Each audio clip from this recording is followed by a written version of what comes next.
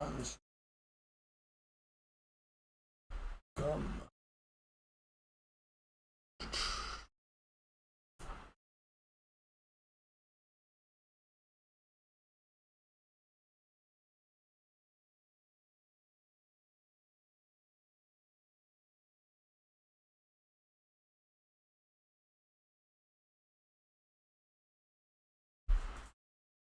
I'm not used to starting this in the middle of a race. It's very, very odd.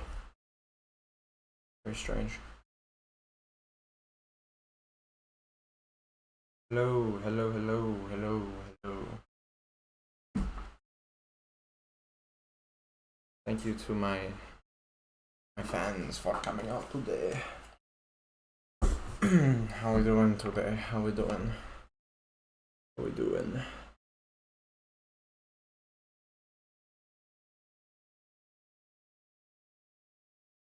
I just got back from sports practice. Now I'm here to be lazy for the rest of the day. My legs are fucking exhausted.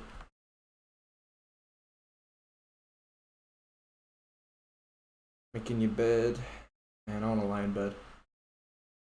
I've not made a bed in like fucking a while. Found a mystery stain in the guest room. That's gross. What did that family do in there?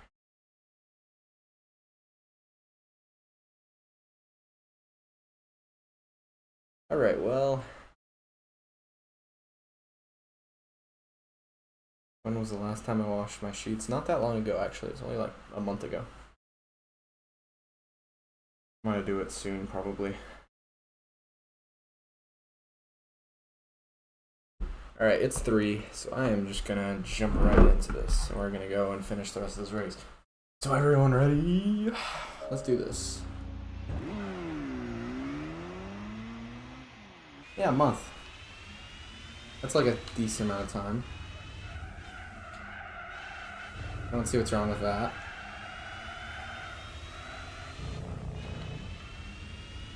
Oh man.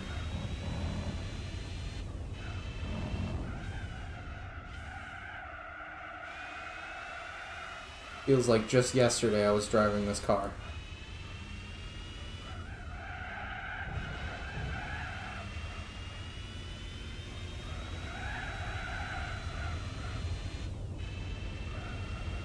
Okay, well, here's the thing.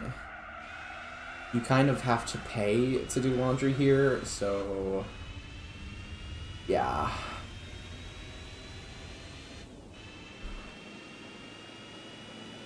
Maybe over the summer where it's free.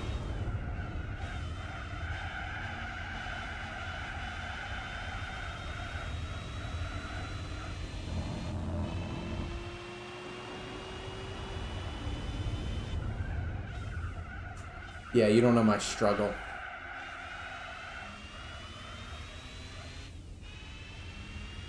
My hard life. I have the worst life ever.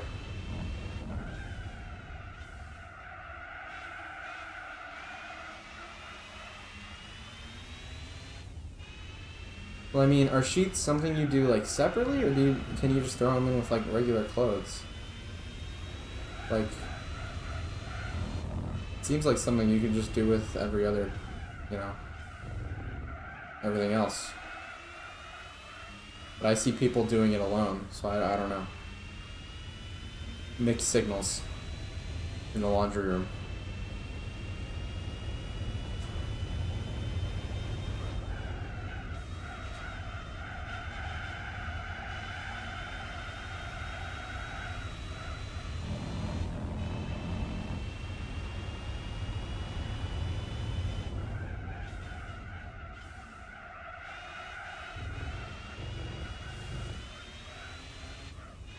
I see.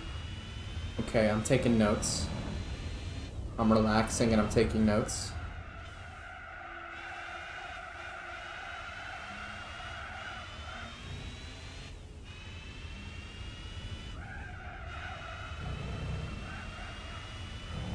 See, yeah, I feel like that's like kind of the risk you have to take because it's either you pay less on laundry and you just spend a little bit more for like cheapest sheets, or you just straight up spend all the money on, you know, doing them separately and having that sort of accumulate over time. I feel like the money you save from doing it with your other clothes will eventually be able to pay for the extra sheets.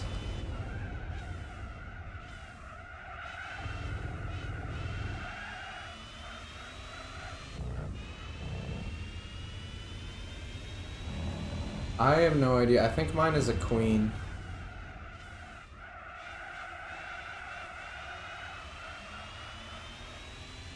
But my bed, I think, yeah.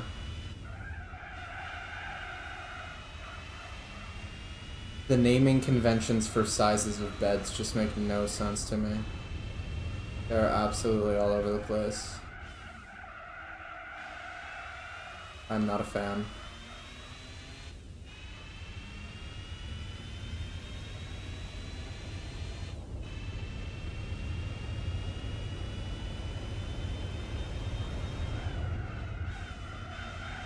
I'll ask. I don't know what it is, but I'll ask.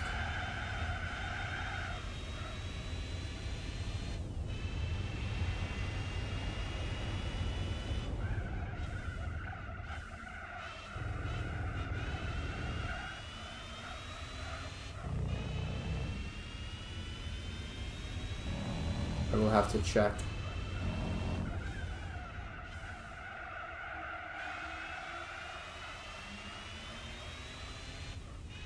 I am pretty sure it is a queen, though.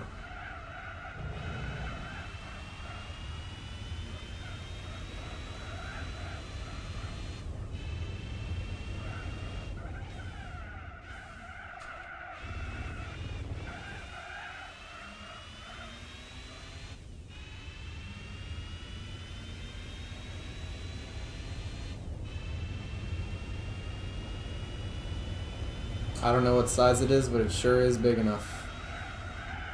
That shit is comfy.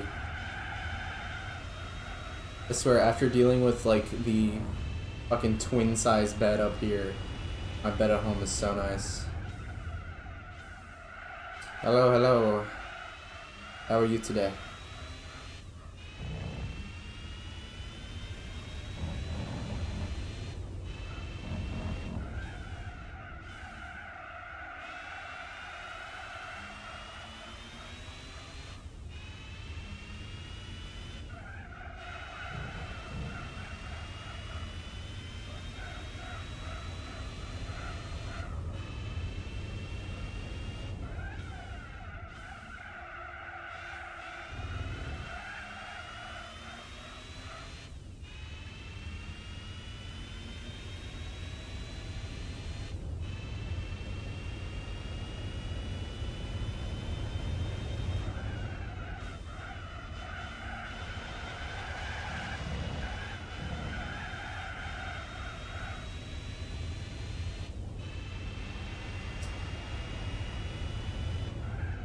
"200 miles of El Capitan."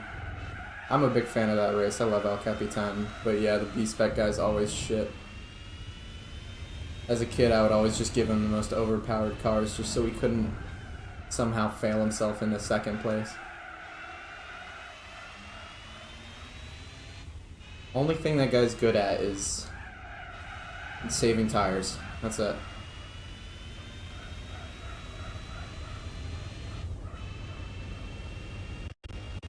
Whoa, okay then.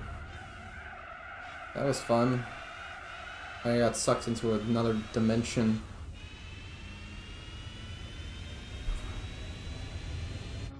Hope that doesn't happen again. That's scary.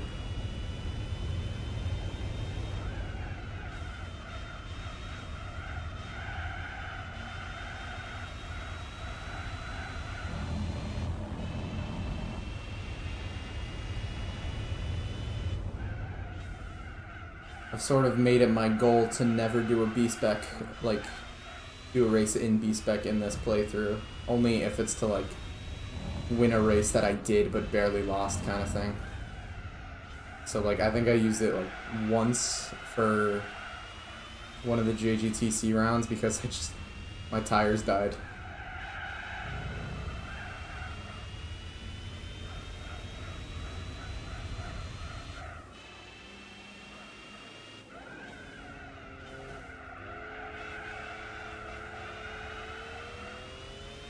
Just clean. I know there is some really in-depth like way to train your B-Spec driver, but it's just not worth it. For such a small portion of a game, it is absolutely not worth it.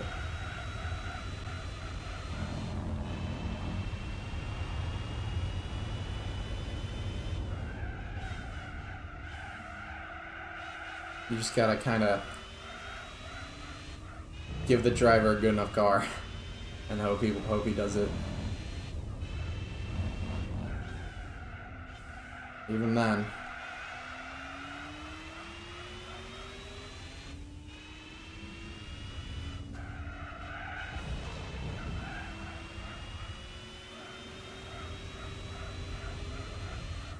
I don't even trust them to do the endurance races anymore.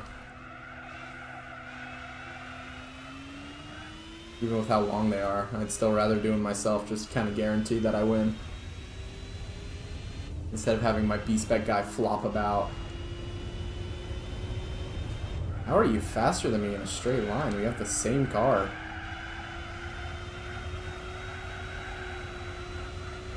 I just have more balls than you, bud. You and your robot balls. Non-existent.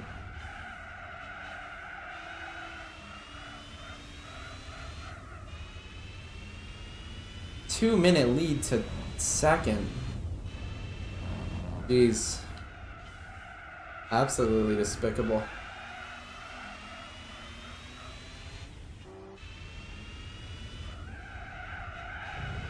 I don't know what I don't know why they made them so bad. I don't know if that was like intentional or just like something that happened. But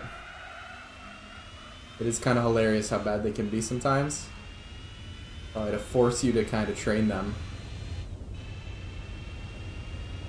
To do like 40,000 races in different cars at the Nürburgring. That weird family cup strat that you can do to train your B-Spec drivers in different classes of cars.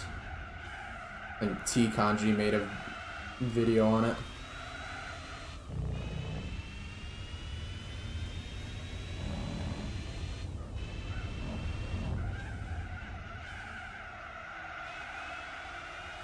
Yeah, I guess. Can't do much more than give them a line to follow on the track. Or else the CPU will overheat.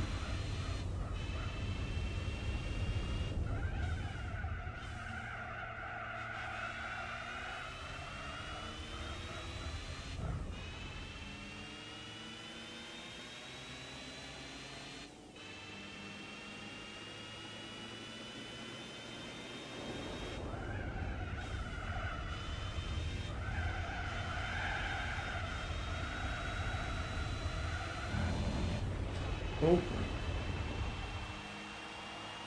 Maybe I am the bot.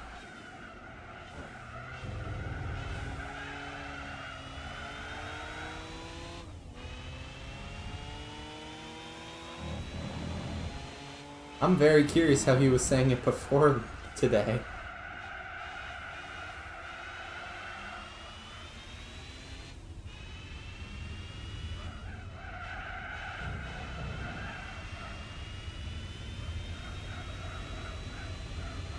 He has a pretty thick accent.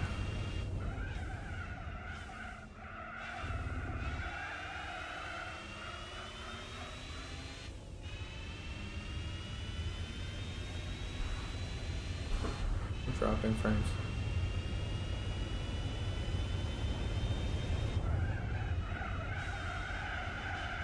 Better not be. Oh my god! Jesus. Talk about an unsafe rejoin. Good lord.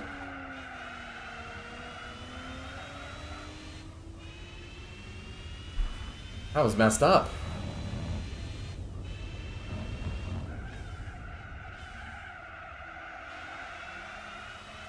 Britan.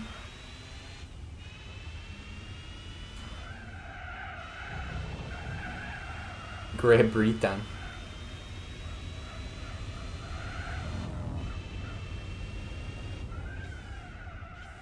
That Subaru had a death wish. That or he just hated me. Just kept turning right. What a jerk.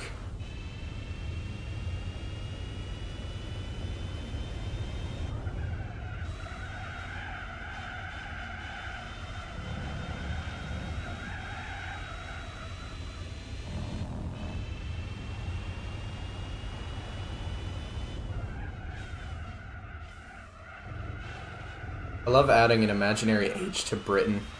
Just saying Britain instead of Britain. Because who needs T's? Well, the British do, actually. Big fan of those things. That's a joke about the drink sounding the same as the letter. That's a pronunciation joke. Britain.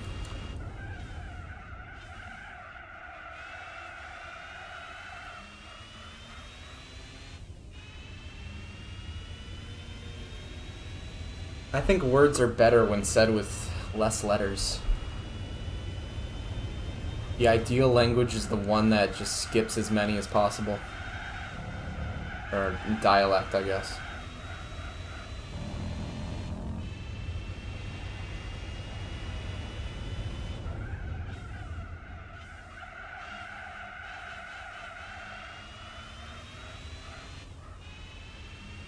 So I like southern accents because they get rid of basically every last letter in a word.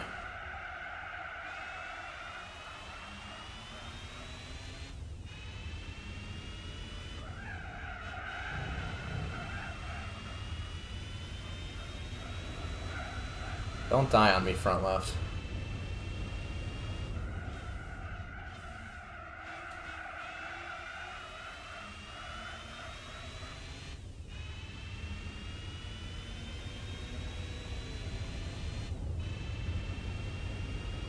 Just easier to say.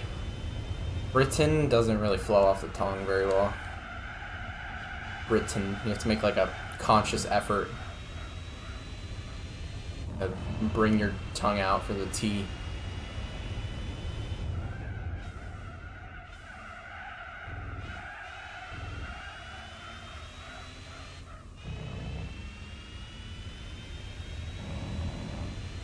I'm a busy man, I don't have time to say T.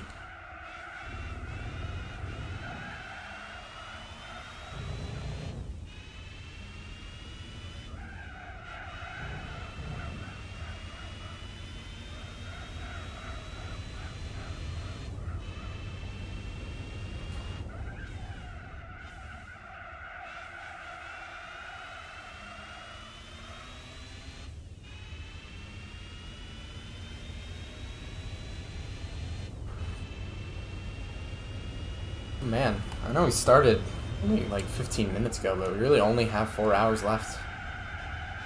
Oof. Only. I am quite excited to see what the prize car is. Because I don't remember what it is. Or even know. I straight up have never finished this race before. Or even like E-spec'd it.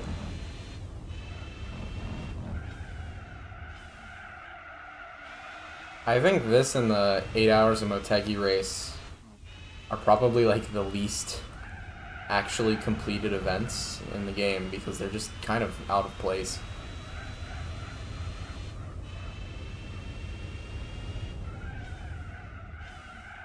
Both distance-wise and just publicity-wise. I don't even know if these races exist in real life. But everyone knows the Nürburgring 24 and the Le Mans 24. Don't really hear of the Tsukuba 9 hours.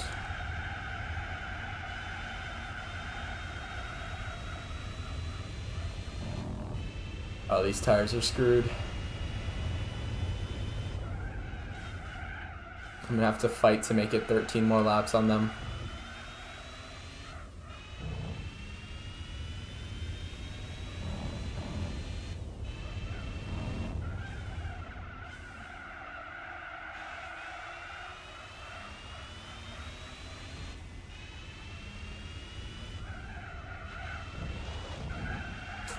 Oops, that was Dookie.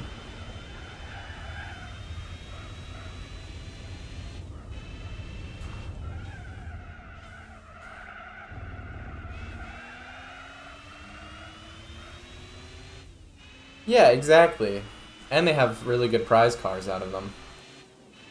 It's like this race, it's a little too long.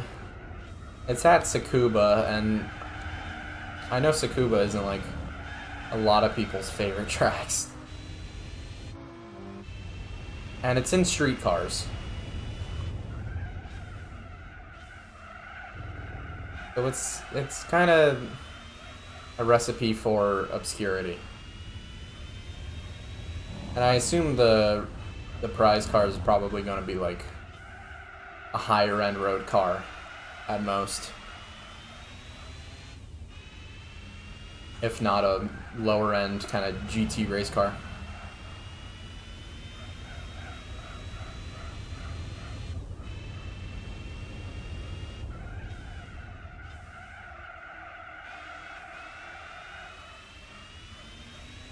It definitely did not need 2 endurance races. That is definitely the truth.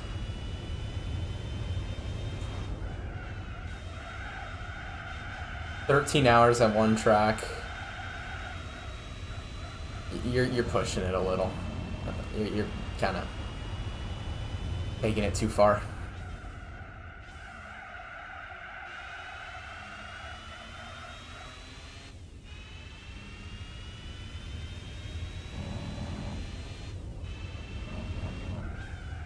Also a really weird distance. 9 hours is very odd. Both literally and, you know, in a endurance time limit sense.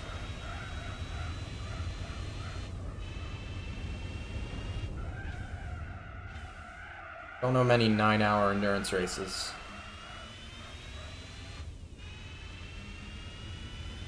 That don't just take that long because of the lap count.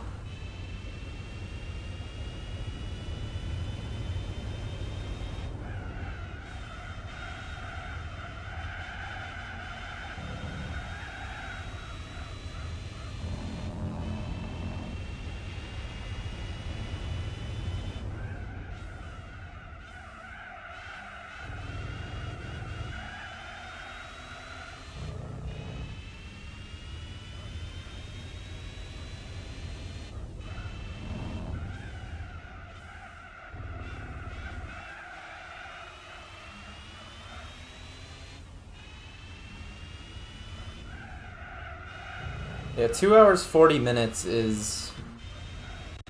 What that? Okay, what is going on? Hold on. What is open that is doing this? I'll just get rid of that. That probably won't do anything, but... What the hell? This too. Okay, back to it. Okay, Steam just opened. Thanks, Steam. But 2 hours and 40 minutes, I mean... I think, honestly, what they're doing with that is, like, you know, it's 24-hour race. Move the decimal point over. Except not actually, because a 2.4-hour race is, like, 2 hours and, like, 25 minutes. But it's enough that you can fit in 2 driver stints.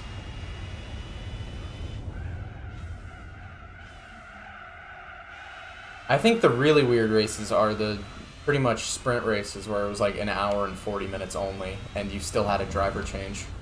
That seemed a little odd.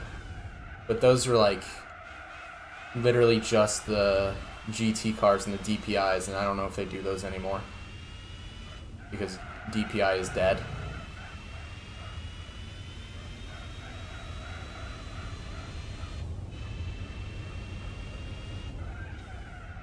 LMDH rises from the ashes.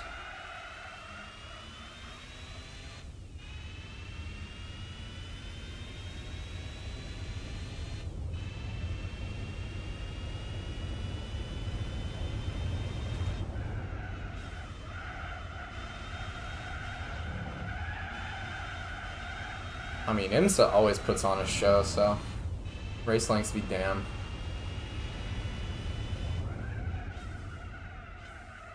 No more hour 40 minutes, yeah.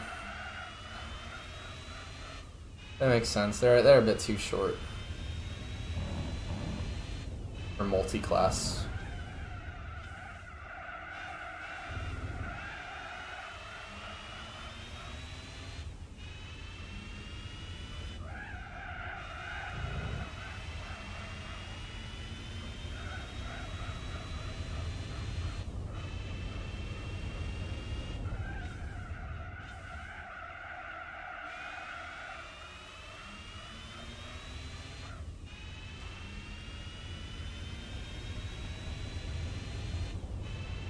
I think the last 2 hours of the Sebring 12 hours, and man, that is always just a treat to watch.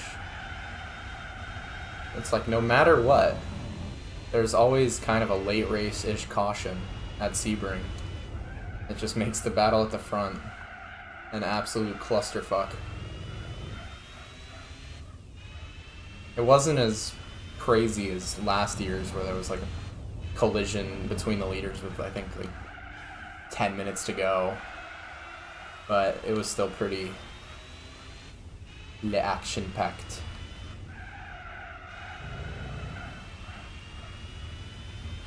Sports car racing is just straight up on it all the time. Peak motorsports.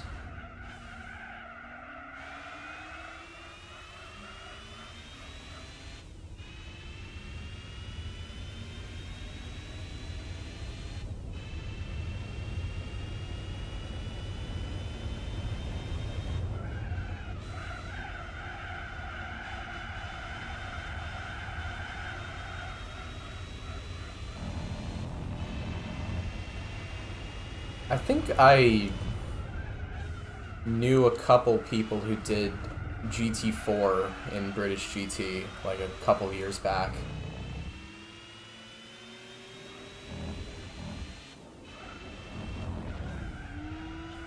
They weren't in it very long because it's, you know, expensive, but I think they did 1 or 2 races. This dude is giving me a shot up the ass. What's your deal, man?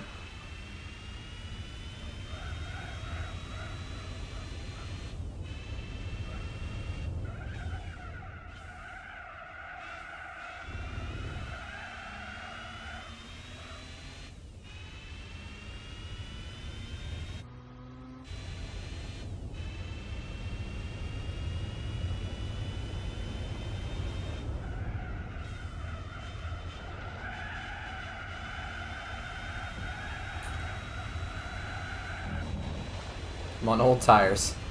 Can't push that.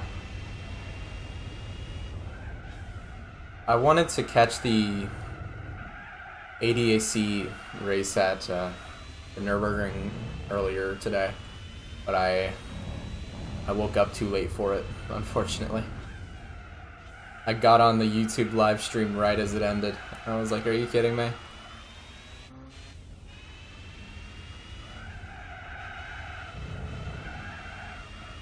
So much good GT stuff. I kind of forget that F1 is on like this weekend, mainly because it's at such a bad time zone for me, and honestly it's just not worth it very much. Kind of just a waste when you know who's gonna win straight away. I mean, yeah, midfield battles, but it's just not as interesting.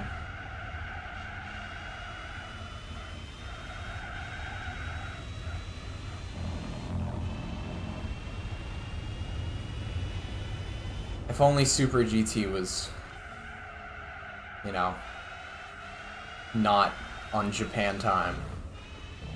I would be all over that shit. And if there wasn't like 2 months in between each race.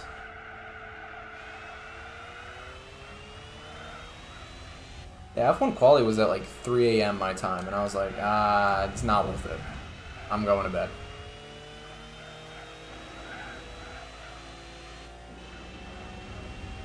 Yeah, you got this. Nail them equations.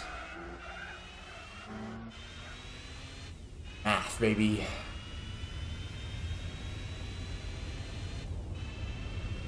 I love math so much. Math is great.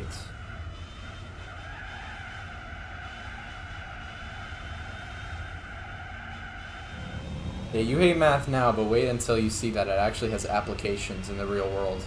And you'll be like, whoa.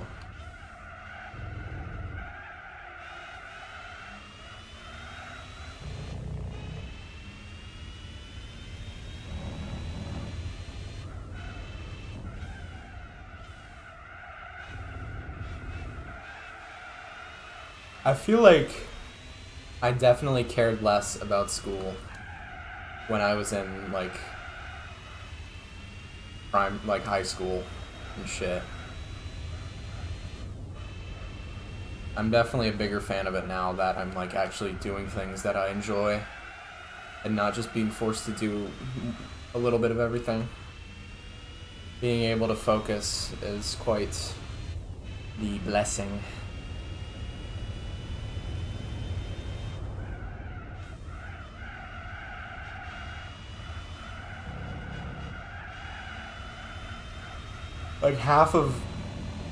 half of surviving high school is just getting through classes that you don't care about.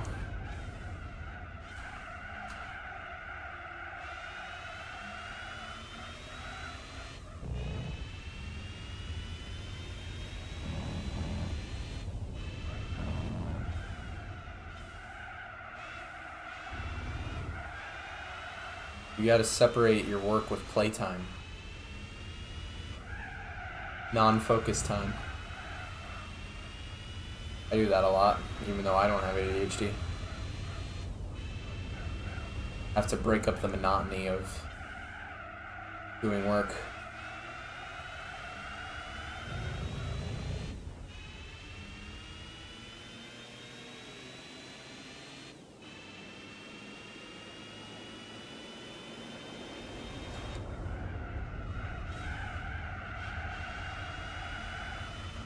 I've found that recently music has actually kind of hindered me when it comes to focusing on doing work, which is very odd because it used to help me a lot, but now it's kind of,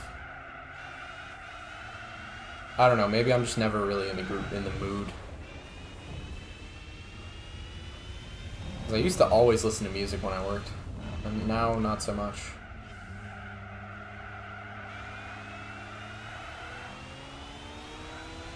Maybe I'm going insane.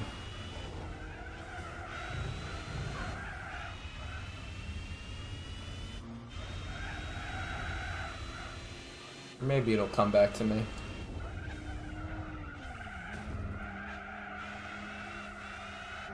Music while programming is still something I do.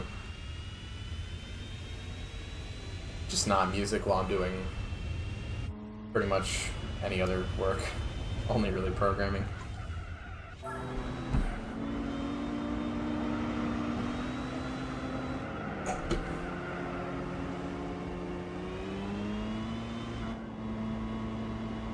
Yeah, that's probably it for me too.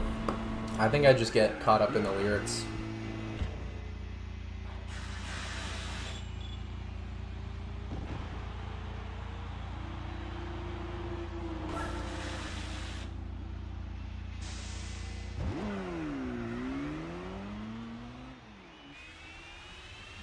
Oops, that is not the F1 button, that's the escape button.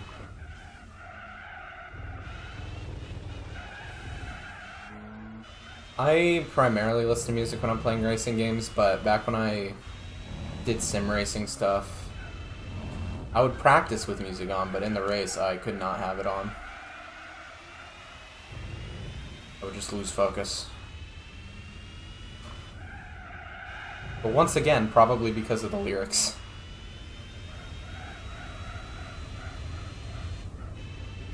Maybe listening to instrumental songs like... I don't know, there was a period of time where I would listen to jazz when playing racing games. Maybe that'd help. Just throw on some fucking Dave Brubeck. Like Gran Turismo.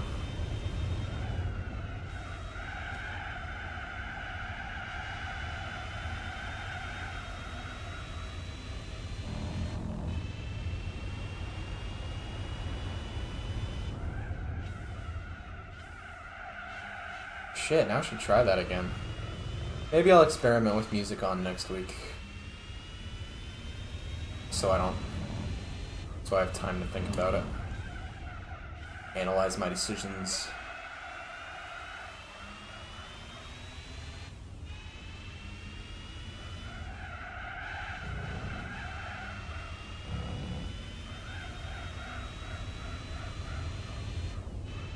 Yeah, I got to a pretty decent level on R Factor 2, like, God, 3-4 years ago.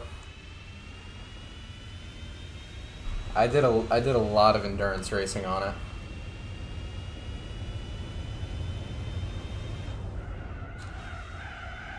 I was mainly a LMP2 focused kind of driver. But then I just didn't have any time for it anymore.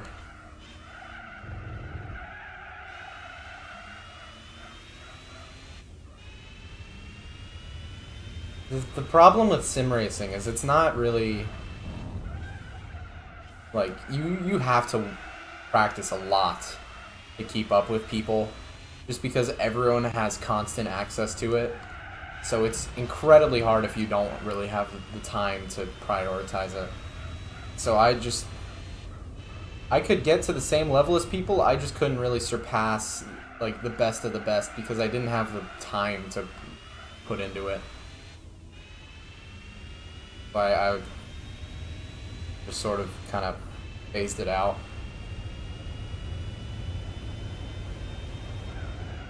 I think about going back every now and then, but, like,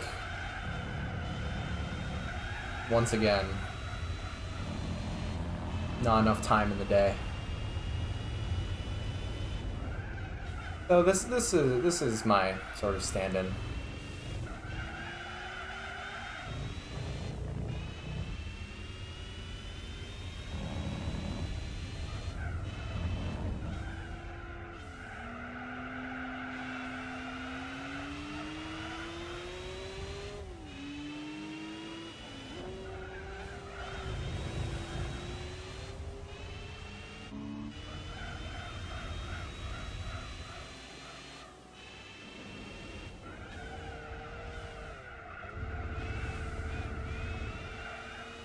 Yeah, I mean, you just let me by.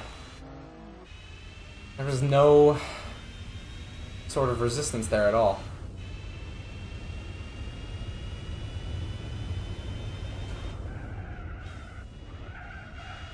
And he was pitting anyways.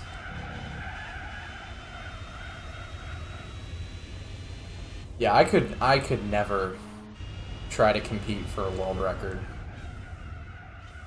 That just...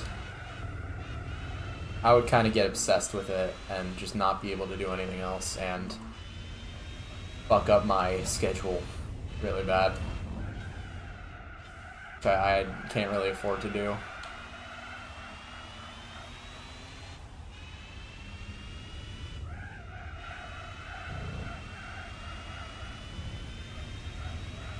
Surprised there's still leaderboard battles for that game. Pretty impressive.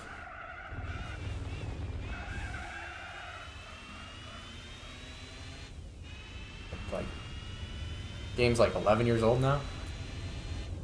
Oh my god, I'm old.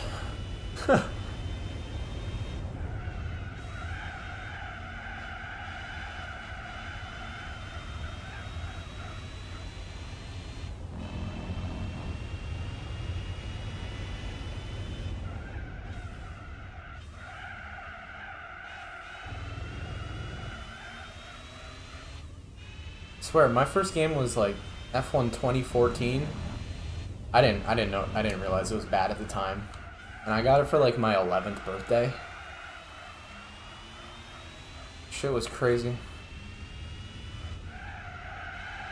Though it has something in it that I wish other modern F1 games would have. And that's scenario mode. Love scenario mode. That and season challenge. Those two modes were really cool. And they just kind of haven't really done anything like that since, I don't think.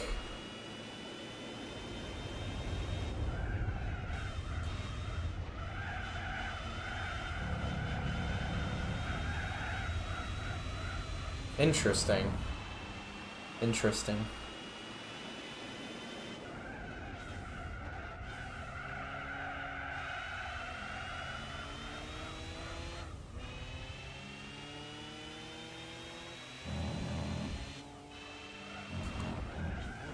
I'm like the polar opposite. I never... Back when I did it, I would almost never practice for qualifying. I always thought it was kind of overrated. Because endurance races are long, you know? But that was because I did those, and I was never really into open wheel GP hour and a half races. I would always be in like 6 to 8 hours on average, kind of thing.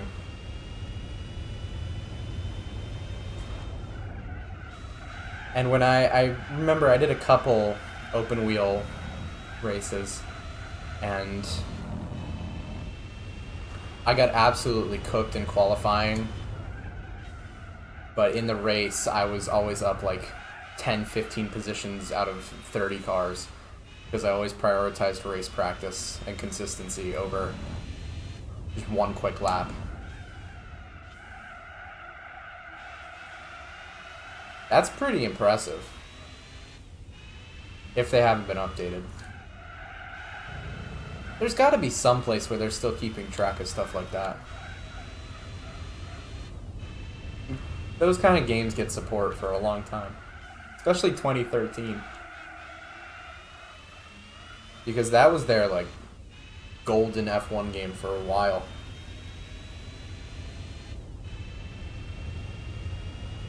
That was, like, the F1 game to have.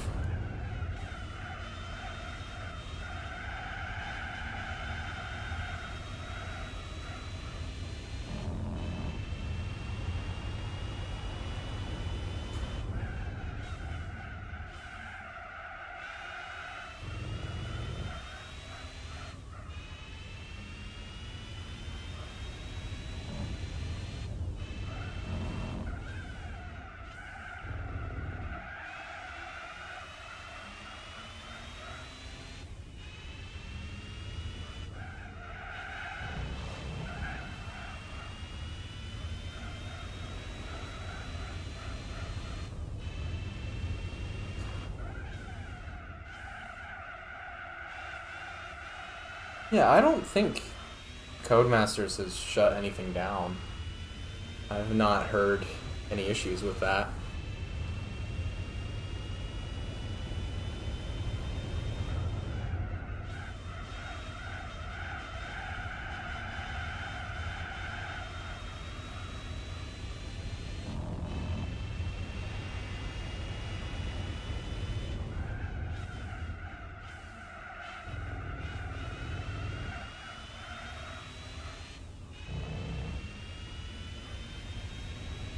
Oh yeah, they cleared house on Steam.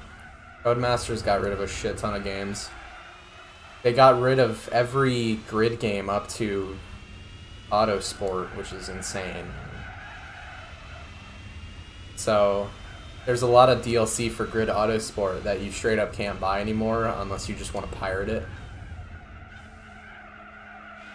But Grid 1 and Grid 2 are just completely gone.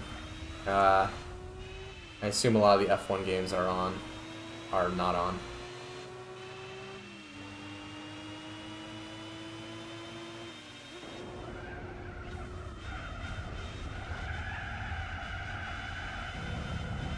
with the way that PS3 emulation is going, honestly, I wouldn't be surprised if the best way to play those older games online now are via like RPCS3 or something. Because I think, what, they got it working on Gran Turismo 5 if I remember correctly. But that's also like, PS3 emulators are notoriously hard to run and very finicky.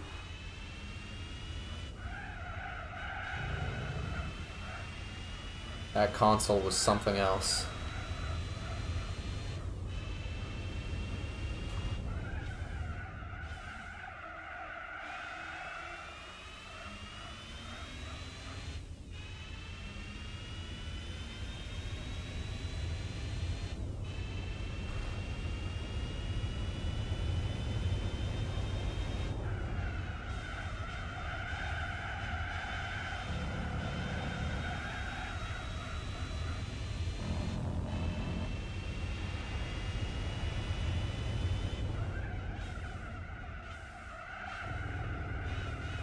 But I mean, other than the fact that it's a pain in the ass to run, pretty nice.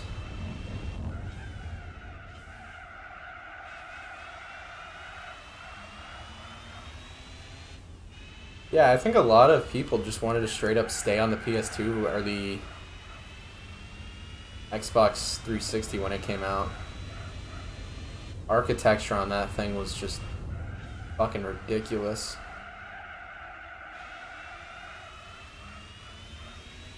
Like in the middle to late part of the PS3's lifespan, when they actually like figured it out, games looked incredible. Like, to this day, I don't think there is a racing game I've played that looked better than Need for Speed Hot Pursuit 2010. Straight up.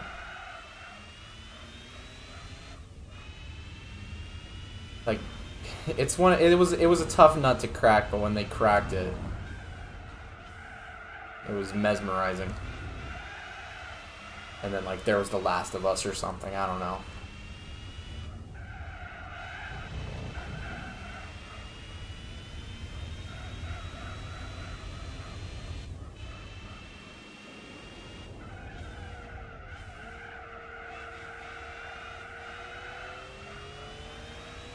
It was such a powerful console, it just was very, very complex.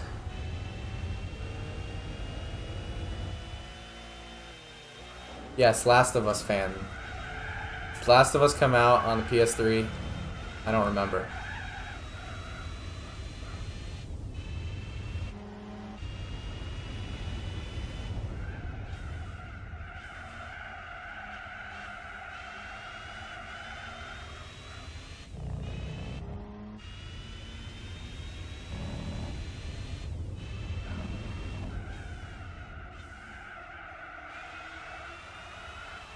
I think it was one of those double releases where it came on the PS3 and the PS4.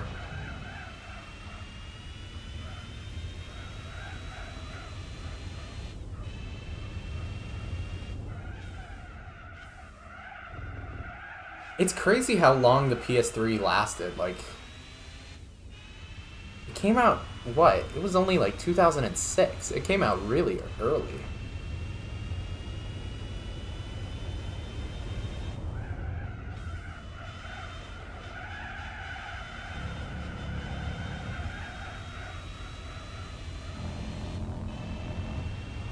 Yeah, they botched the GT6 release. Like, they should have waited, or they should have just released it on PS3 and then had it be a release, a game release, kind of, whatever it is, a first day release game for the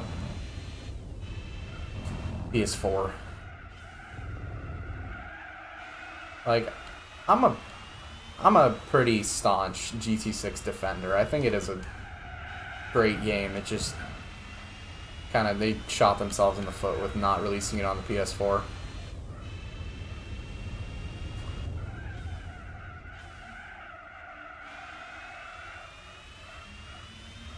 A release title, a launch title. That's what it is. It's a launch title.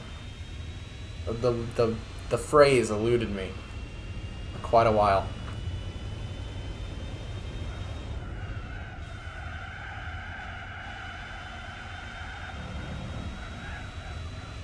Shouldn't have had to wait for like a knockoff iRacing game to have a Gran Turismo game on the PS4.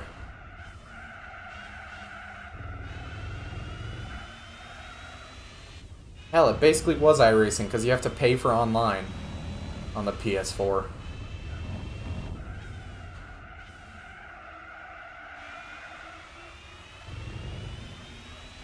Stupidest thing ever. All because of Xbox.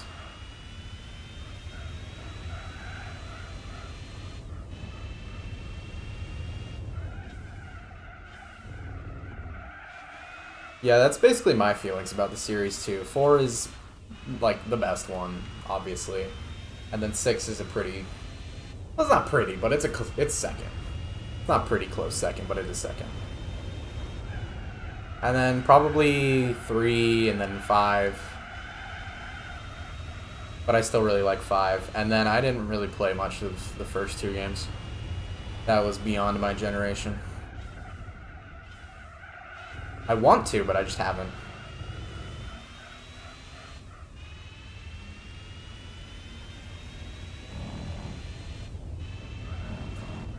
Look at you. You should go to a casino. All that luck.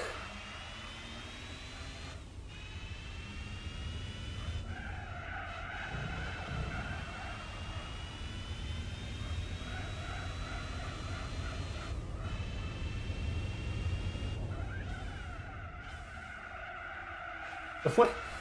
Don't test me. What do you mean? What did I do wrong?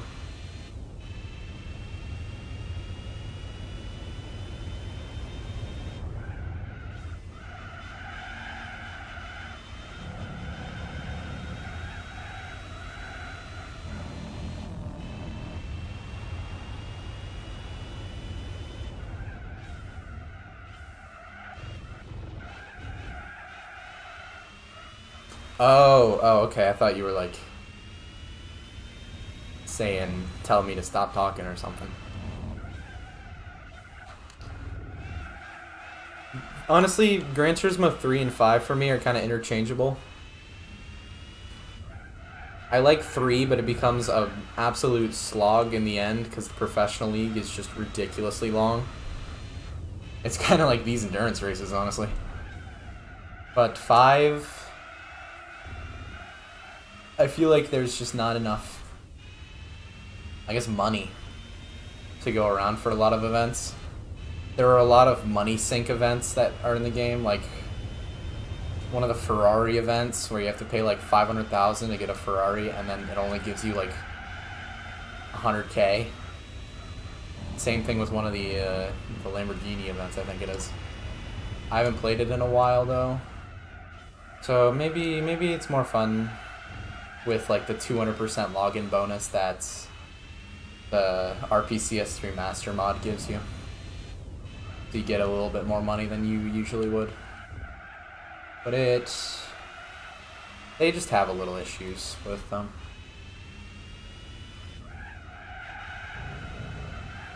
The level system was pretty weird. And then the B-Spec mode was kind of pointless. Like, they're longer races that you didn't even do and couldn't speed up. It definitely was the fall of the B-Spec.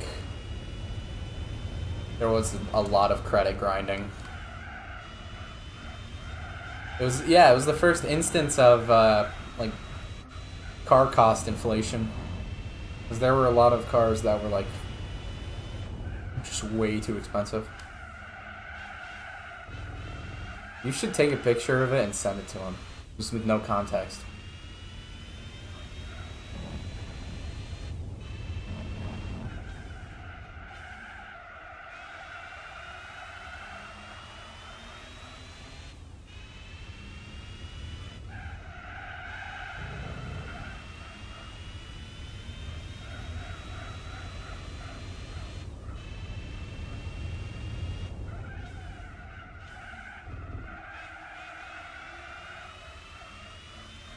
I should make a...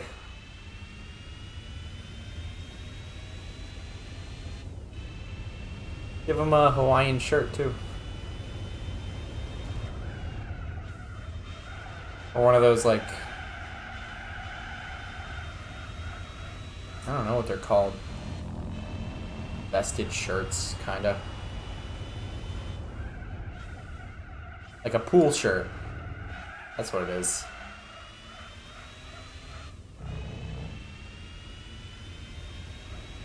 Or is it? Is it might be a bowling shirt.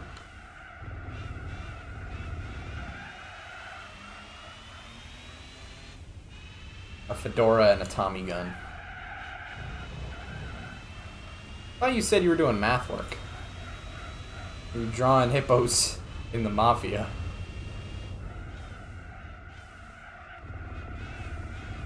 Also, I hate to bring this up to you, since you're having so much fun with it.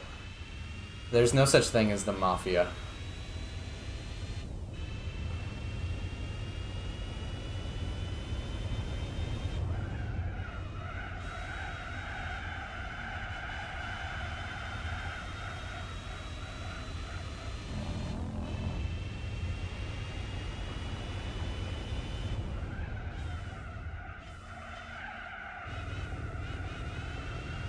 Oh, it's a joke. You ask someone if they're in the mob, and they say there's no such thing as the mob. That's how you know they're in it.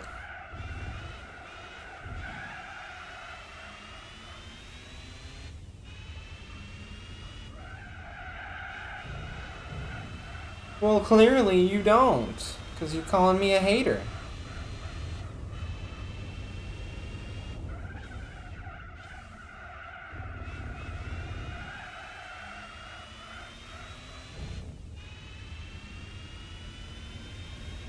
Maybe you're a hater.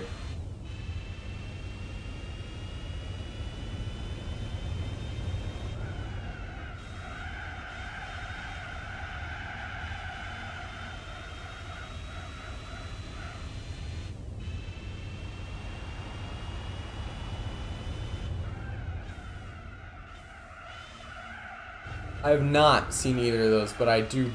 They're definitely on my, like, summer list of movies to watch in my free time. I've watched, like, the first 3 seasons of The Sopranos. And I also need to watch Goodfellas. A lot of mafia movies.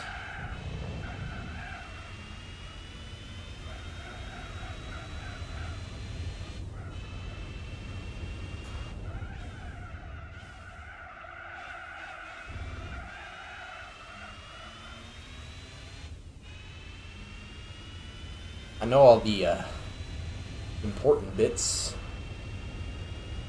the classic lines and whatnot, but I don't know the actual movies.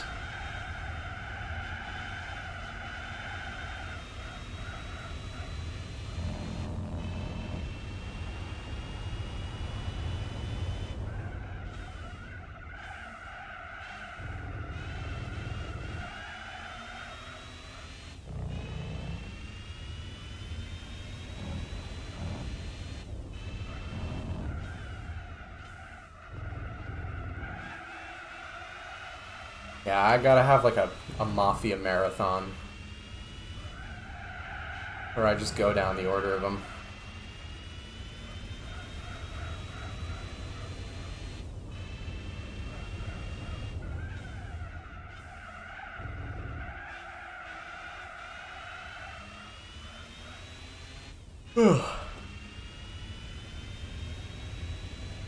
Can't draw guns, really.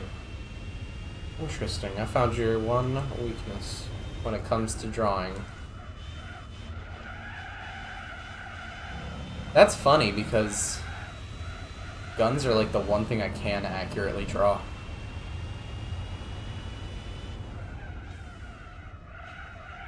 That's gonna be like an absolute like whiplash. Going from some teen angst introverted drama, whatever, romance movie, comedy, whatever, I don't know. Just straight to like Al Pacino brutally murdering several people in a gunfight.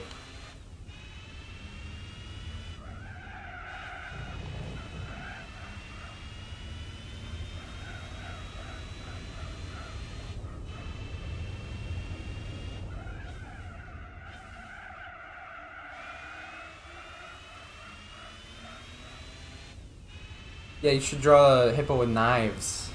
Get revenge for them poaching or whatever.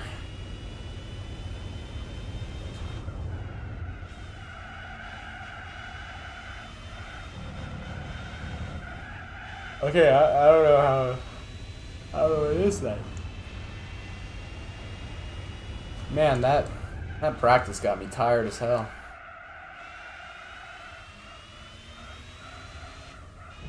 Tell y'all what. You guys wanna fall asleep at night. You guys wanna have a nice, good night's rest. Play football for 2 hours. Either American or European. Knock your ass right out. I am sleepy.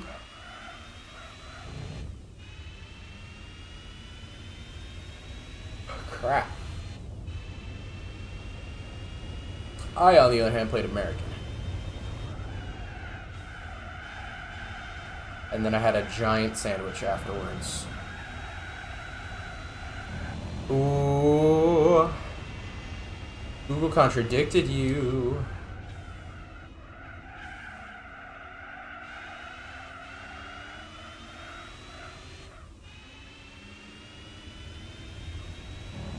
A romance thriller. What the heck?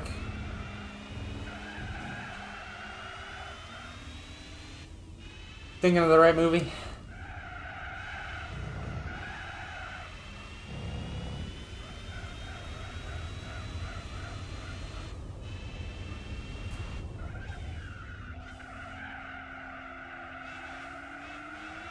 The perks of being a wall-mounted machine gun. Now that's my romance slash thriller.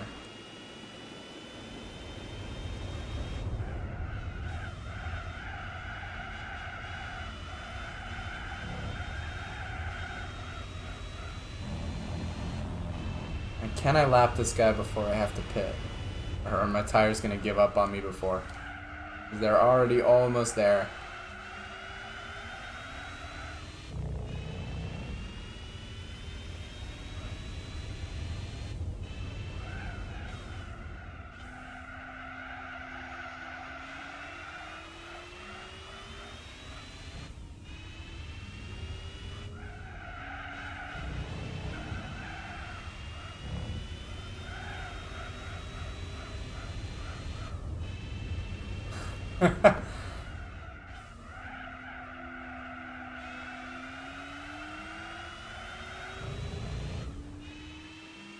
Al Pacino's take on perks of being a wallflower.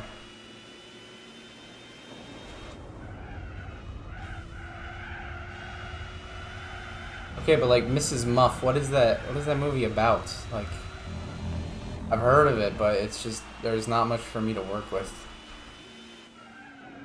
Oops. Gave him a little butt tap.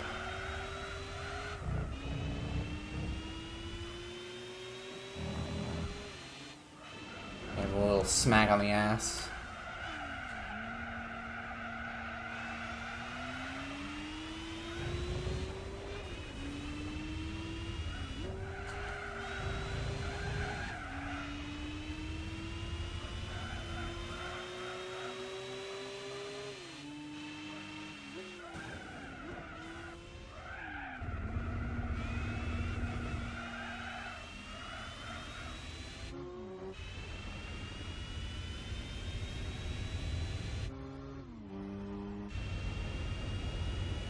Just a coming-of-age movie. Well, not just, but... Oh my gosh, top 3 favorite films. That is a tough one because I'm not the biggest of movie buffs, but... It's kind of all over the place. Like, I can't give a legitimate ranking, but I'd say just 3 movies that I think are my complete favorite. Cars 1, 2001: A Space Odyssey, And then, gosh, I think No Country for Old Men. I really liked that movie.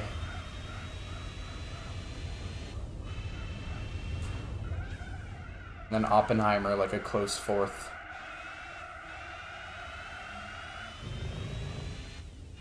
Cars 2, a close fifth.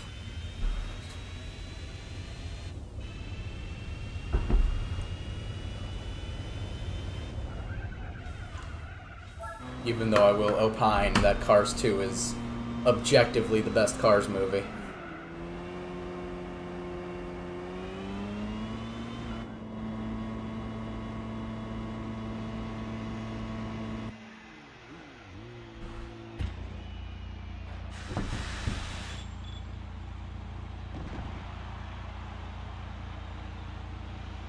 See, there we go, another Cars 2 truther. That's what I'm talking about.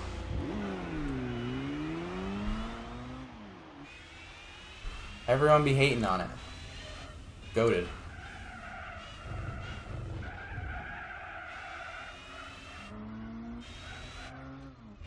Wait, I came out ahead of him? Holy crap.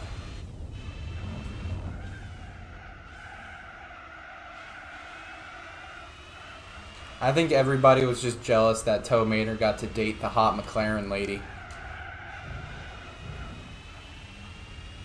I think that's why they rank it lower.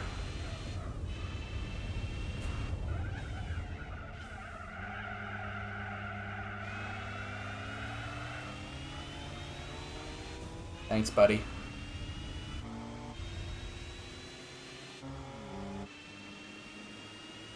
Oh yeah, people straight up died. Fucking crazy. It was such an, like, unhinged movie. It was so awesome. Like, it's one of those movies where Disney actually took risks, and it was, like, good. That Alpha did not take that corner well at all. Silly goof.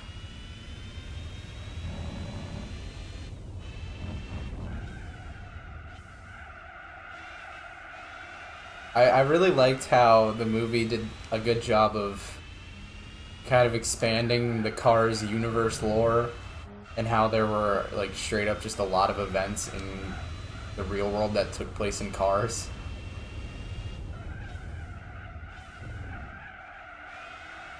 It's like, it's just our universe, but everyone is Cars.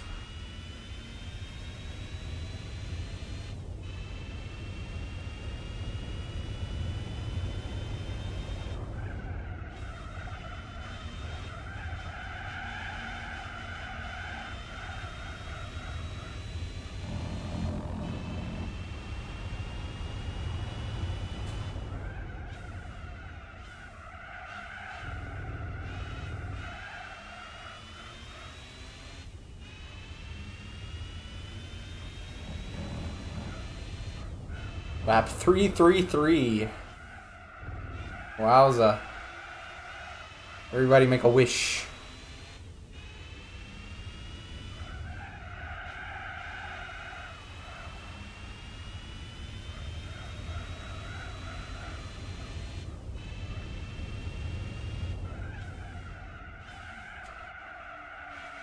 Asian Shrek farming. Oh yeah, I think I remember what you're talking about. I haven't watched the movie in so long, but I know exactly what you're talking about. That movie has so many, like, non sequiturs. It's so funny.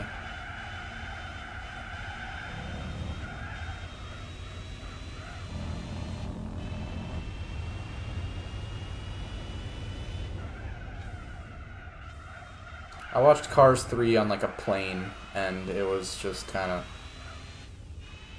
It was a little disappointing. Can't lie. Like, it was okay, but... I mean, it's probably better than I was, you know, giving it credit for, because I was really just watching it to pass the time. But I didn't really find it that enjoyable compared to the first two.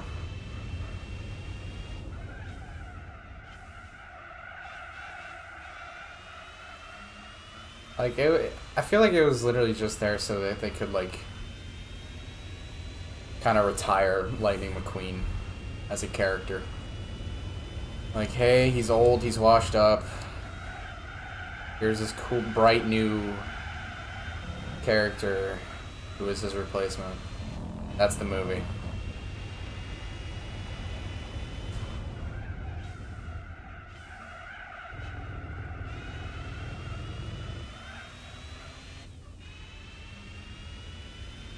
I mean, it has a cool theme. Like, he works so hard to try and, like, get it back, and then he just realizes that he's just not able to do it anymore. Sometimes you gotta know when to fold them.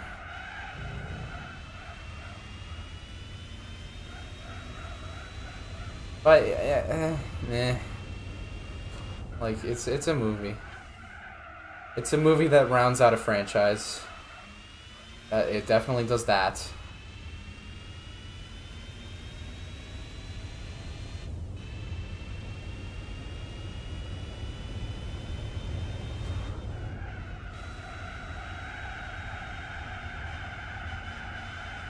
The first movie having a mix of like 3 generations of NASCARs was so freaking sweet.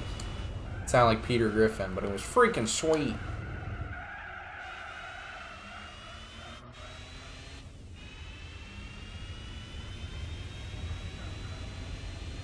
Like, the King and his like, Plymouth Superbird or whatever. Forgot the name. Chick Hicks in that 80s box kind of style. Like, late 80s, early 90s. And then the sort of modern, more curvy, aerodynamically capable Lightning McQueen.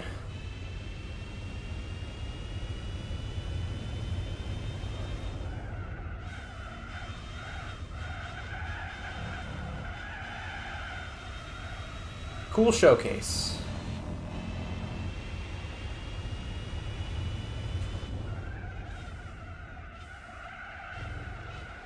As an American, I obviously have to like NASCAR, but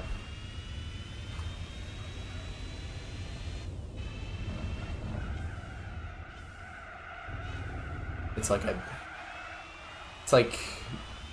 being drafted. If you're American, you have to like NASCAR. My favorite TV series. Ooh, that's a good question. What have I watched recently that I really liked?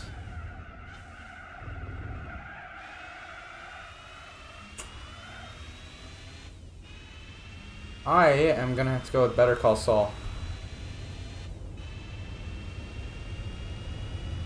I found it... I really liked Breaking Bad, but I feel like Breaking Bad had a higher ceiling than Better Call Saul, but it had a much lower floor. Like, the average episode of Breaking Bad was not at the same level as Better Call Saul was.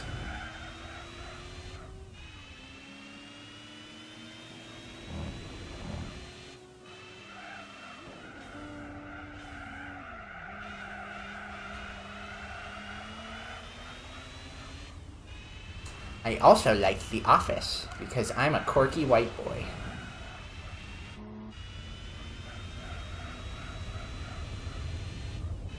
Brooklyn Nine-Nine is a great show. Very funny.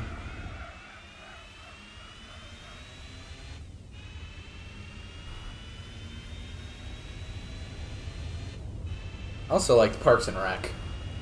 That show was funny too. Not as much as my parents, though. Holy shit. They can recite entire episodes from heart, I feel like.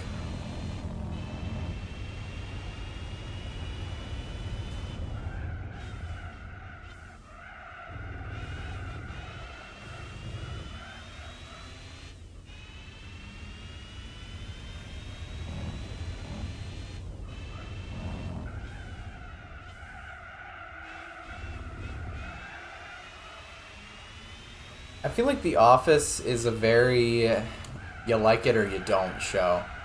It's not like an acquired thing that you can like sort of get into after a while. But I never watched the first season. That was definitely, they were just trying too hard. They didn't know what they wanted to do with it. But it's one of those shows that you either love or you don't care for. Nobody ever really hates it, they just don't care for it.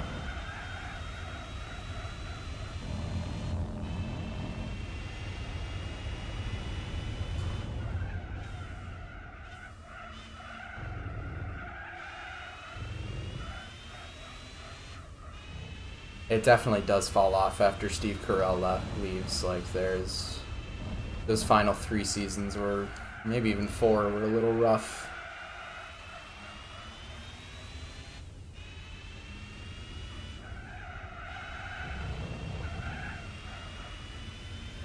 He doesn't carry the show per se, but he definitely does a lot of the heavy lifting.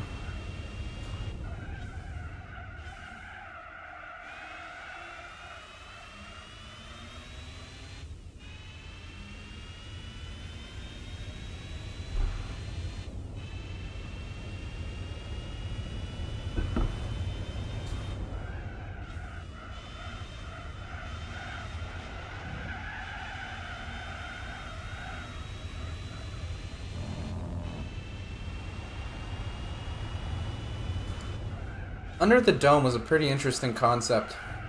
I saw a lot of ads for that show when I was a kid, and I thought it looked pretty interesting. I never watched it, though.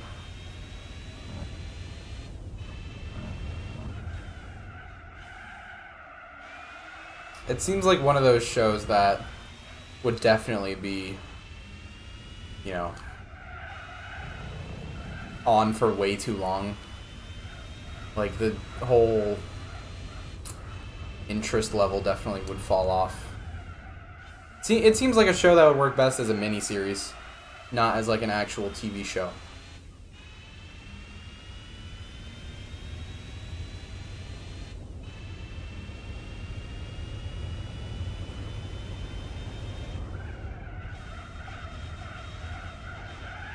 Like, oh, there are definitely some shows that toe the line.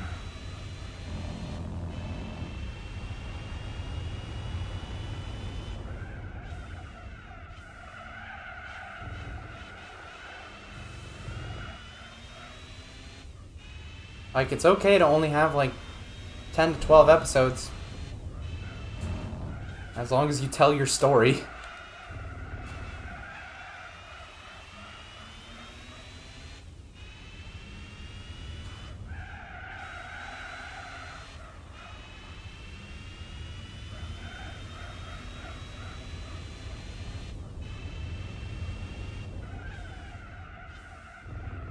I feel like that's just an issue with writers, is they write one season, it's great, and then they get like called on to do another season and they don't really know where to go from there. They kind of just, they do a little too much, and as a result they bloat the show and just make it kind of incohesive.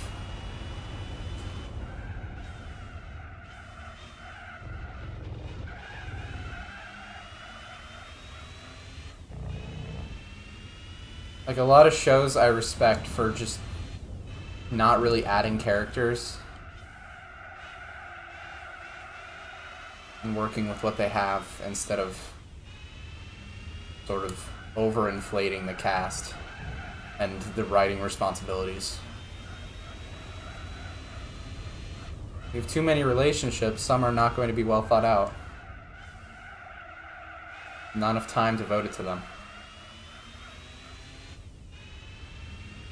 Time management. Business 101. Time is money.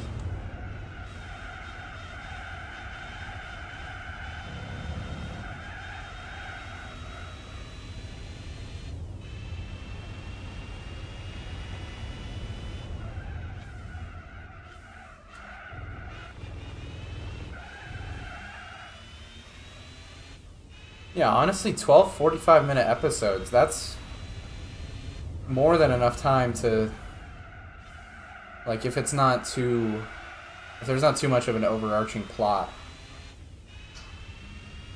it's kind of a good amount of time to tell a story.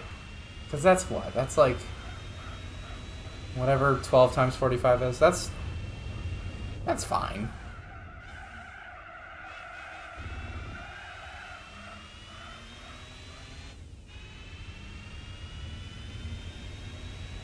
If you have nothing else interesting to tell with your story, then the only thing keeping the show afloat is execs who just want money out of it. That's life.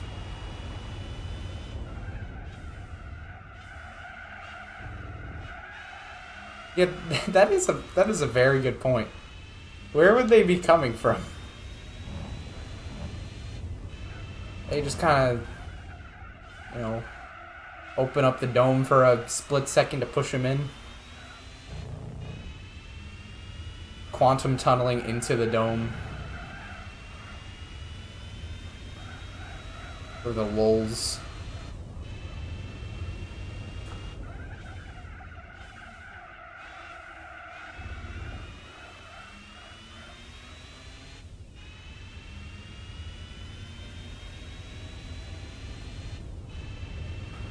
Where is he? Oh man, I still had my hairband on my wrist. I didn't even realize. Oh, that's gonna leave a mark. That's been on there for a while.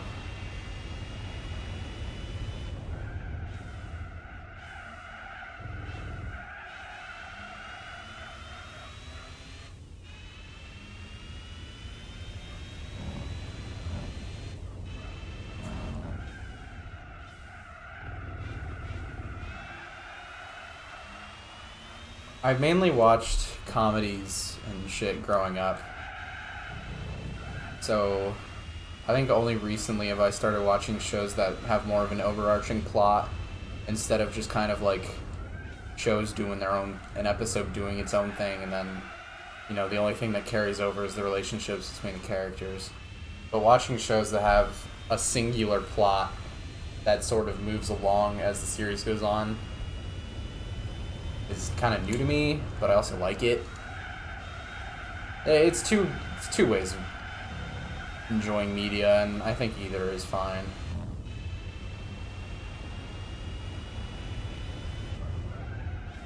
That is quite the Deus Ex Machina.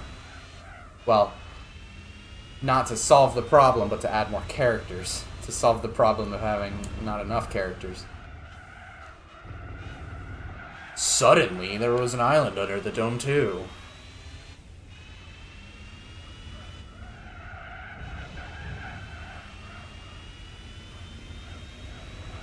No, it's alright. It'll be fine. The viewers will understand. It's perfect. I have to take this off.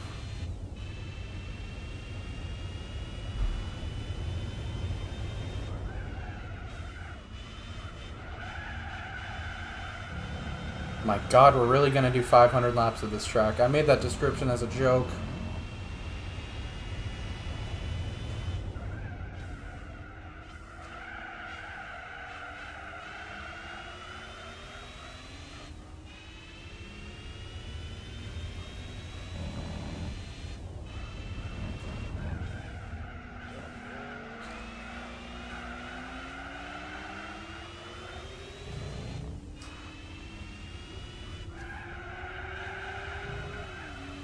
Oh.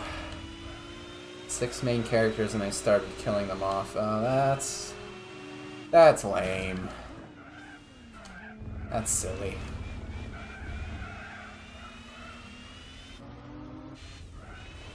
Oops.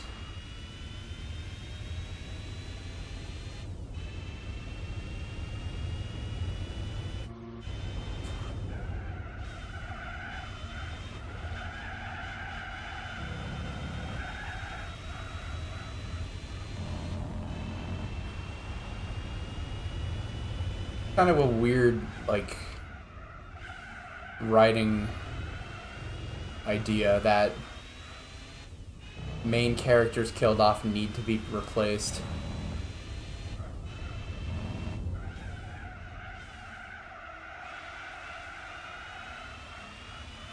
I understand, but I mean, you could also just have them just straight up be gone forever. Kind of that emptiness driving the tension of the show along.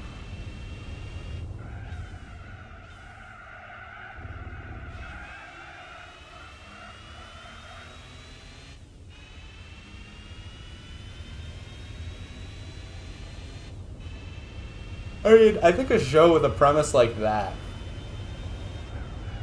it wouldn't be too far-fetched to create, like, an anthology series, in a sense. Where everyone's dealing with the same problem, but I'll deal with it in different ways.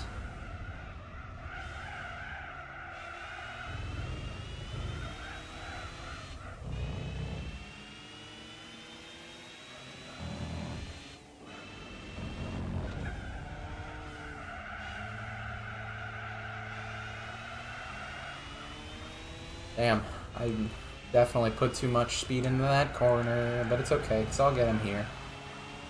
Because I'm a beast.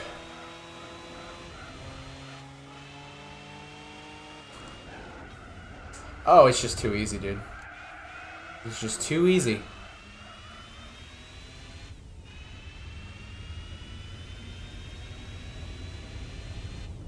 Dude, I love Modern Family. That shit is hilarious.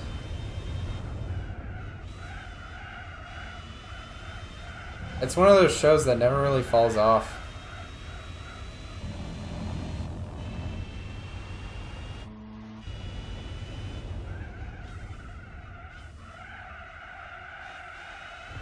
I enjoyed almost all of it.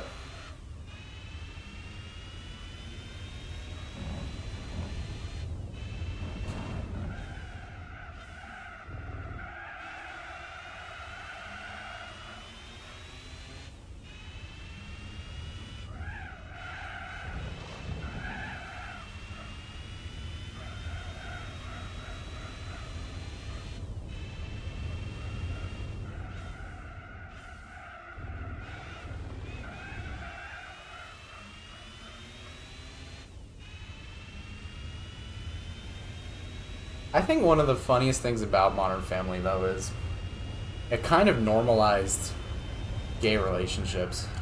Like, when that show came out, people were still kind of warming up to the idea that people could just straight up just be gay. And then, like, Cam and Mitchell that were introduced, and it's like, whoa, these guys are awesome. I wish everyone was gay. No, but it was cool. It was a good time. Good timing.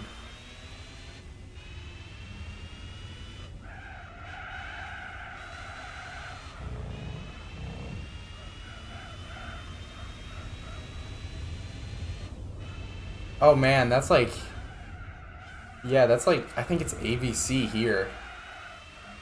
Basically all that.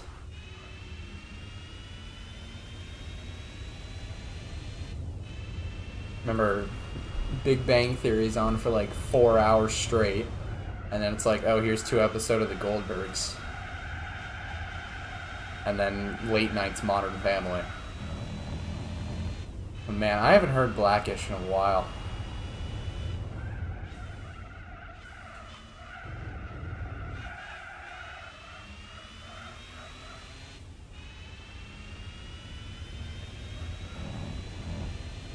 That show was alright. It had its moments. I think me and my fam got a pretty big kick out of the first season, I think it was. That was pretty good.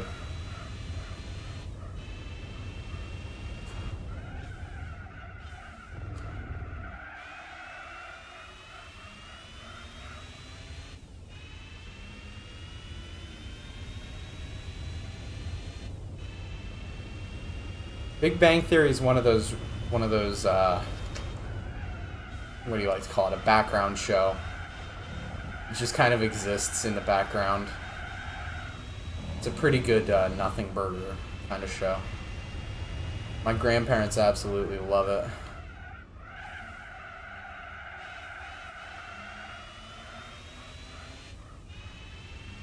it. It's one of those shows where it feels like nothing of substance ever happens. It's like a modern, nerdy, kind of less funny Seinfeld.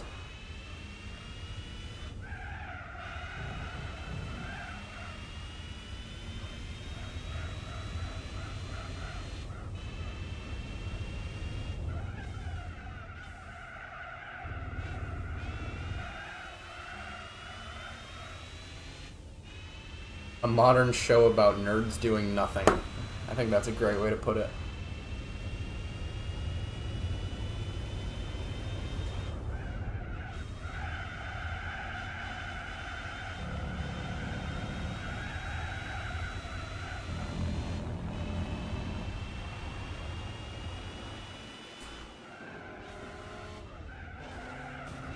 I've been hit.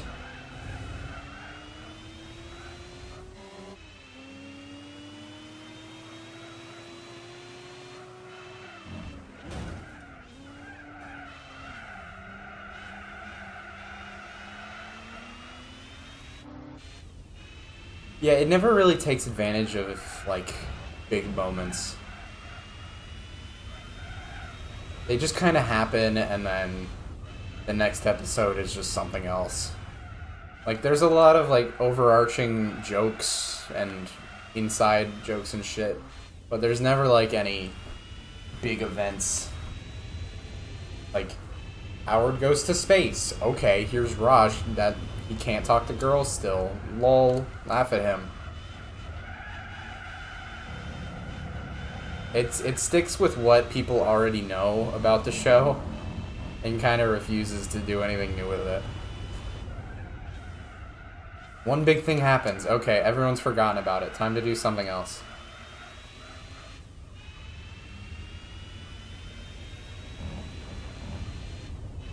Hence it being a nothing burger show.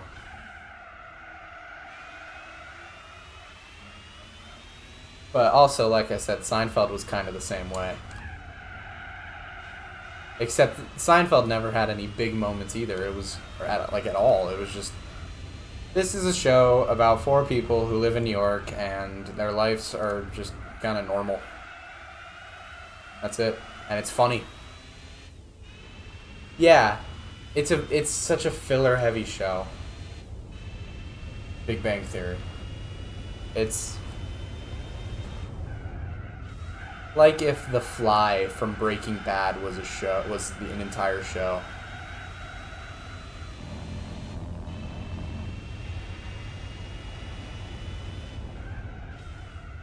Bazinga, that's my spot. But I think that's why it's so big with kind of older audiences. Like, that was like sitcoms in the 80s and 90s. That's basically what they were. They were more slices of life than anything. Cheers was about people being in a bar. That was the show. Like, Married with Kids was a family with children. Same thing with what was it? Happy Days? Something like that. The Fonz. That's like Cheers, but, you know, older.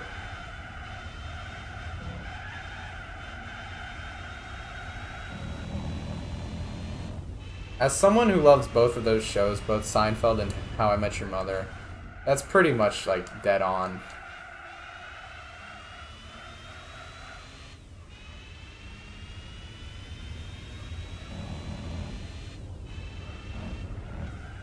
There's shows that exist for you to watch. To have on while you're eating. Have on while you're doing work. Stuff like that.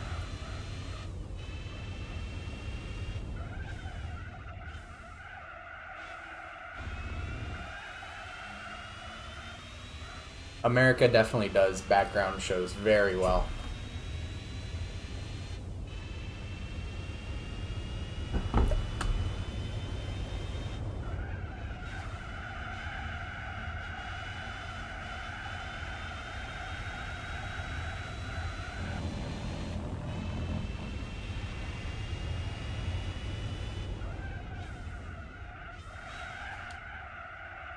I think the craziest discovery that I had when I was younger about like TV shows in general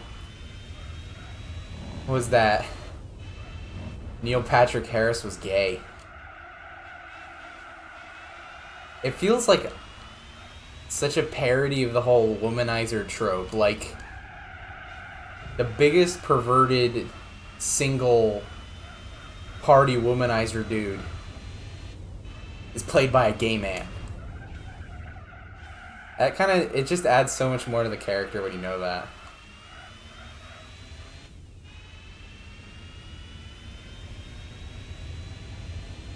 It's like the gay man's version of a straight guy, like a perennially straight or single straight guy.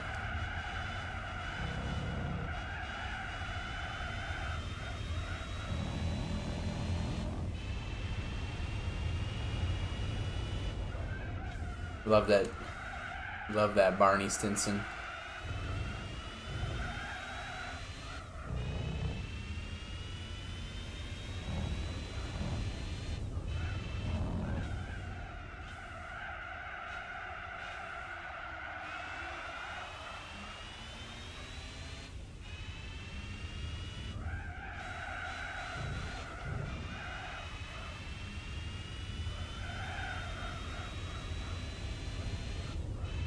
But I think what makes him likable is that he's just so outgoing when it comes to his kind of perversion that it kind of loops around to being like puppy dog, like kind of, yeah, puppy doggish in a way.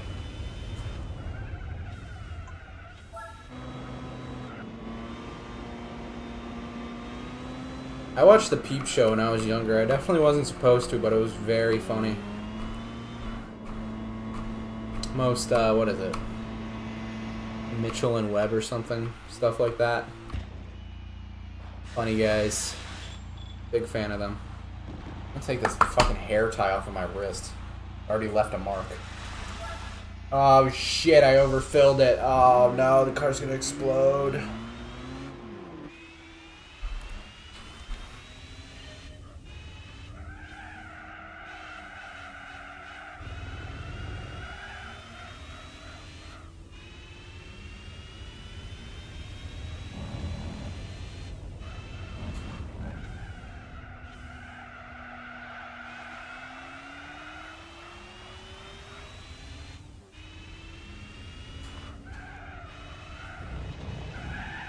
Yeah. I quite enjoyed the IT crowd as well.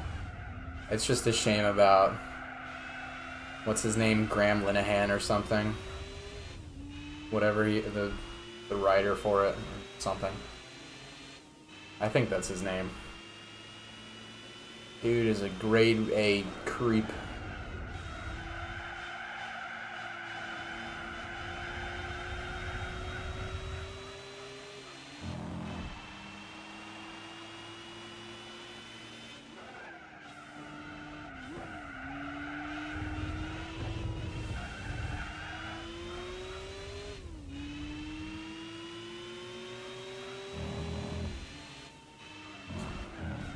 Oops.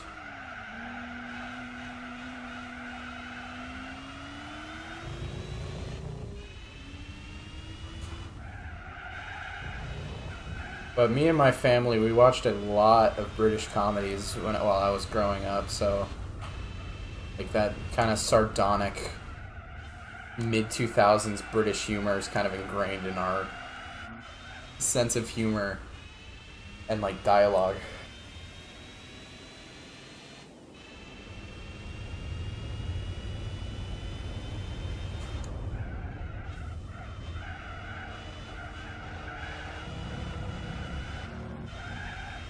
And Monty Python.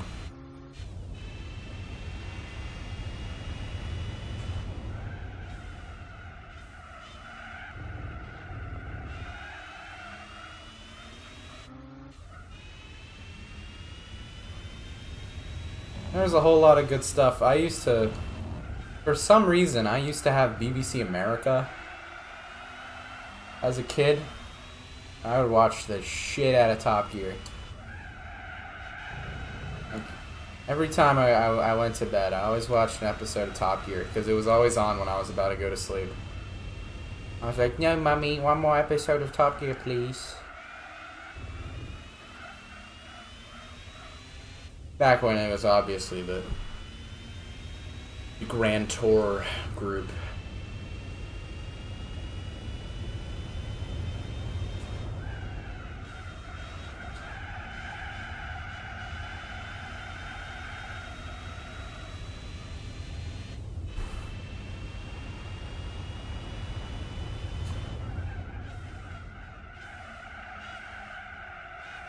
Oh yeah, I love Dave.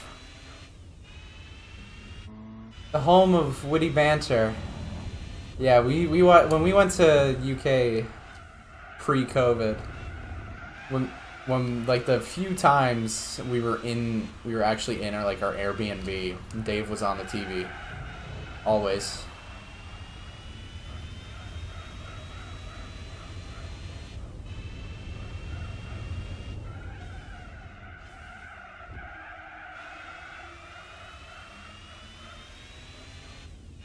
Yeah, I know that English culture. I'm worldwide.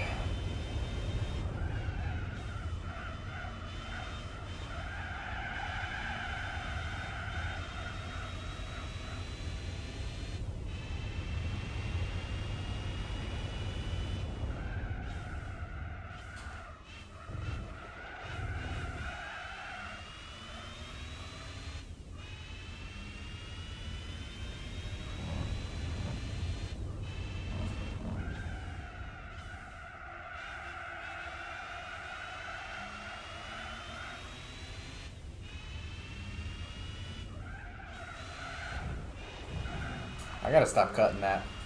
Ruining my integrity. Not going out. I have not heard of that. I'll have to look at it.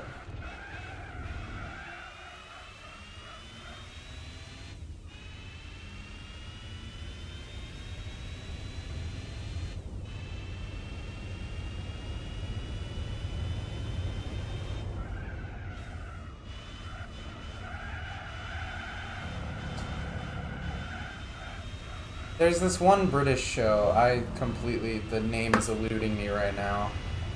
But we would watch it on, God, I think Amazon Prime.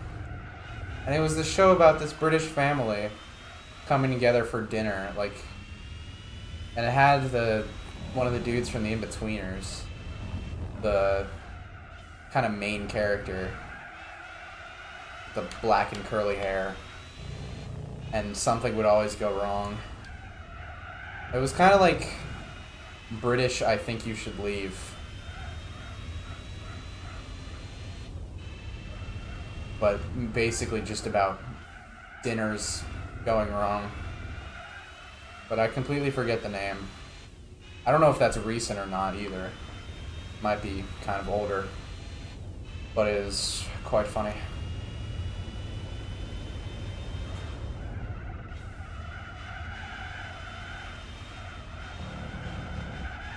Yeah, Friday Night Dinner, that's what it's called, yeah.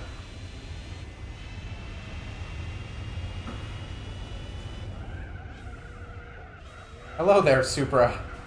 That was quite the pit exit. I see you are ready to get back on the track.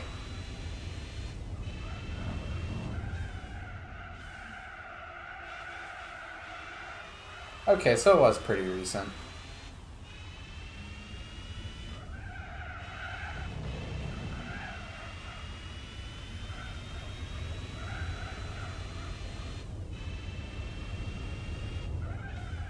Well, recent enough.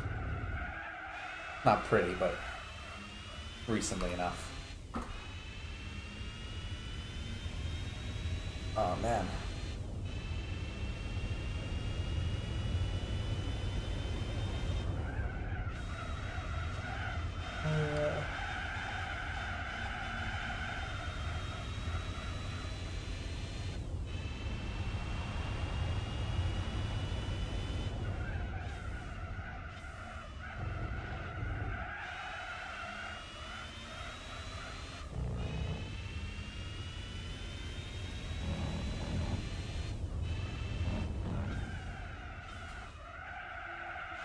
Man, this race is really long.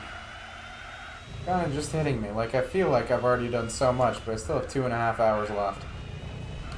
That's pretty crazy. Well, honestly, that's not too many stints. I don't know the exact length of a stint, but it seems to be about 33-ish minutes.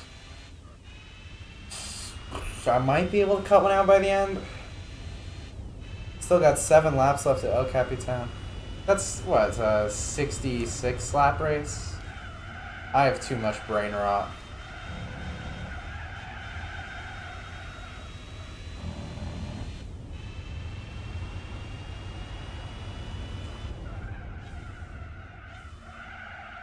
I'm a big fan of those Grand Prix length endurance races. I think they're a lot of fun.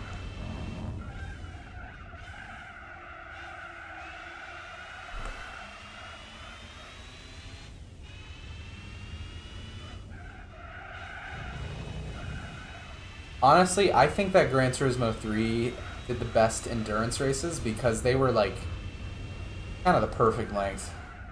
Like there were some that were under an hour, some that were, 2-ish hours, and some that were like about 3. It felt like just the right amount of time for a video game to have an endurance race in.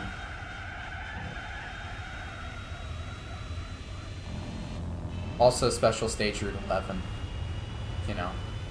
Classic.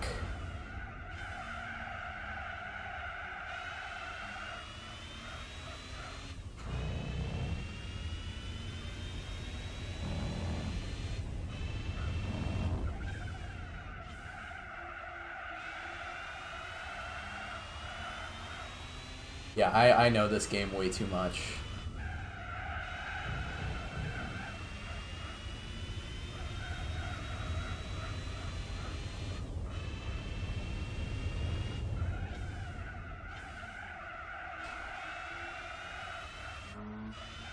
Yeah, as a youngin, I absolutely hated the endurance races because I was impatient as hell. But as I've grown older, I've definitely found the appeal in them. I think sometimes they go a little bit overboard. Like, anything above 5 hours is a little bit much.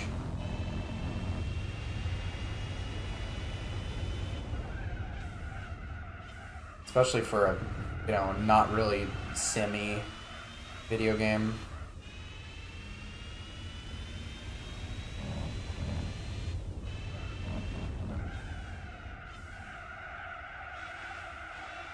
They don't really work as well when you're guaranteed to win, but they're still fun nonetheless.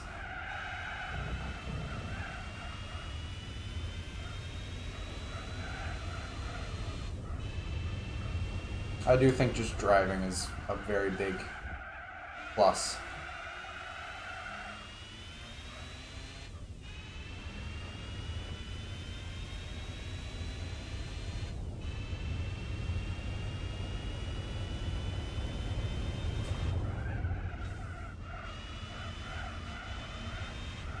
Yeah, I would be too. Like, it seems very strange to just have to have your console on for the full length of the race. Because there's so many, especially back then, there were so many risks of it just cutting out. Gran Turismo 5 adding that, like, suspend race feature was definitely a godsend, but it was just a bit odd, really.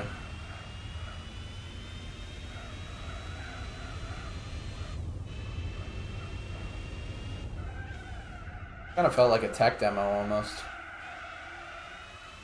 This is what the PS2 is capable of. Can run these CPUs around this track for 24 whole hours. Or 8 if you're lazy, and also good at coming back for pit stops to speed it back up again.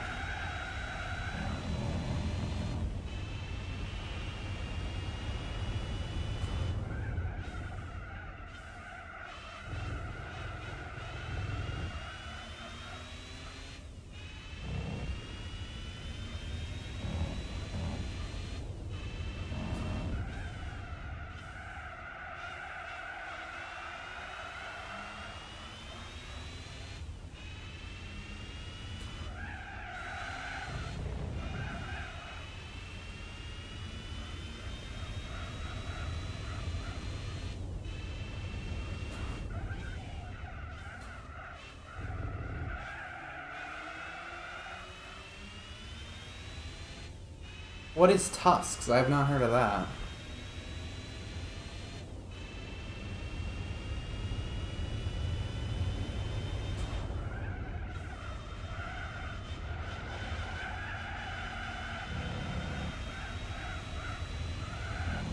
Oh, me and the Subaru did the exact same thing.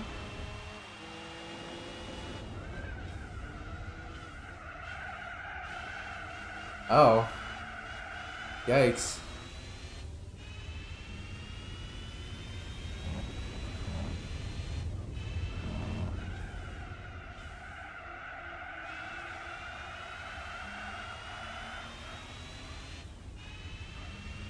Yeah, I've heard of the ivory form of tusks, but not really TV. What the heck? Oh yeah, it's that one movie. Yeah, I've heard of it, I think.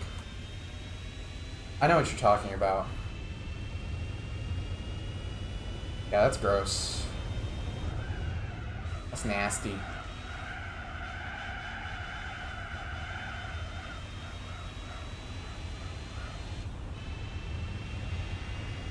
Oh no, I was never going to watch a movie with that kind of premise, but I have heard of it before.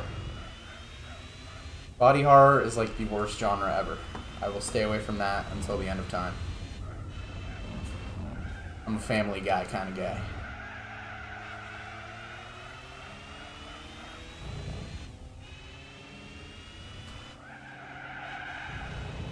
Hey Lois, look at this doctor turning people into seals. Mm.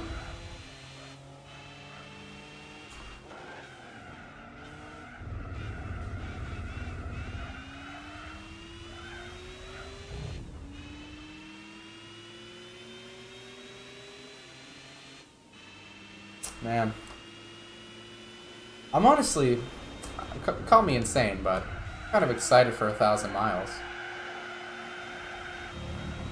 I really want to drive an old car around for a while. Like one of them classics. I feel like the Nissan Skyline that you get for doing the FR challenge is finally going to have a purpose.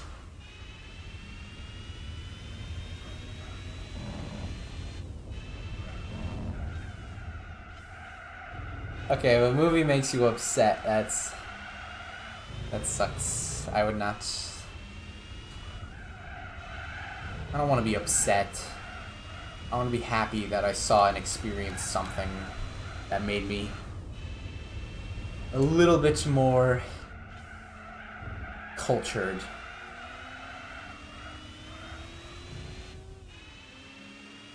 No, it's it's one of the early Skylines. It's like the 2000 GT from like the 70s. Like one of the Bluebirds. It's old.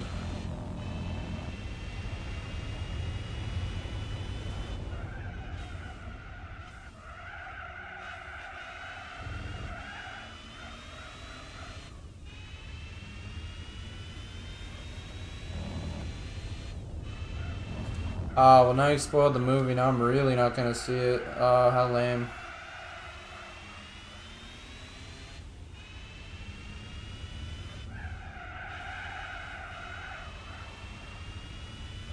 Yeah, it's one of those cars that you just kind of get, and you're just like, okay, wow, awesome. Then you move on. Because it's not really very useful for a while.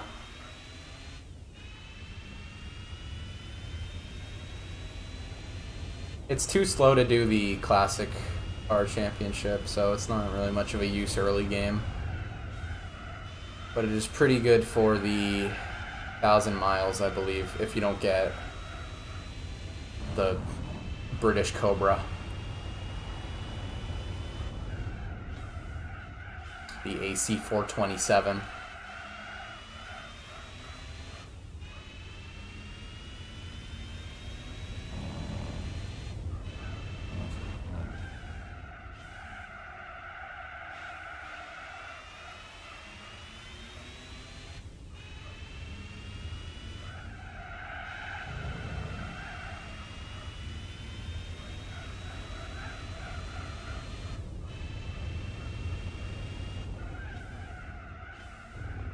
there a Nissan event for it too? There might be. That's probably... I think there's a Skyline event out of the 50 million one-make events there are. It's so funny. Like, there are so many one-make events in this game. I've done every mission challenge, golded every license, which doesn't really count, doesn't count towards percentage, but still, just, you know. Every beginner, professional, and extreme event except for the F1 Championship. Every European, Japanese, and American event except for 1,000 miles. And every special condition race. I'm not even 60% of the way done. Every event that isn't a one-make, the 24-hour races, the F1 World Championship, or 1,000 miles. Still have 40% of the game left. That's how many one-make events there are.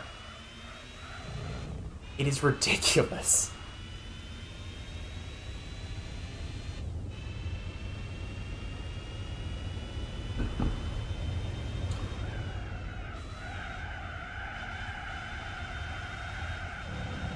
It's honestly kind of fun, too.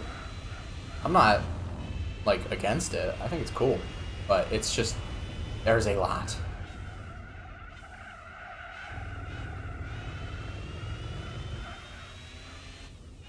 I don't think I've played a racing game with, like, a bigger career mode.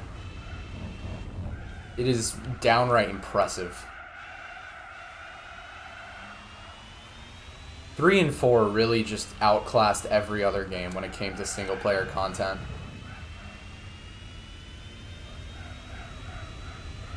Yeah, 26% and you've already done so much.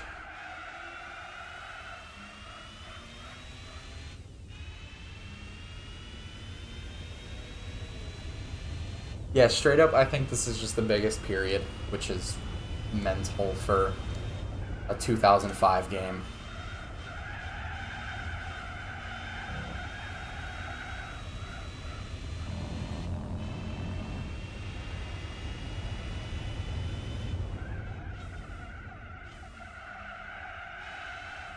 I miss when games were more about the single-player aspect, but I get it.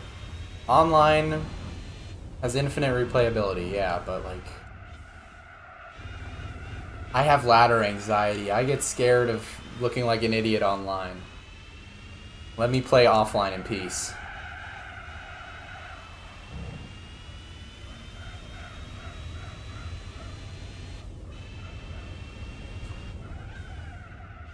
Let me have my fun.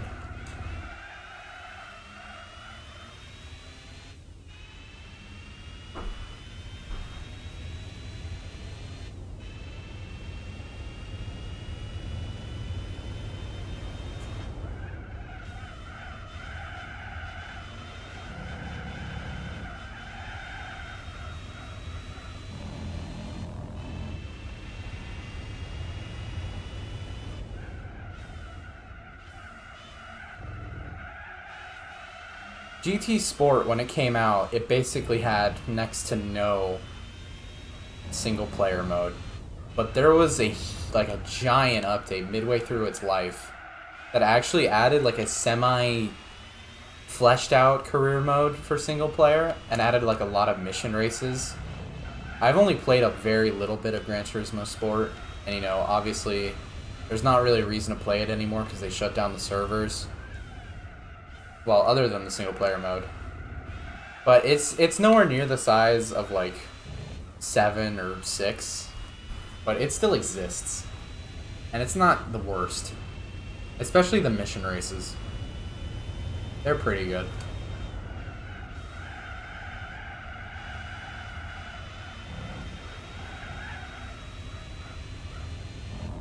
But it's so strange to make a game basically completely online with the absolute intent to pull the servers when the next game comes. Mind-boggling.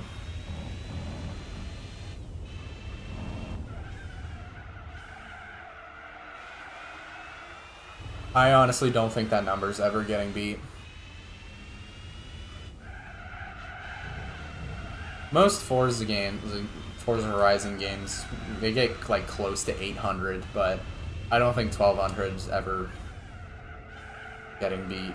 And to be fair, like half of those are just different Miatas. So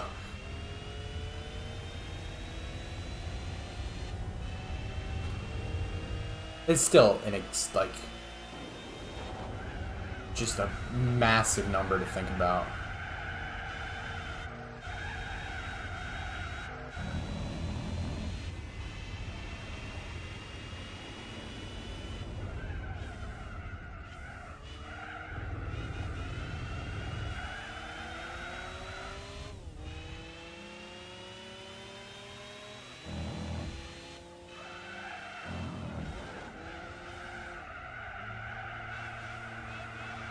Yeah, I don't want to know how much money Polyphony had to shell out for a lot of those.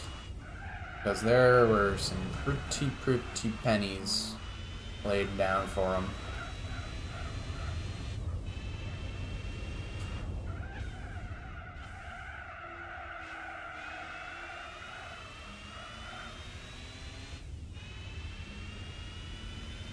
And yet, a Porsche.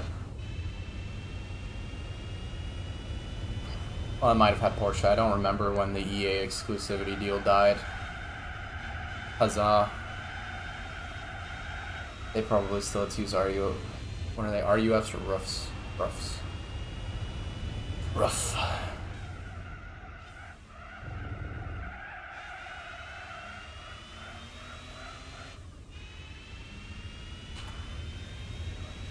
Porsche deal die for GT6 or was it GT Sport? It must have been GT Sport. Because I don't remember any Porsches.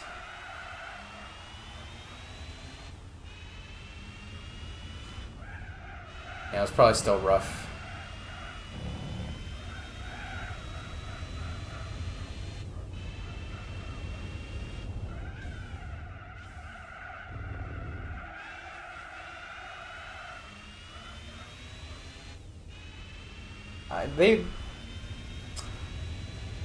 If they release that game, if that's a launch title for the PS4 and also the PS3, it sells like hotcakes. Like they screwed that up.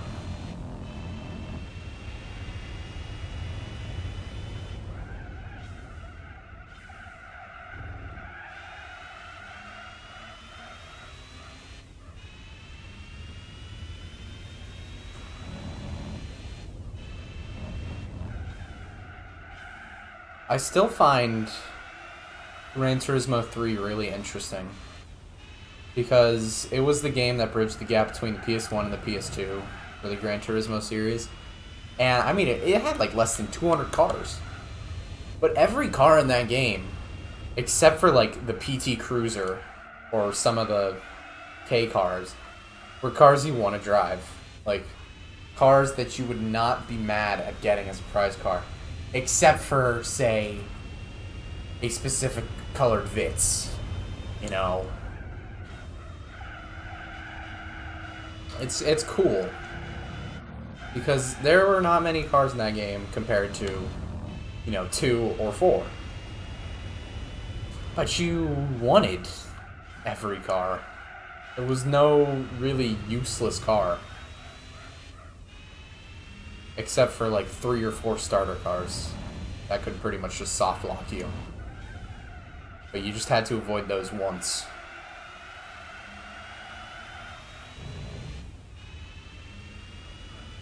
And yeah, also Gran Turismo 6 looks really good.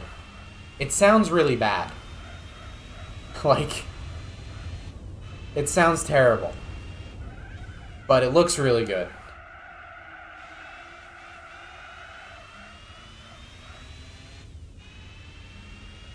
Some of the worst sounding cars in a video game.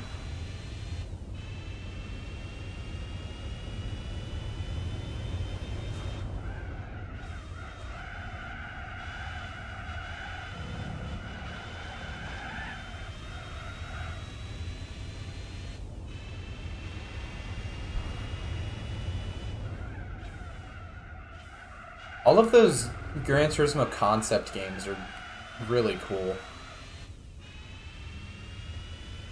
All the specialty Gran Turismo games are really interesting.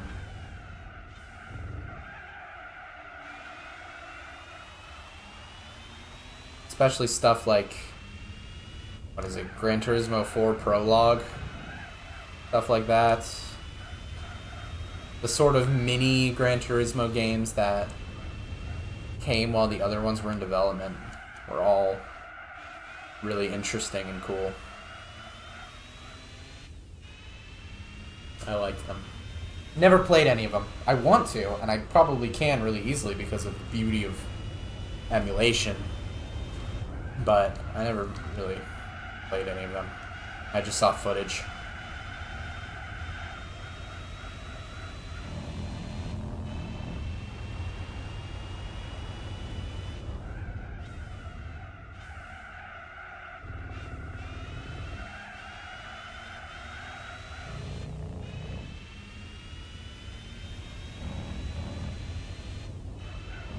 Seeing the differences from the concept games to the actually finished products was really interesting.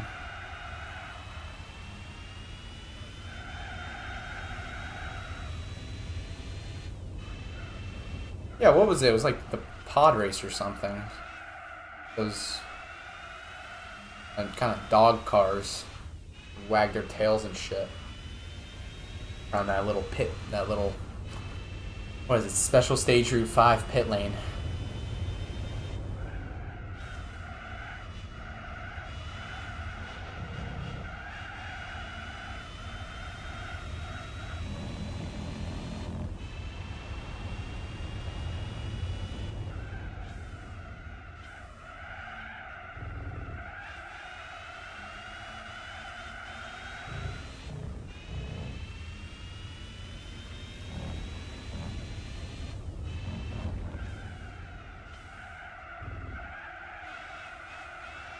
Yeah, I'd really like to play GT Concept sometime.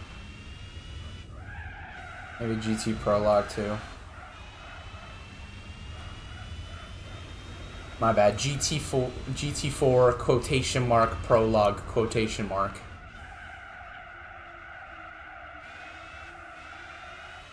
Because they wanted to name it that for some reason. It's a prologue. In air quotes.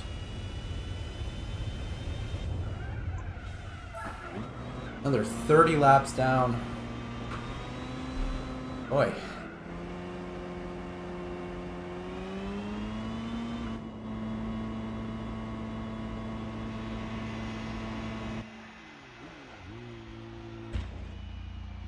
Where do we start at? 200 laps or something? 270. So what, 120 laps in about, 2 hours? Yeah, that makes sense. It is almost a minute long track.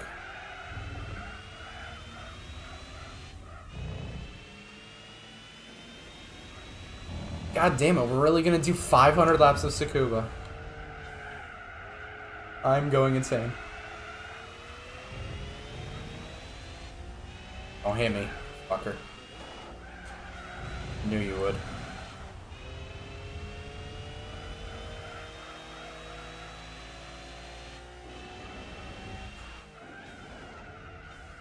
Yeah.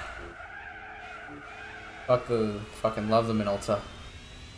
I don't think when I was younger, I don't think there was a single playthrough where I did not immediately rush the Minolta the second I had endurance races.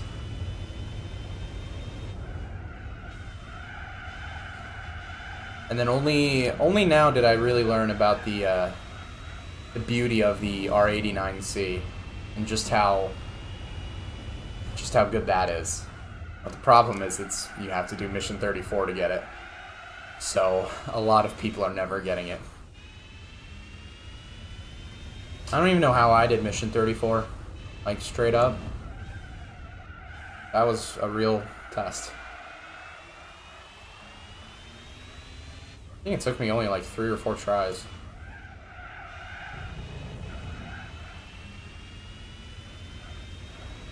It loses some of the difficulty when you don't have to wait 2 minutes and you can just do a save state straight to the start. But on original hardware, I doubt I'd want to actually do it. No way to skip the 2 minutes. Yeah. No, dog. And that's a shame.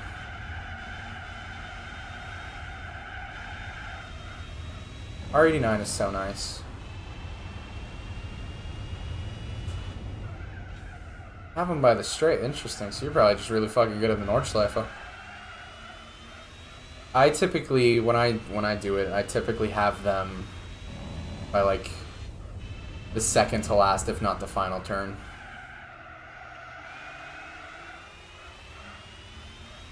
But it doesn't take very long.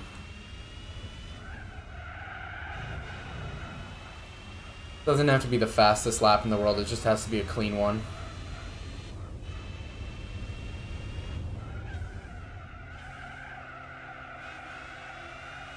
Oh yeah, what is that, like the March Brothers or something? Cute little race for tiny little cute cars.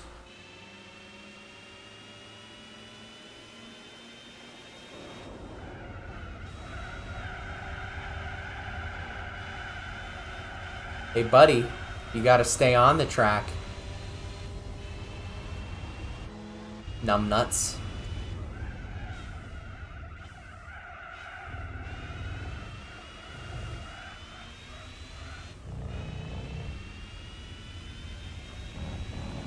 I'm out of here.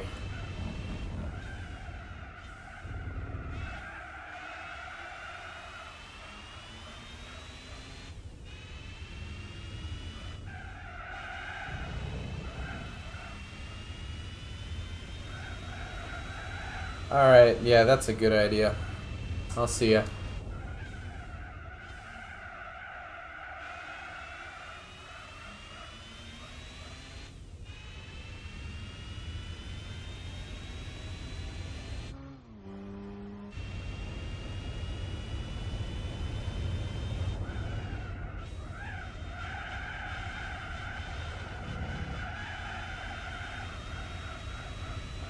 And almost at the 7-hour mark here. Getting closer and closer.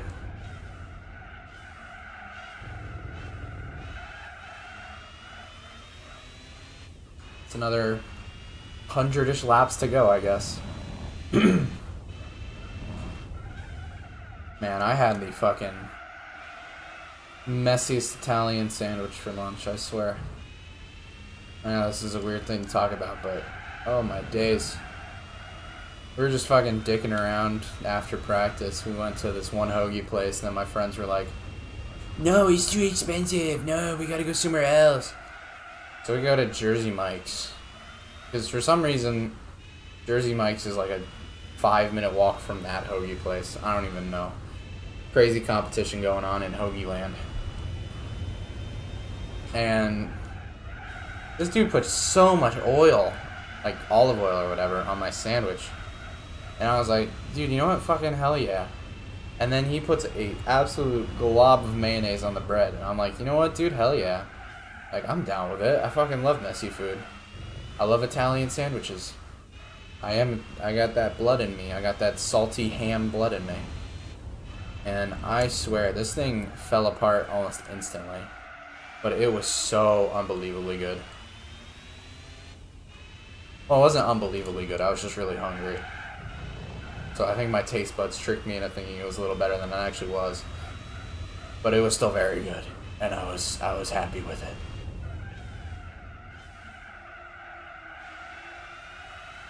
So that's my story about my Italian sandwich. I liked it. I ate it. And now I have to sneeze. Don't sneeze through this corner, please.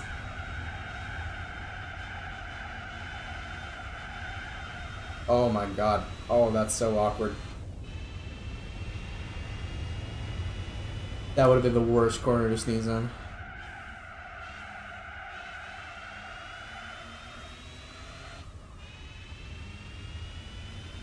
Like, I swear. This pollen has been absolutely fucking me up.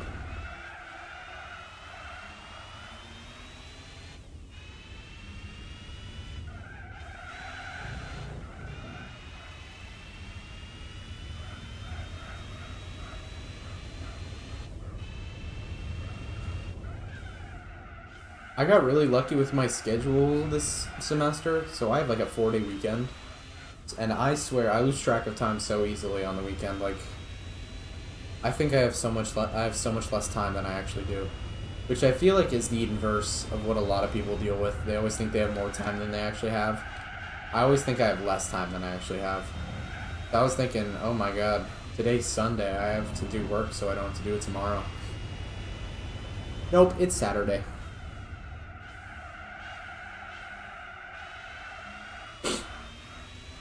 I have nothing to worry about.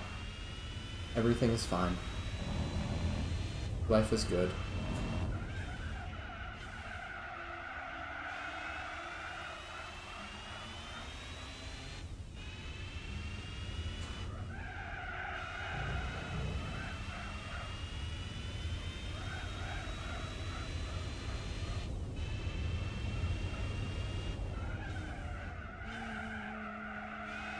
I'll be overshooting this corner a lot.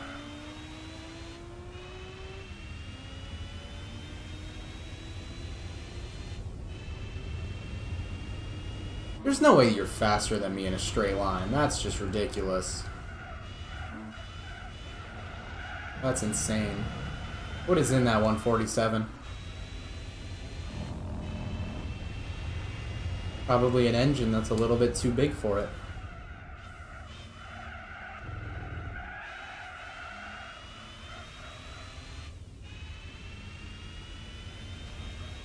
Hence why it bobs a lot.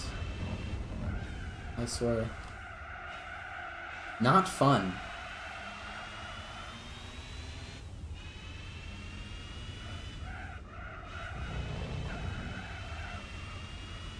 Oh, what the hell? My controls, my input was like not being detected there. It was very strange.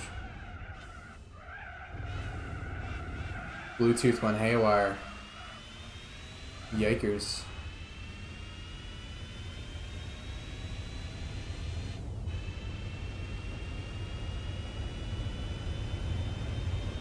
Alright, everybody, let's give it up for lap number, drumroll please, 400.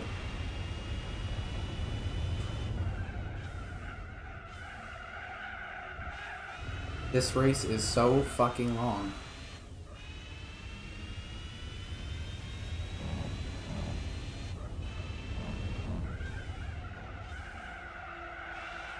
You know what? It makes sense. The Motegi 8 hours, I did like 220 laps. And it was about a 2-minute lap time. This, I've done 400 laps. It's a minute lap time. So, you know what? It's fine. It's okay. I understand.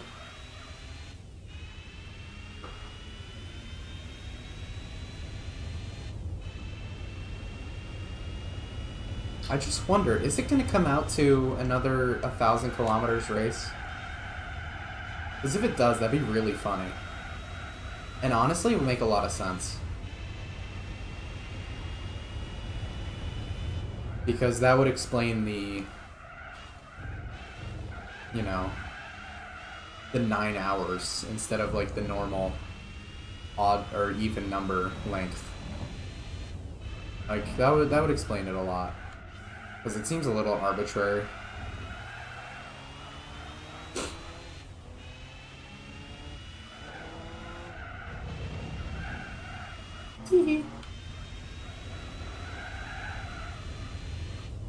So if this race does come out to be around 620 miles, then that makes a lot of sense.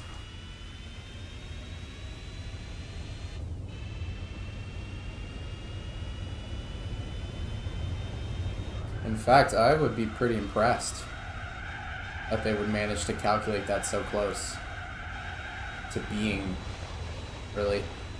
1,000 kilometers.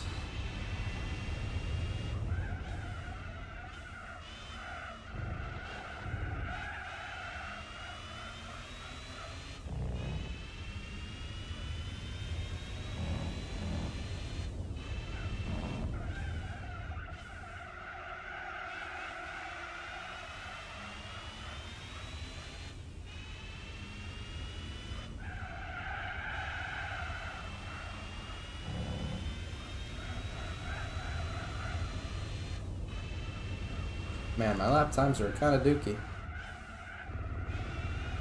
Not running very well. I mean, I have a 15 lap lead, so it doesn't matter, but it's still kind of bad.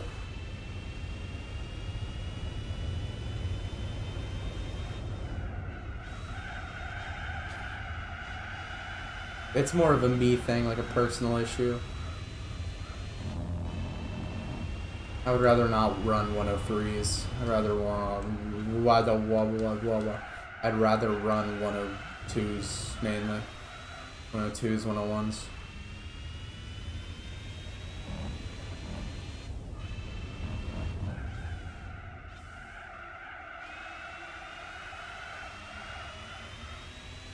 Double stop.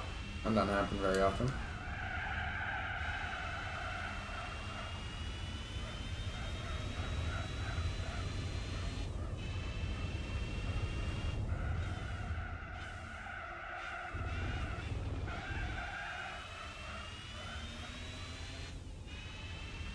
I should have about 3 more stops, but I could honestly have 2.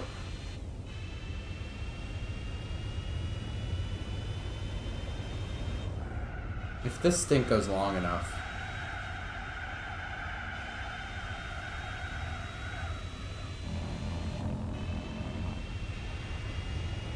Uh-oh.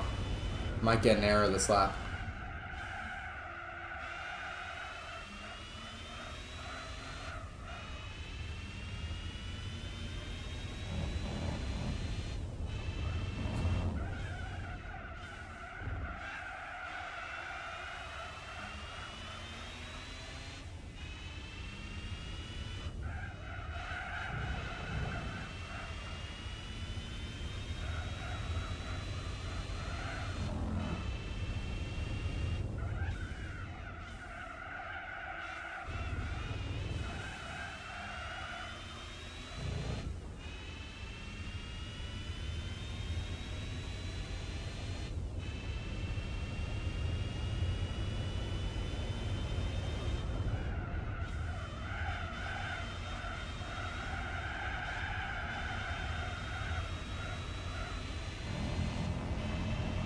There we go. That's about the pace I want to run. Kind of zoned out for a second there. And look at this gaggle.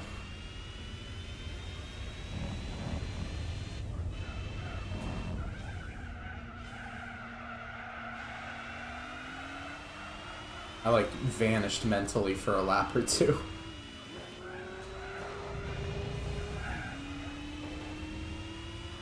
What is going on in that guy's mirrors?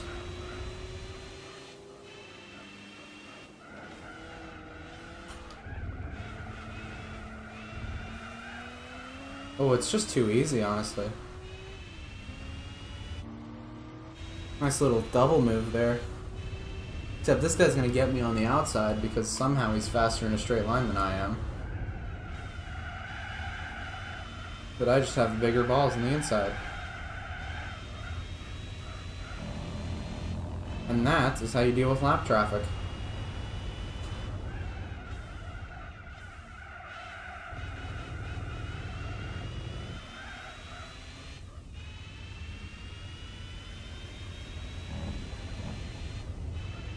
This is a stock RX-7 too.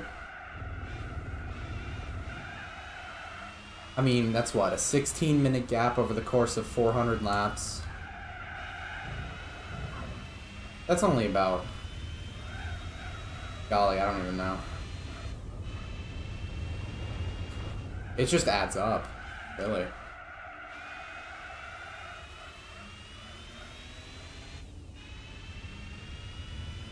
Must be about gosh, only 3 to 4 seconds faster. So.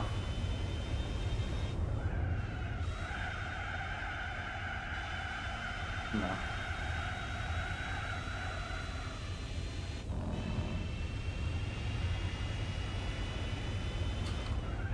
You know, I kind of see it. I think I know what you're talking about. It just doesn't have the weird chicane section and the banked turn. Well, I do see it though.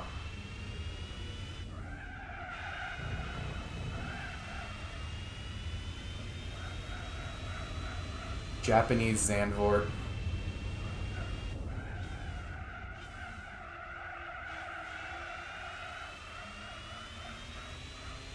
Would be really cool if that track was in more games. Pretty underrepresented.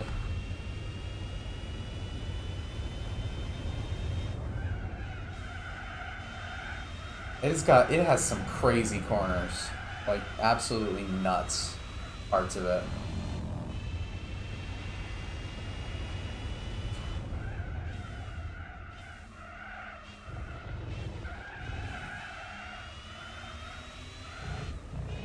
Like, man, what is it, turn 4? The huge banked curve onto the straight. Well, quote-unquote straight.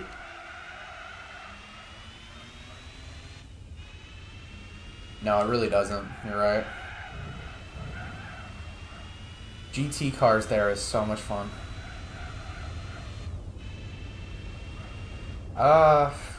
They might.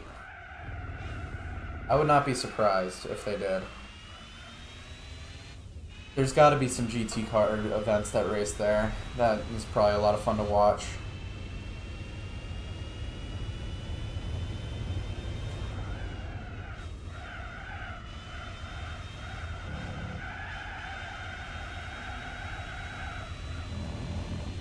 I know their Dutch event used to be Assen for MotoGP. Well, I'm not sure what it is now. But they absolutely should race there if they don't. They might, but I don't know. MotoGP goes to a lot of underrated tracks that don't get a lot of attention because they're not grade 1.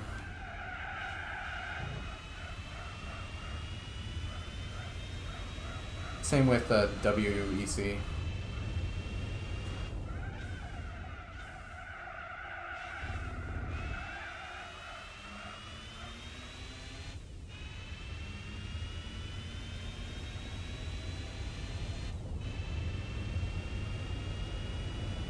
I think bike races are like, you take the action of, say, an IndyCar race and you like multiply it tenfold. Because there's not a lot of room for one bike to be faster than the other. It's all rider ability. And you can fit like 10 bikes in a single track, so a lot of room to fight. If you're looking for pure action, it might be your best bet, honestly.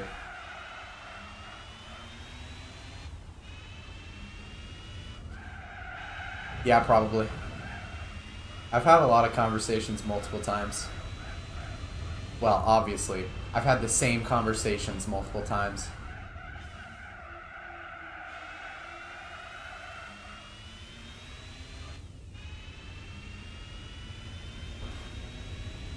I would enjoy watching bike races. I just, you know, I don't know the schedule.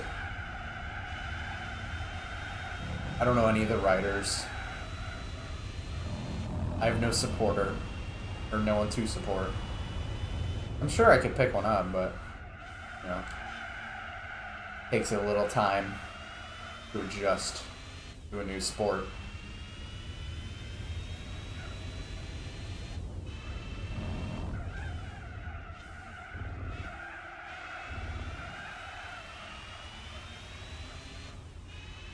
God damn it, I feel like I'm gonna sneeze again.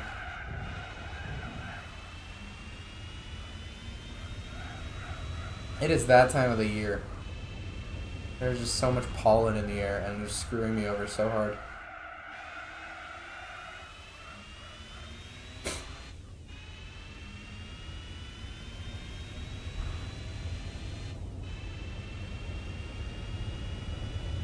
Oh, that's lame. I guess it's understandable, but a little sad. Oi, oi, oi.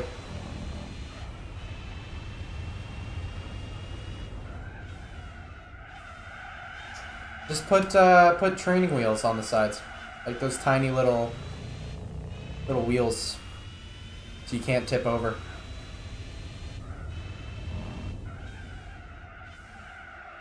Problem solved.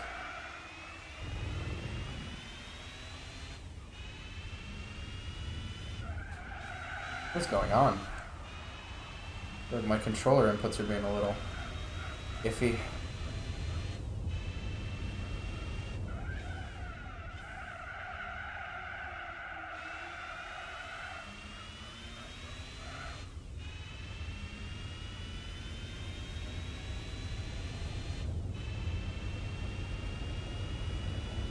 Now, Portimao, that's a great track. It must have been, I think it was during COVID. Well, I guess they just race at it in general now, but WEC, they had a race at Portimao. It was it was great. Great track. I'm a fan.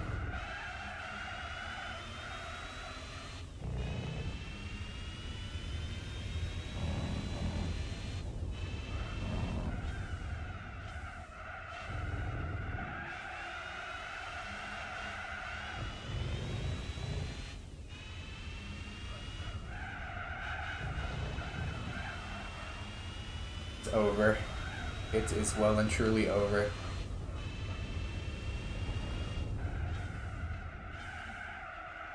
I'm gonna blame the tires for my bad pace. It's the tires' fault, it's not mine.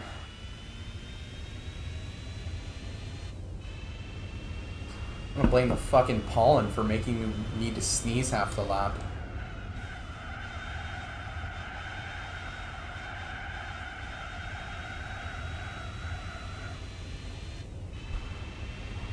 What, the STI joke?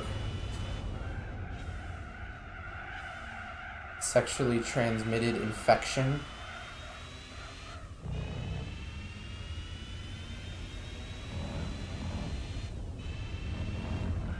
Yeah, safe sex is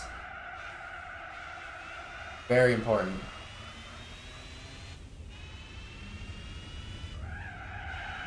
You don't want to deal with the worst STD of all. Babies. Absolutely life-threatening.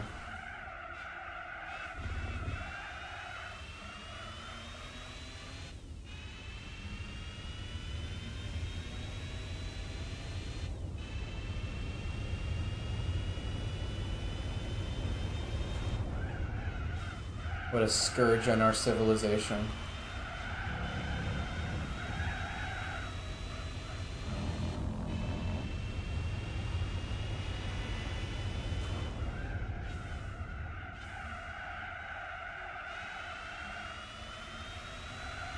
Oi.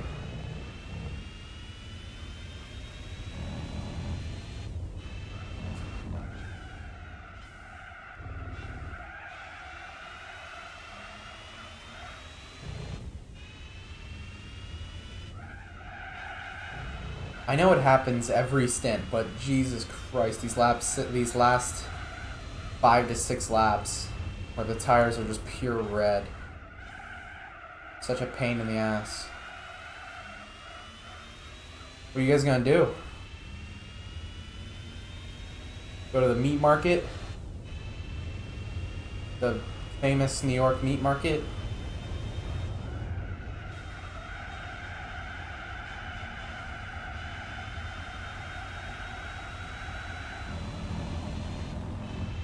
That everyone goes to New York for?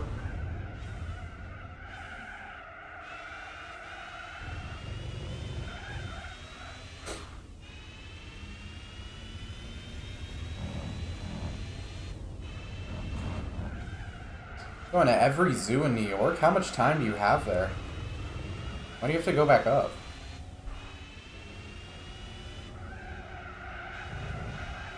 Oh, you only had the weekend.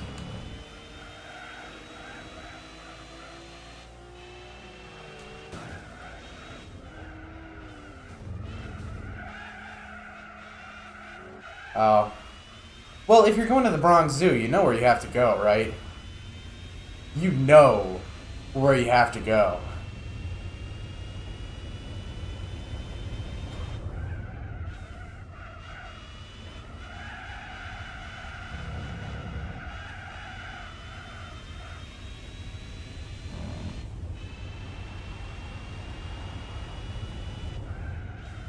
Yeah, you gotta make the pilgrimage to Joe's Italian Deli.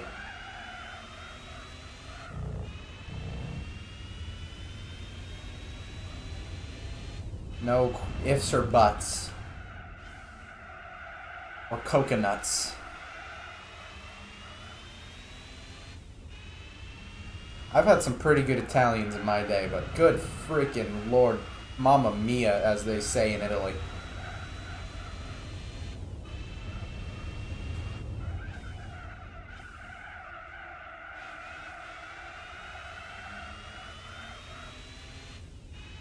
I don't think I've had a better combination of mozzarella and prosciutto in my life.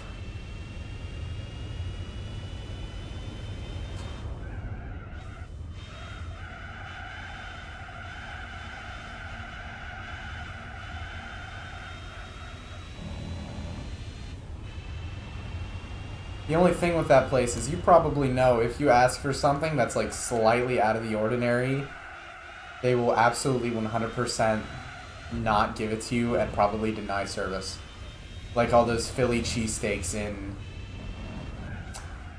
Philly. Dude, that sandwich was, they're just straight up visceral.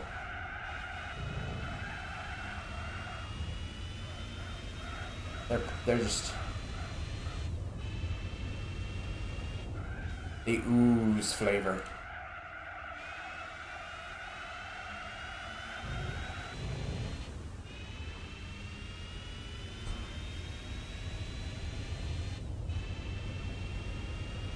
Like, if you went there and you asked for, like, mayonnaise on your sandwich, they'd be like, no. You don't get mayonnaise. Alright, see you. Have good eats. Man, what am I gonna have for dinner? I did not, but I probably will later tonight. Because the internet here is fast, so I'll just install it randomly. Whenever I feel like it. I got a little extra money from selling cases, so should be less out of my pocket.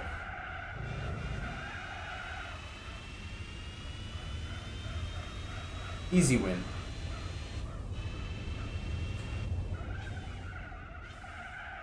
I hate video games.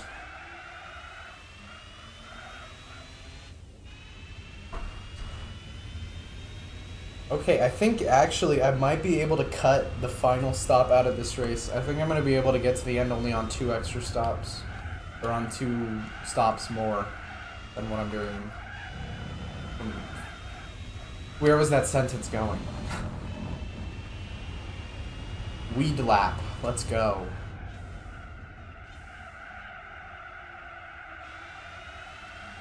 I only have to do 2 more stops. There we go. Instead of 3, like I thought I was going to.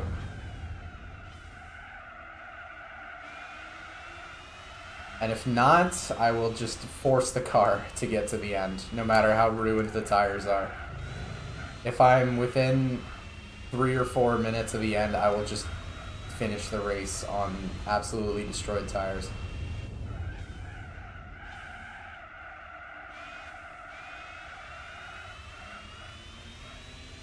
I can just get 30 laps out of the tires, which is roughly about 32 to 33 minutes.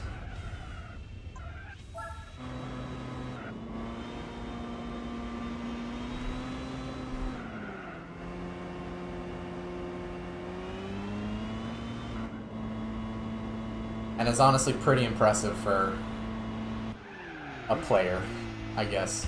Because it's usually like 5.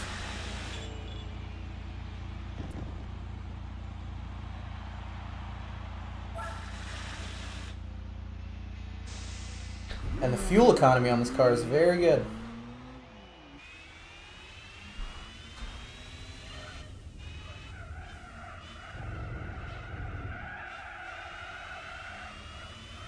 Yeah, looks like the first stop is gonna take me over to 8 hours. And then the second stop's gonna be at about 8 hours 30. I might be able to do it.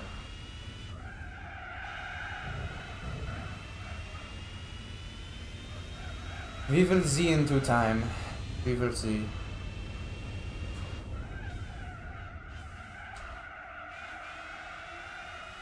I mean, that means like at most 90 more laps. Jesus fucking Christ. That's a lot of laps.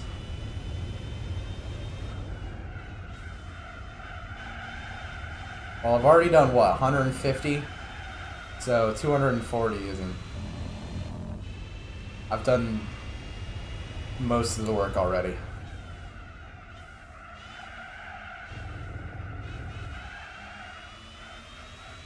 I think I have sports mediums. I believe that came with the car. I've just got no clue how long the sports mediums last. And I'm pretty bad at estimating tire wear in this game.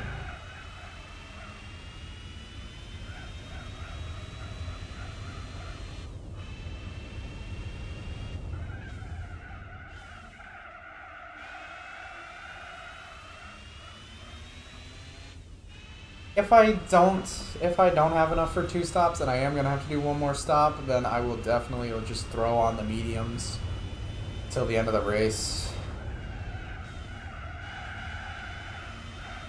Yeah, exactly. I'll just set a fastest lap. I thought a dog barked, but I think it was just the curb. That was very weird.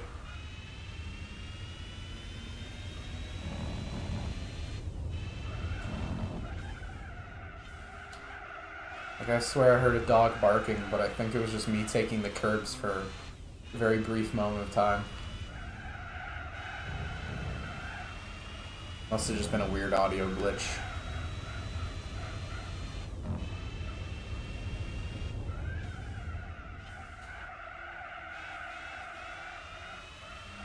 Alright, got 90 minutes left. Eesh.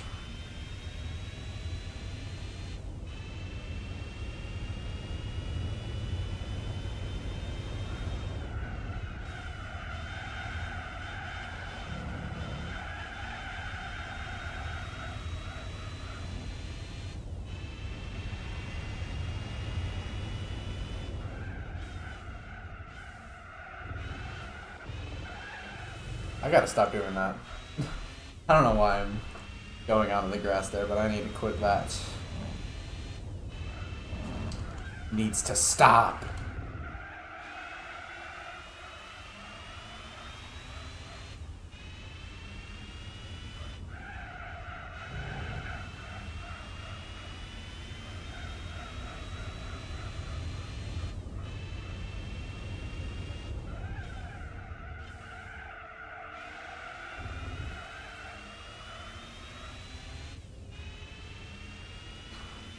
It's a nice little pack going into the second sector now. They're probably all like 3 laps apart of each other though.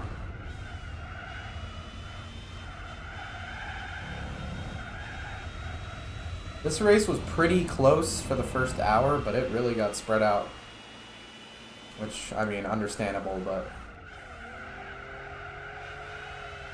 everyone had different pit windows and just overall pace.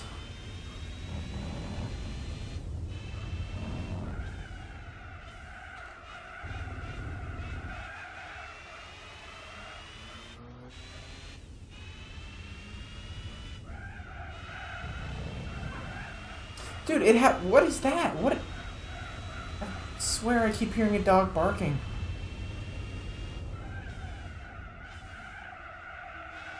I'm going insane. I'm just losing my mind.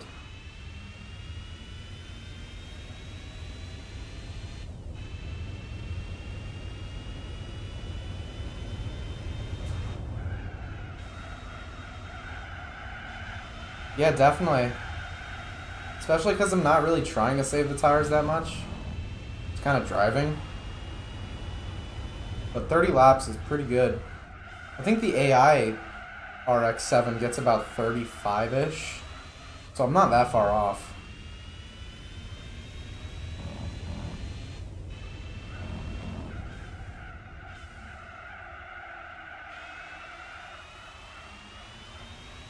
This is the weirdest tire screw I've ever heard. Like a combination of the squeal and a little bit of the curb. Makes a very odd noise.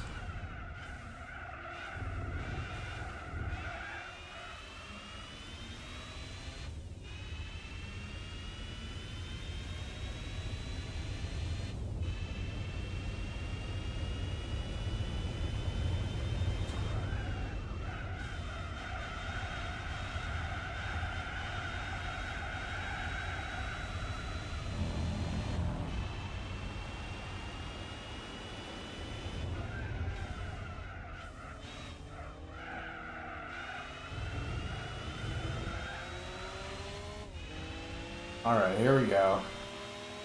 Here we go. Woof, woof. Man. Alright. Thanks, buddy. Pull off a clean move and then I just get forced off the track. Typical.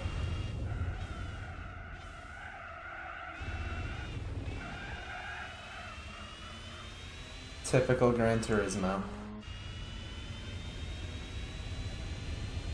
You can make the craziest passes in this game, and then the next corner, the AI just kind of pushes you off the road. Shouldn't have been on their line, buddy. Get out of here.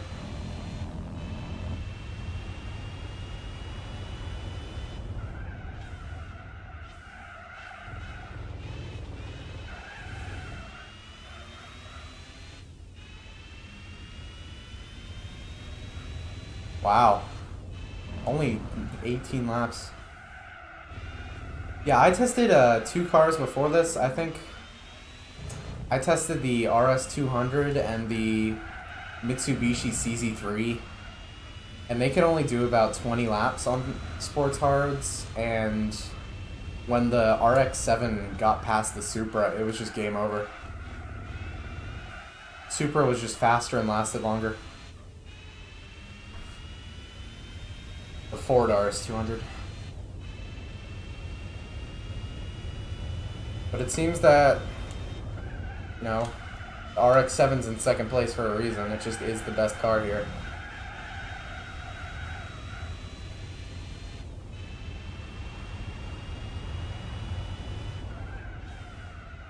I was always about 3 to 4 seconds slower than I am right now in those 2 cars.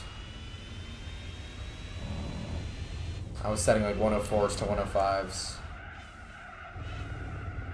106 late in the run.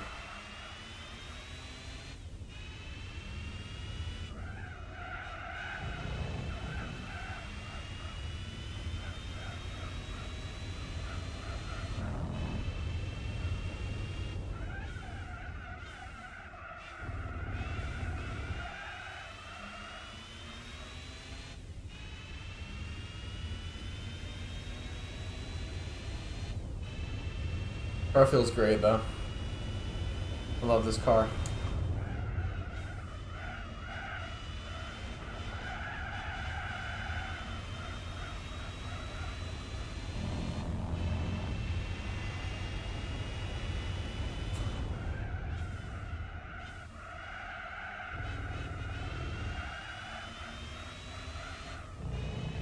think I would be a lot better at this game if I learned how to tune cars, because, like, I'm in a stock RX-7 right now, so there's like nothing applied to this. But I think if I actually learned how to like tweak suspension and stuff, I know I did sim racing for multiple years and I never once learned how to set up a car. Pretty insane. But if I learned how to do that, I'd definitely be a lot faster.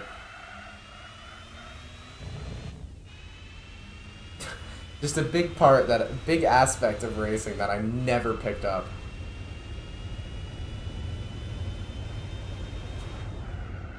There's always someone who knew how to do it and just did it for fun, so I was like, okay. Sure. You do it instead.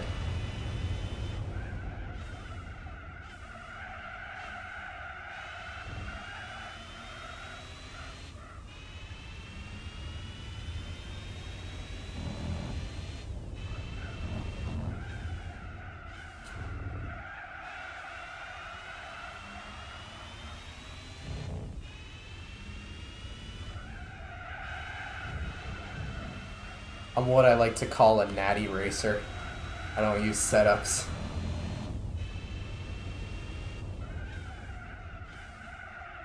Setups are steroids.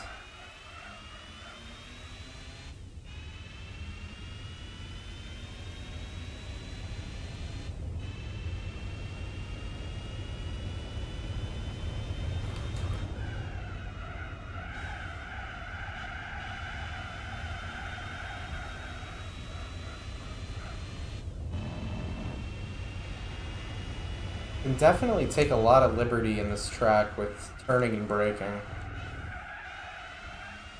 Seems to be a very easy thing to do that you don't really get punished for.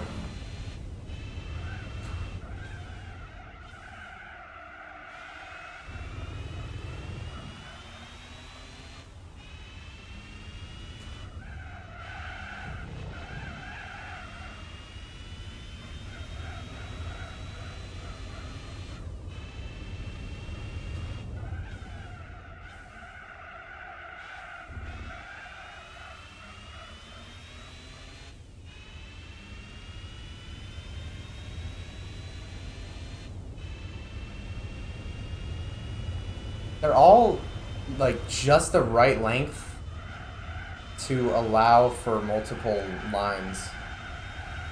Especially because there's like a tiny bit, like the slightest bit of banking, especially in the second hairpin. That really helps taking it. I kind of think of it more like a short track turn than just a hairpin.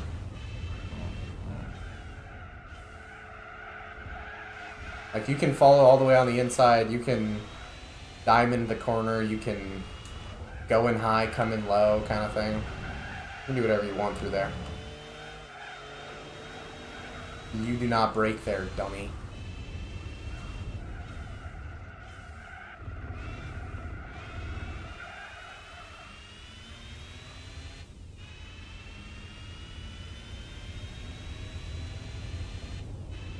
The only track, or not track, the only turn on this track I don't like is the final one.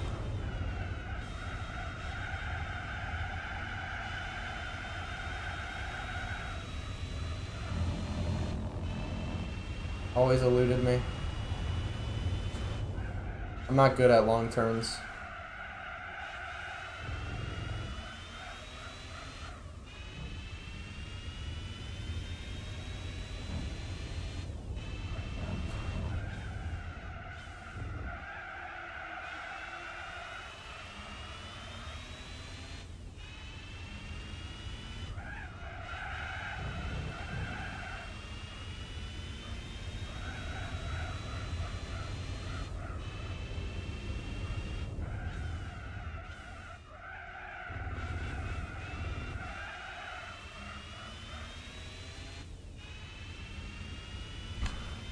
Yeah, V-shape's how I always...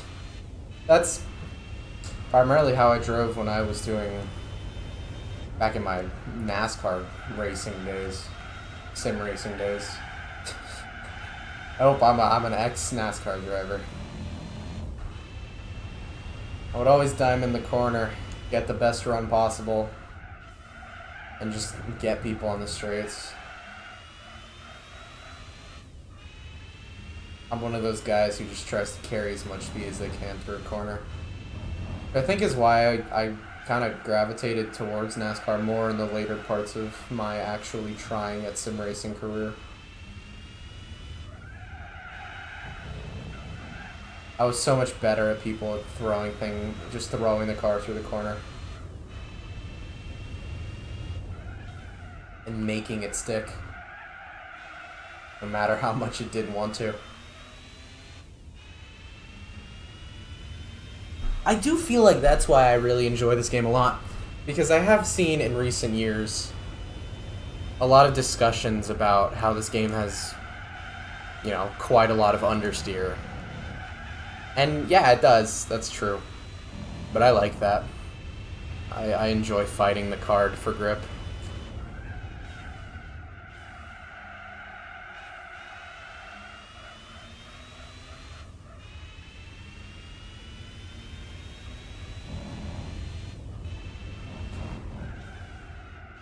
Yeah, turn 2 is very strange. The first sector of that track, I'm just bad at. I can never nail turn 1. I always screw up turn 2 in some way, and turn 3 I always run wide. I just never got that track in general. I'm just bad at all of it, pretty much.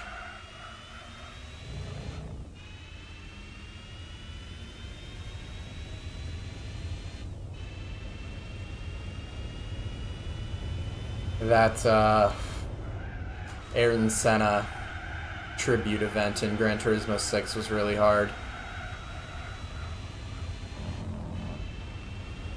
The Bruno Senna hot lap. Because I was... Or not Bruno Senna, what the fuck? Ayrton Senna. Because I was not good at that track.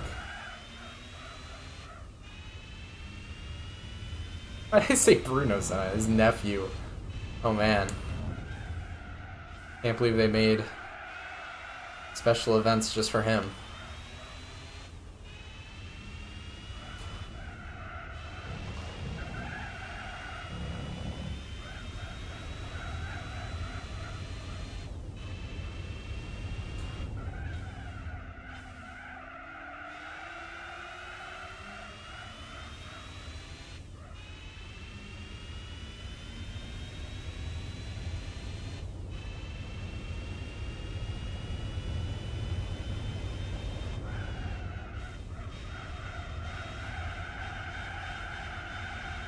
It has such a wide variety of handling characteristics for different cars. It's so cool and like versatile.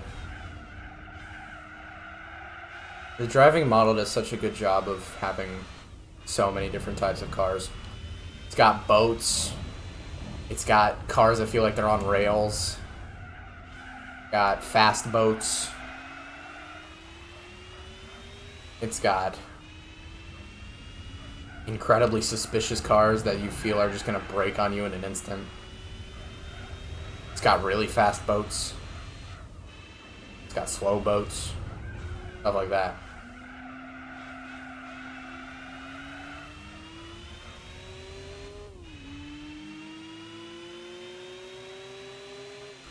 That's insane, we're in the same car! I got a better run off the corner than you did.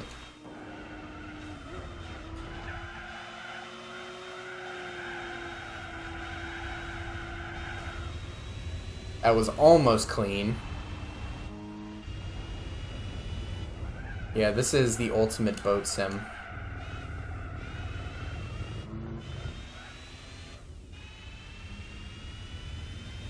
They actually reused the physics in this game to make Bass Pro Shops Fishing Simulator 2019.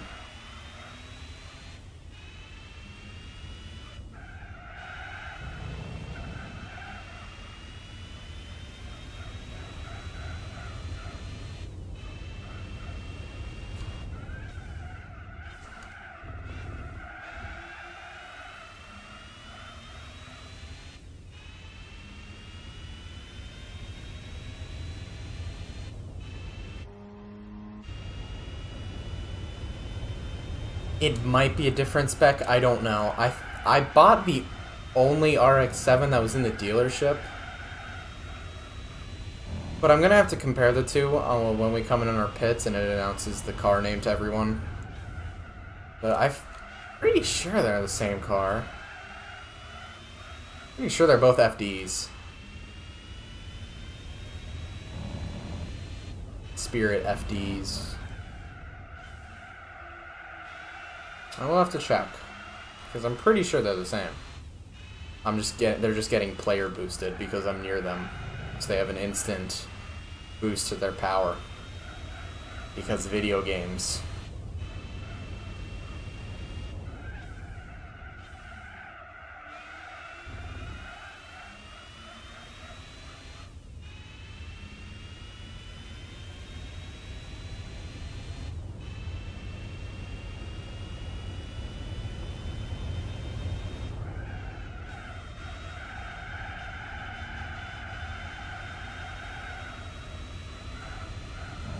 Okay, that's a Spirit R Type A.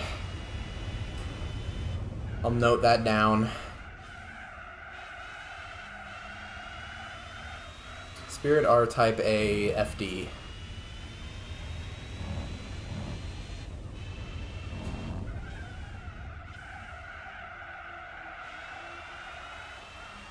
Now, how will I keep that in my brain for the next 10 to 12 minutes?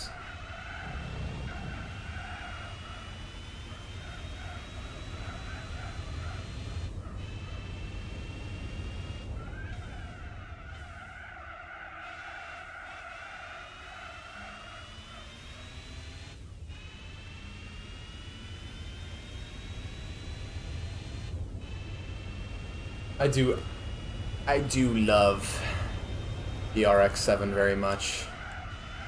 Such an interesting car. And I admire the Ford Taurus for looking so much like it. Very bold design choice. Massive respect to Ford for making their budget, very ugly car look like one of the best tuner cars of all time. At least from the rear.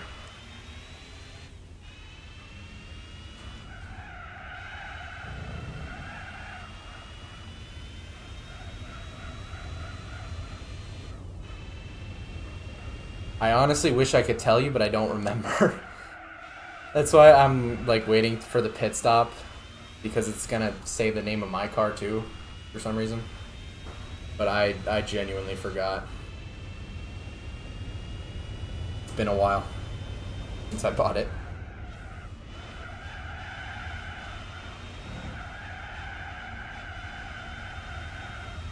Every time I see that Subaru, it is running wide at that corner.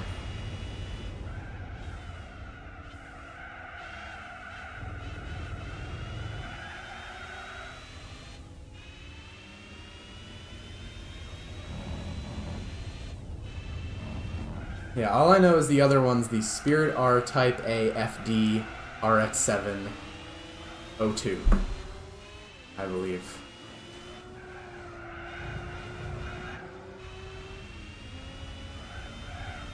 Classic.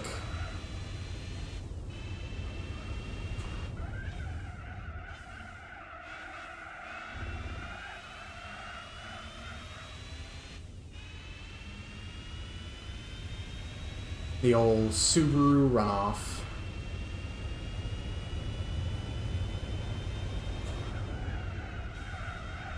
I had an oil change on this car, but it's definitely worn off by now. I think that's only for the first 300 miles. Ooh, lap 444. What I like to call the Wendy's lap.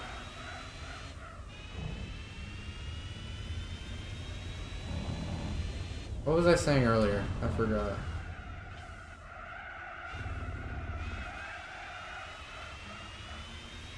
I seriously forgot what I was going to say. Because I just had to bring up Wendy's.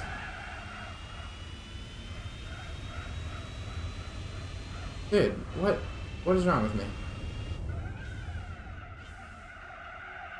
Oh yeah, I remember now. Something about an oil change. I'm not sure if the oil, like, losing its boost, because I know there's like a 10% horsepower boost, or like 5% or something when you have new oil in.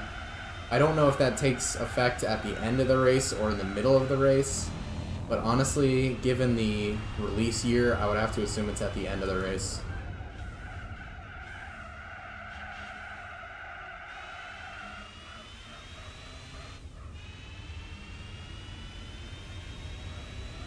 It's the last RX-7 produced. Man, they really stopped making the RX-7 in like 2002. That's so sad.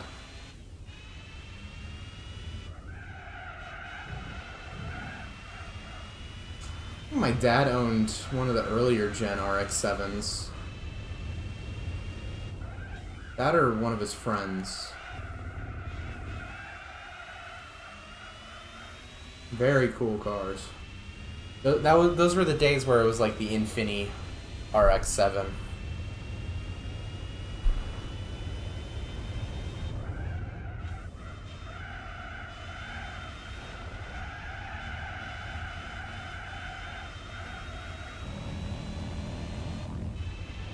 Before the sort of modern generation of RX-7s.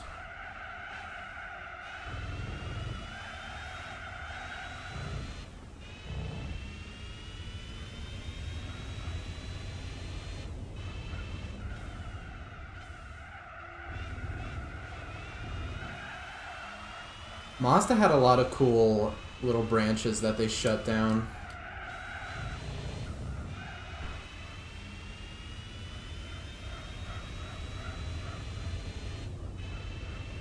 I liked AutoZam.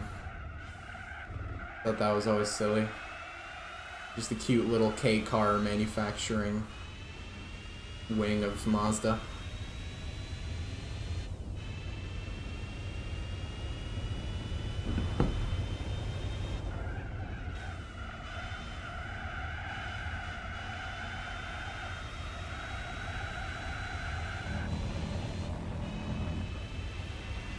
AZ1's super silly. Need more goofy cars.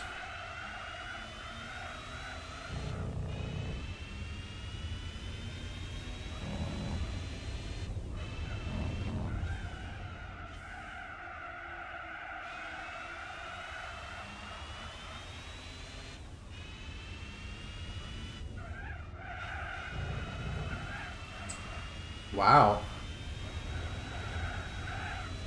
That's pretty sweet. My family has always been drawn to Mazdas for some reason.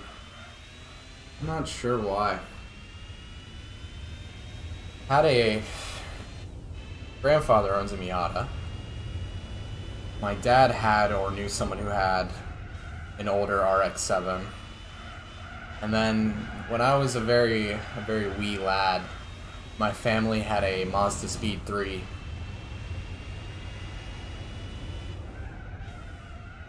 The hatchback.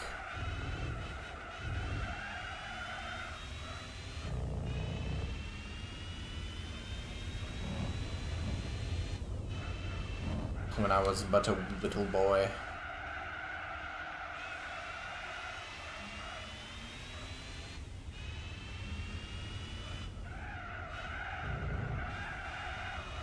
Yeah, they're great. I love them.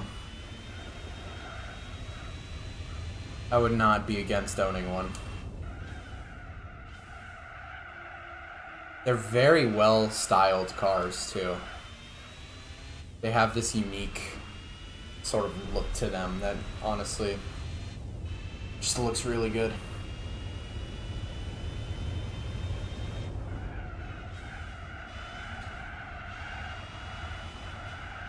They always look happy. I know they're made of metal and plastic, but they always look happy.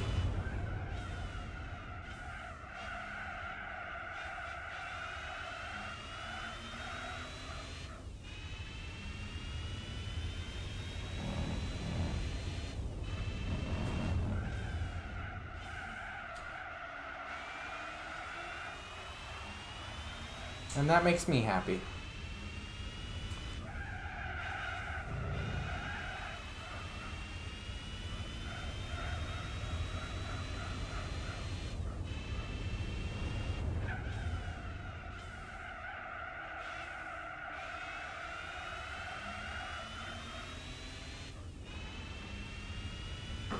An Alpha and a Ford Mondeo is pretty sweet.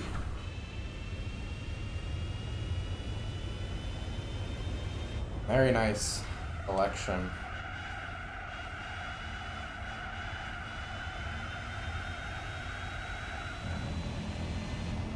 I have a Versa and an older F-150 for actual farm truck use. So it gets a lot of work.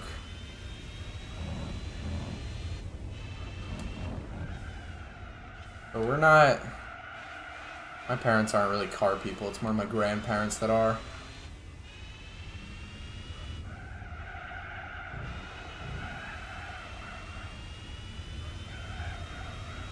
They imported an Audi Allroad quite a while ago, and they actually got, I think, stage 1 tuning on it. Because they are absolutely insane.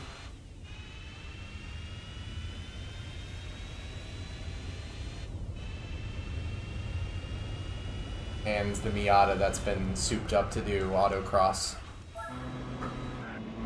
Yep, okay, they are the same cars. Spirit R Type A FD. So it's just down to that player bias.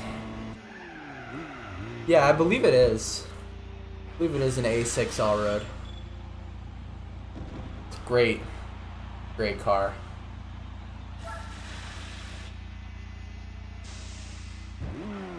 They love it to bits, especially.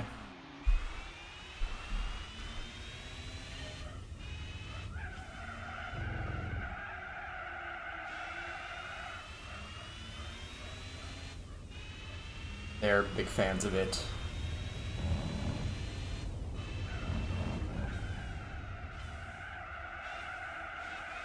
Yeah, space definitely helps, especially because they have 2 giant-ass dogs. Put down the back seats and just give them a whole area to relax in, if they're bringing them anywhere.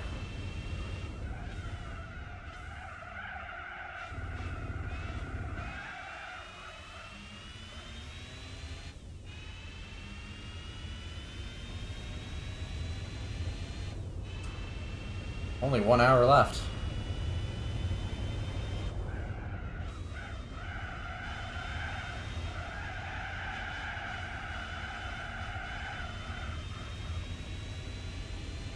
Yeah. Yeah, it's all Quattro too. That I know for sure.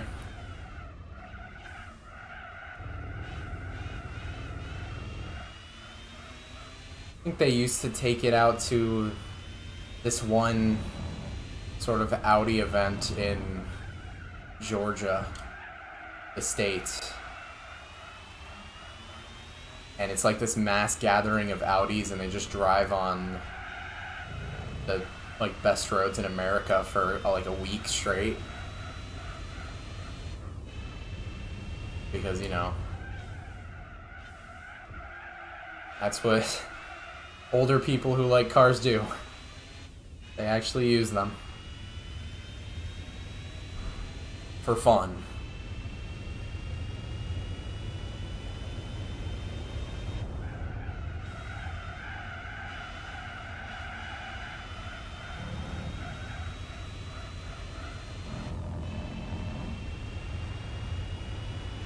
Yeah, I would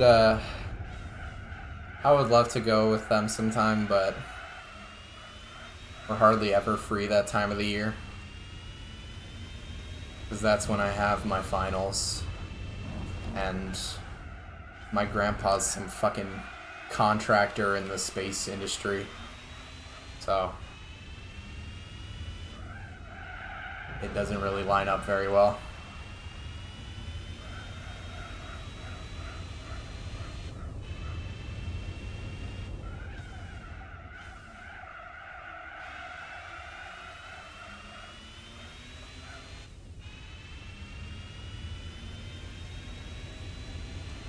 That Alpha got a pretty far back pit slot.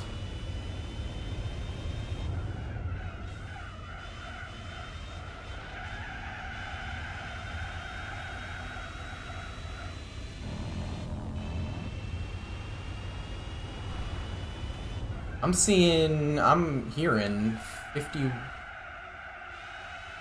510 laps. I'm feeling that. That is absolutely ridiculous. So I know in the Le Mans events you do probably combine in 800 laps of Circuit de la Sarthe, but doing what 700 laps of Tsukuba is just ridiculous.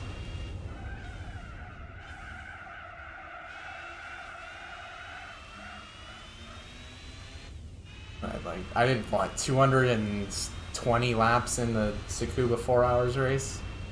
So yeah, like 730 laps. That's, oh my god. I think somebody at Polyphony likes this track. Just a little bit.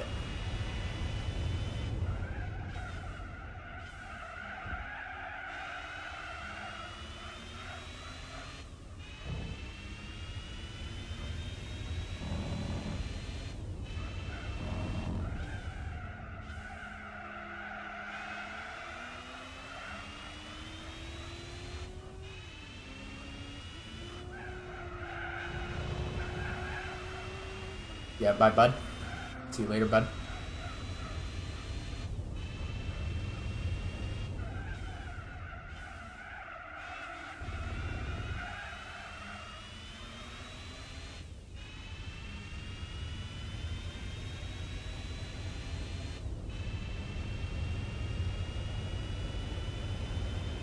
$55 laps, including this one. Yeah, that's about what I expected. I mean, the stop only takes about 20 seconds. The pit delta here is really small. So it should only drop the amount, like 30 seconds overall. Because I only have one more pretty much.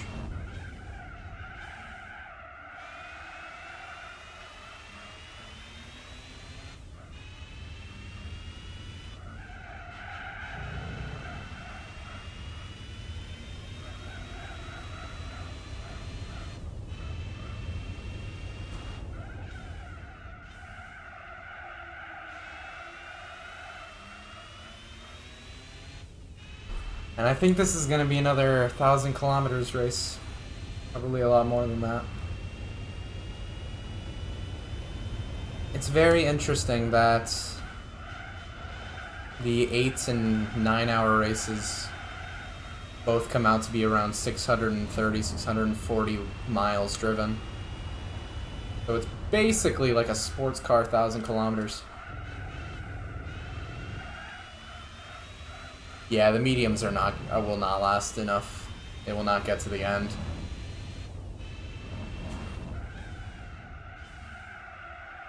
I think they'd probably do about 15 to 20 laps and then just not be drivable anymore.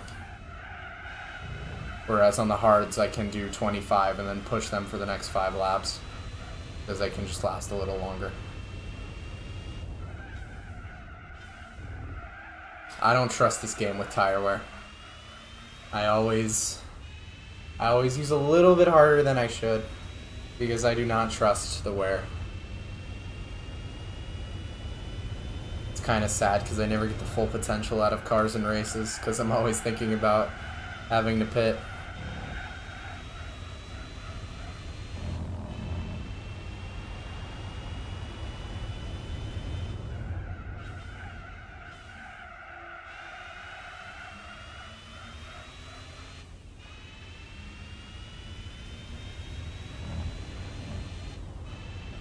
Jesus Christ.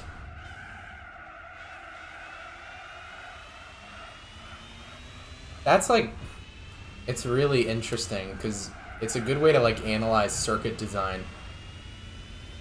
The Fuji 1,000 kilometers race took like 4.5 hours. Because that track is almost all flat out. This track, highly technical. You're never really above 120 miles an hour. If even 110. It takes 9 hours to do 1,000 kilometers. Very interesting. Though I am doing 300 more laps than I would around Fuji. Oh, there's that too.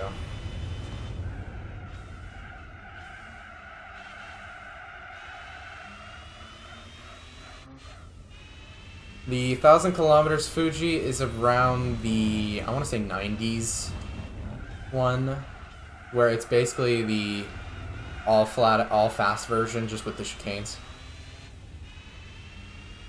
Well, the first one's more like a hairpin, but they call it a chicane. And it's like a minute second lap time.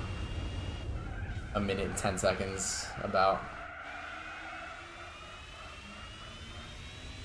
That was a great one. That race, I used the Escudo in, and I had to use super hards because it just broke the tires. And I could still only last about 13, 14 laps. That was a lot of fun.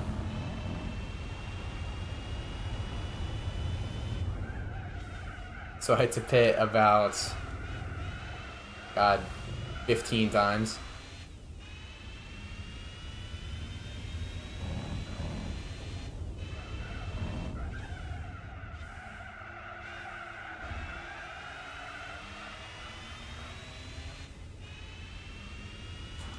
Yeah, I'm not sure there's a more iconic car in Gran Turismo. Like 2 Gran Turismo players than the Escudo.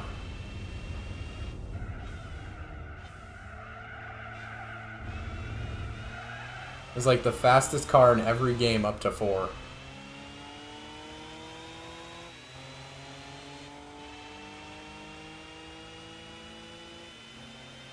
And then in 4, with the addition of Group C's, it kind of got a little outclassed.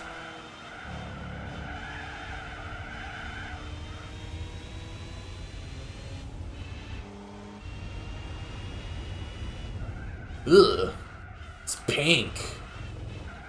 That's a classic video.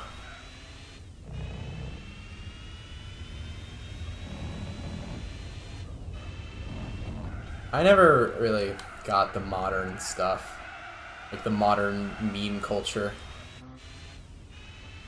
I understand it, but doesn't have the same gravitas as the old stuff. Maybe the modern stuff is too abstract for me, and I'm just too simple-minded.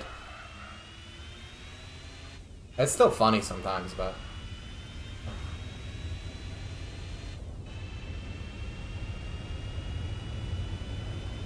Good for them.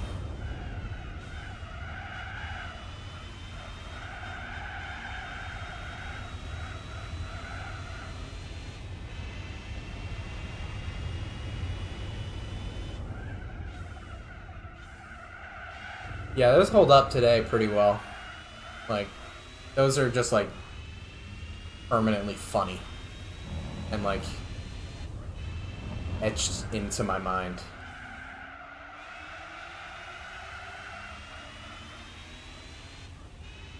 I will always have a soft spot for them.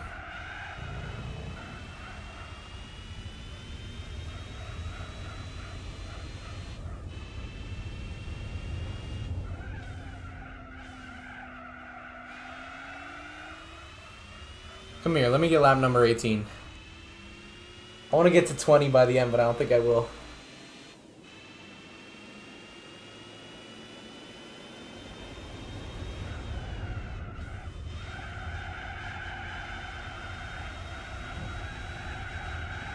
Oh, I pushed a little too hard at the end there. Shit.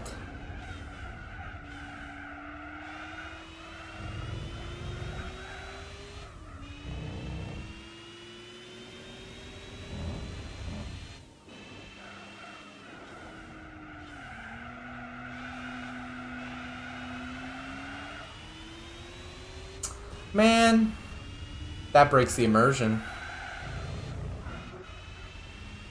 1,003 kilometers, so that's 3 kilometers too many. They should have ended it mid-lap.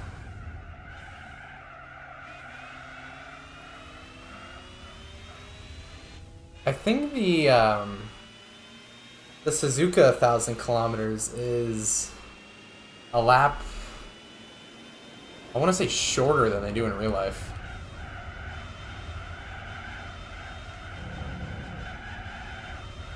I think in real life it's 173 laps. Yeah, thank you. I was a little proud of that.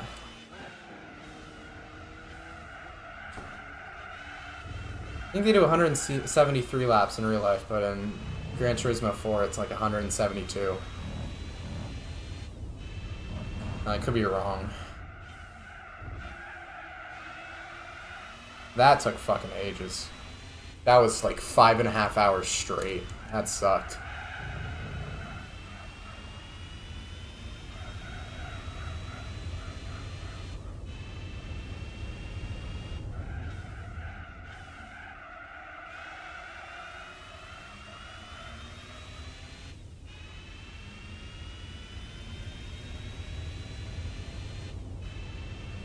Splitting it up into multiple parts was definitely the move. I don't know why I didn't do it. Do it sooner with some of these.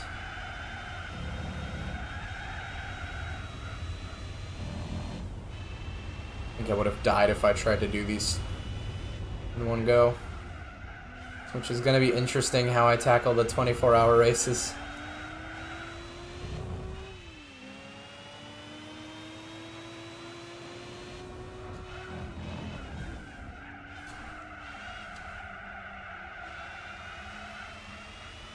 Gotcha.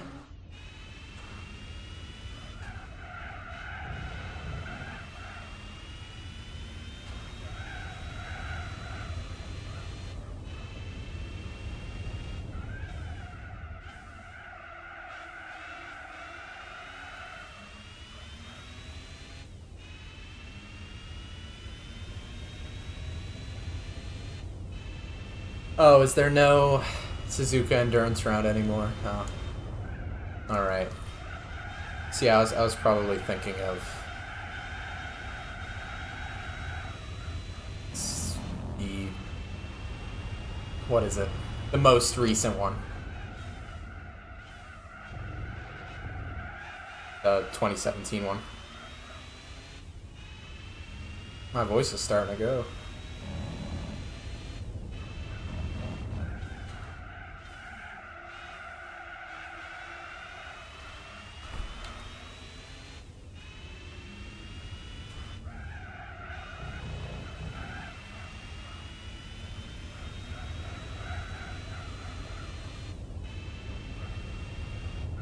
I feel like the only couple of Super GT races that I can, like, realistically watch are the ones that are, like, the 2 that are going to be over the summer. Just such a shame. Because it's such great racing.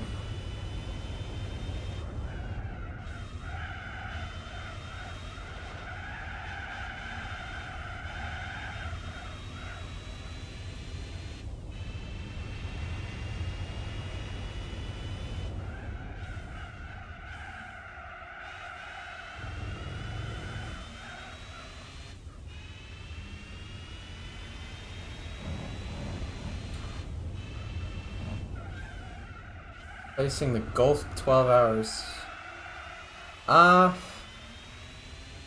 Meh. I mean, I'm okay with Yas Marina, but it just doesn't have the same bravado. Well, actually, no, it has more bravado than Suzuka, because it's, like, supposed to be, like, racing heaven. It doesn't have the, not the bravado, but the, I guess, respect. I'll say that. I don't respect Yas Marina as much as I do Suzuka. Suzuka is a behemoth that's been shaped by time. Yas Marina is just, it's a track on an artificial island. Both I like driving, but I just, I'm not that big of a fan of Yas Marina as a racetrack.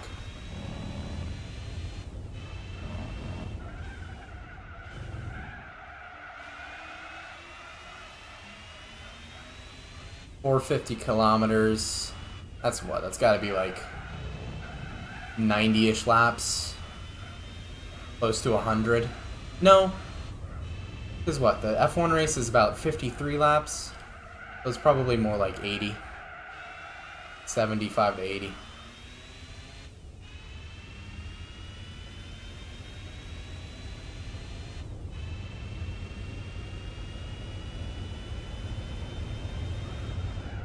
For some reason I thought the F1 race was in like the 80 lap range, which would take fucking forever. But it's like 53 laps. Just, it's basically 300 kilometers. So using that logic, it'd be like 76 laps, 78.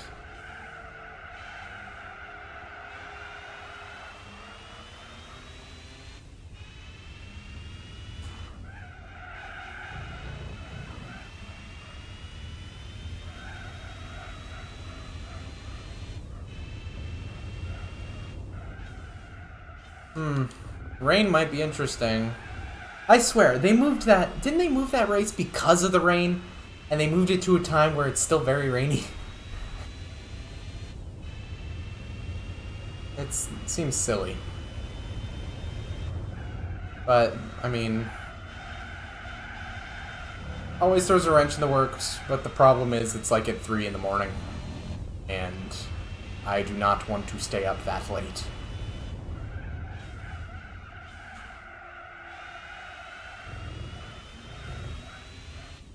Like, they moved it from typhoon season, or cyclone season, or whatever, to a part of the year that's still pretty damn rainy. I guess it always rains there. They are on an island.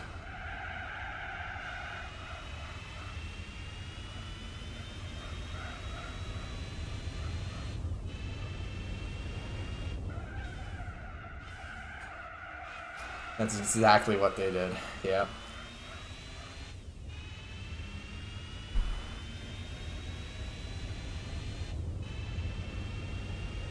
I think they did that with the Daytona race. I think the 400. Coke Zero 400. They moved it from like the 4th of July weekend to be the final race of the regular season, just so that they could get like a random winner in, because NASCAR is manufactured now and is annoying. But I mean, like, August is rain season in Florida. The Daytona 500 always gets delayed because of rain. Now the Coke Zero 400 always gets delayed because of rain. And I mean, come on, it's Daytona. That is the 4th of July weekend. It's so just I have my many issues with upper management in NASCAR.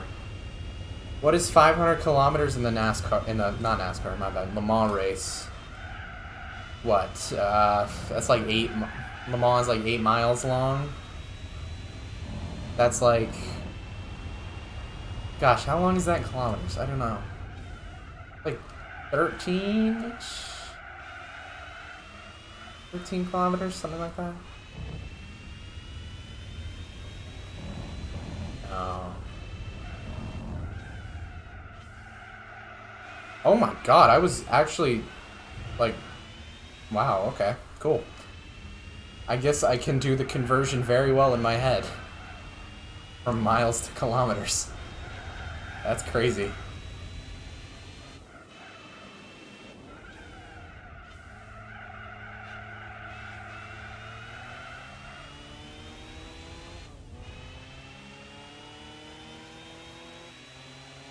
"38 laps is 500 kilometers, and that's only what, like 3 hours? 4 hours? depending on the class you're in. Found that the GT cars could do about 12 laps an hour.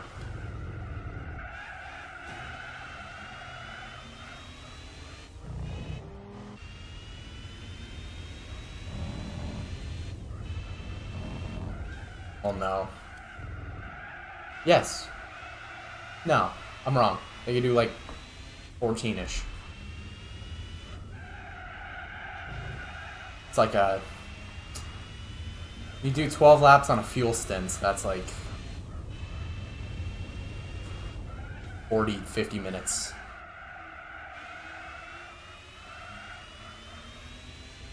I think they do around 300 and like 50 plus laps.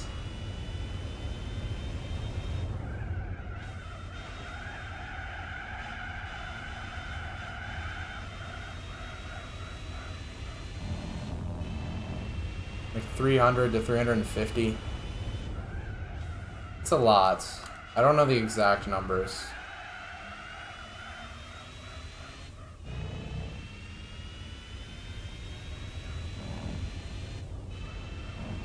I think the, what was it, the Audi R10, their diesel car did like some absurd amount of laps because it just didn't have to pit as much for fuel.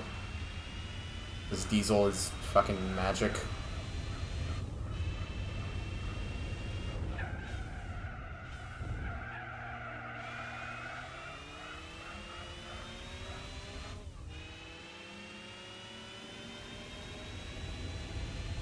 Jesus, 342 laps of Le Mans. That's I can feel the pit in my stomach forming. It's a lot of laps I'm gonna have to do.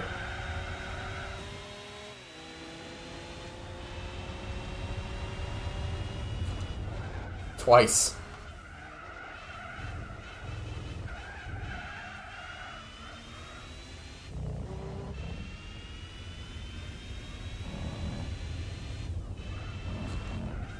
Well, I already did. Already going to be doing 500 laps of this track, so... You know. Preparation.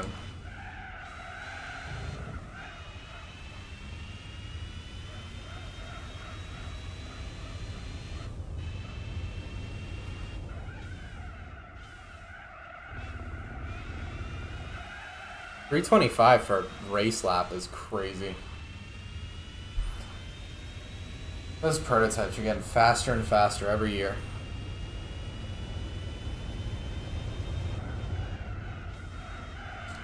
Sure, they're nowhere near what the Group C's were in a straight line, but oh my god, through the corners.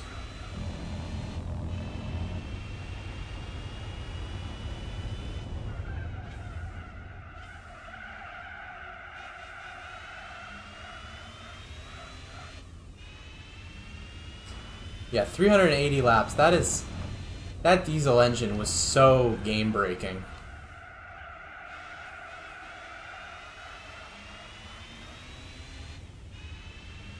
Such an innovative car.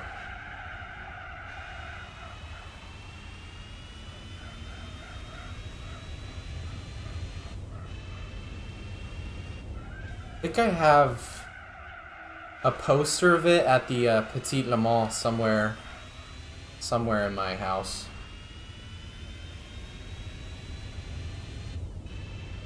Either that or the R12.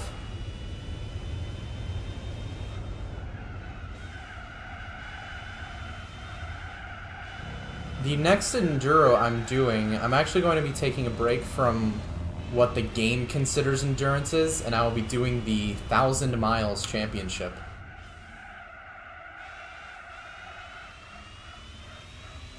I'll be starting Nürburgring tomorrow, and then next week I'll be doing the other 3 races.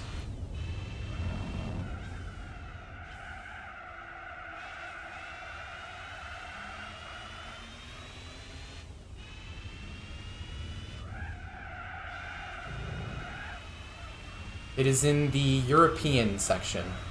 It is the only European event I have left.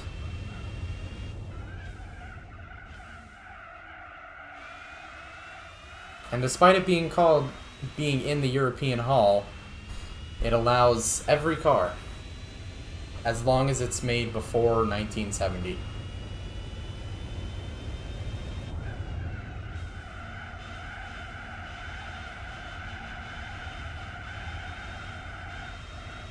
It's a very interesting tournament, or championship.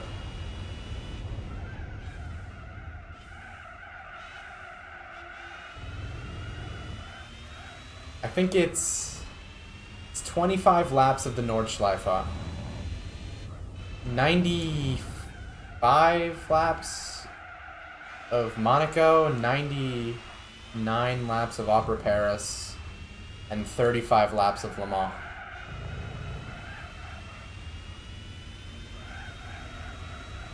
I probably got the Monaco and Opera Paris lap counts confused.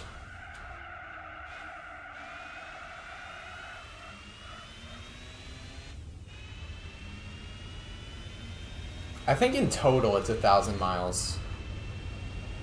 Like, the averages... The races aren't themselves 1,000 miles.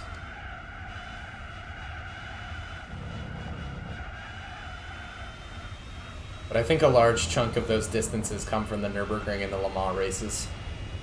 Because Opera Paris and Monaco are both like 1 and 2 miles, respectively.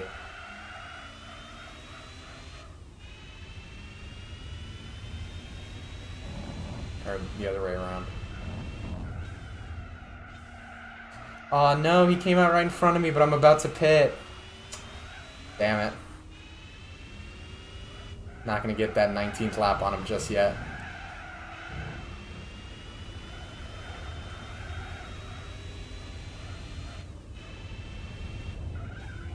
I think it draws inspiration from the Mille Miglia.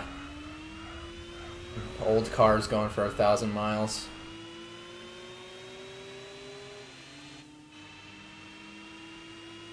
Just for the hell of it. It's a pretty ridiculous event, I have to say. Yeah. Will be very long.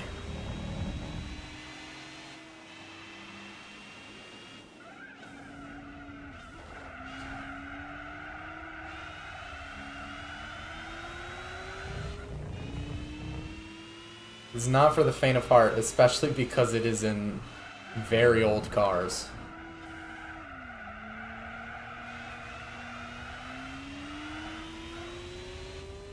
Oh, don't push me, man. Come on. It's gonna be such a good clean move, and you just push me off the track.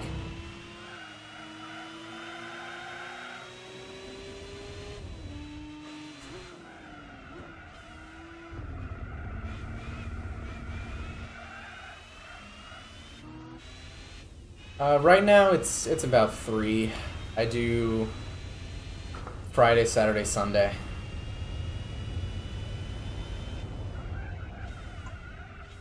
But that'll probably change when the summer comes around. And I have a lot more free time on my hands.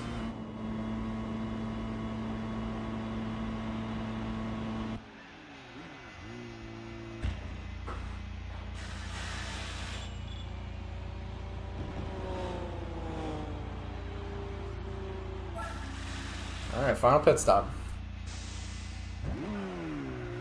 Let's get those 500 laps.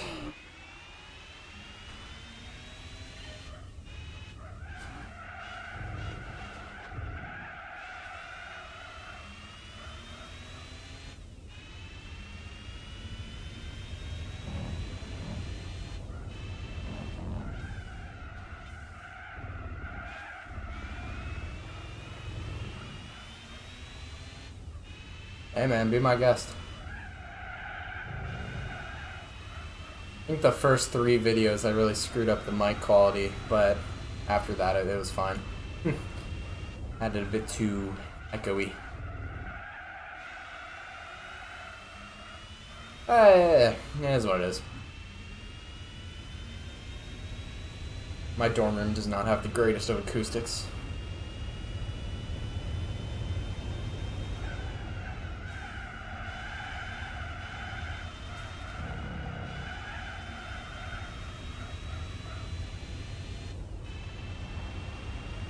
almost at 1,000 kilometers.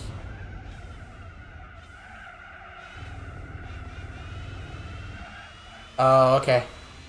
That's probably a better idea, honestly.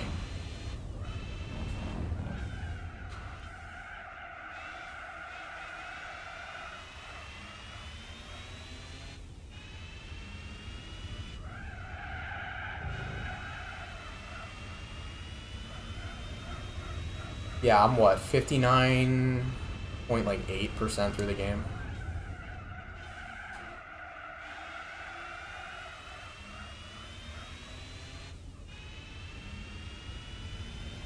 I think I've only done like one or two one-make races. I think I did Stars of Pleiades, and that's like it. Just so I could get a car for the Boxer Spirit.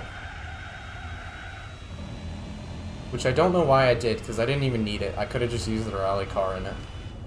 That was such a weird chain of events. I did one of the rallies to get a Subaru Impreza rally car, and then I used that in the Stars of Pleiades so I could get the Super Touring car, Subaru Impreza. And then I used that in Boxer Spirit instead of just using the Impreza rally car. But it kind of worked out because I used the Impreza touring car again in, I think, what was it, Tokyo, 300 kilometers. It was a very strange route that I don't think I should have done. But it worked out in the end.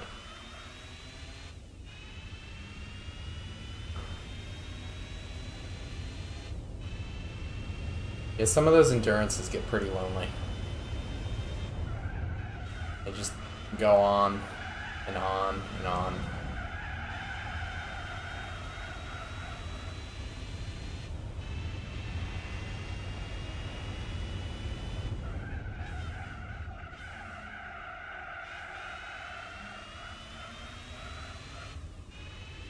What's up, Jiz? What's good, gang?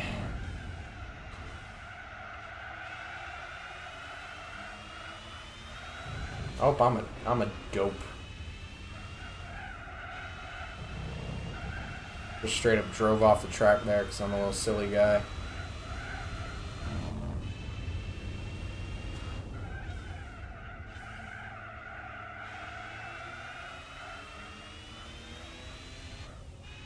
Little goober.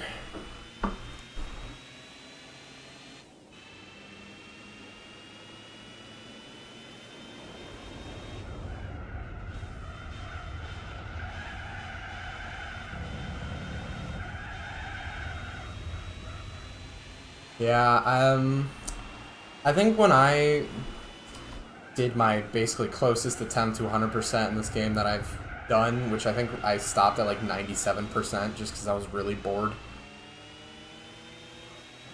And I had a couple endurance races left that I absolutely did not want to do.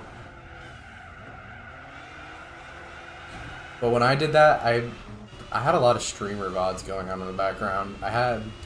It was primarily, what was it, Vine Sauce Vinny? And then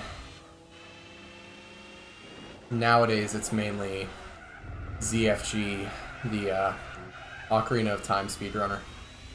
Because I like his demeanor. Dude, I don't know how you play FIFA Career. I'm so ass at that game.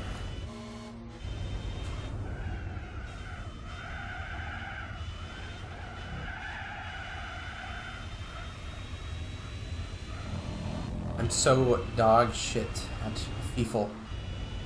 Or as they say, FC. Because they lost the FIFA licensing. Good job, guys.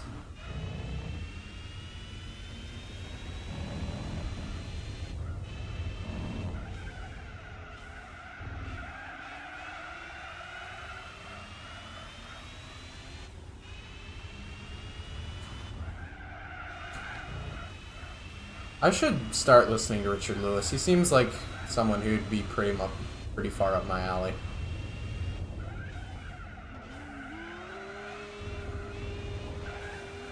I like the things he talks about. I like Vidya. This guy's pitting, isn't he? Yep.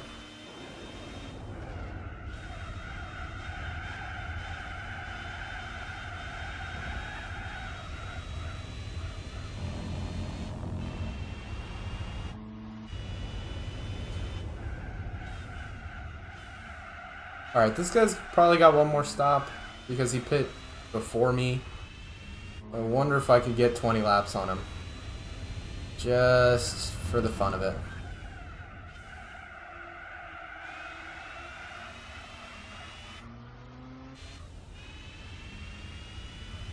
Auto Alex. I will have to keep that in mind. I really need to, like, get my own car. Because I just need it. Right now I'm biking everywhere and it kind of blows because everyone hates bikers in America. Oh. Yeah. It's a sad life I live. At least my calves look fucking nice.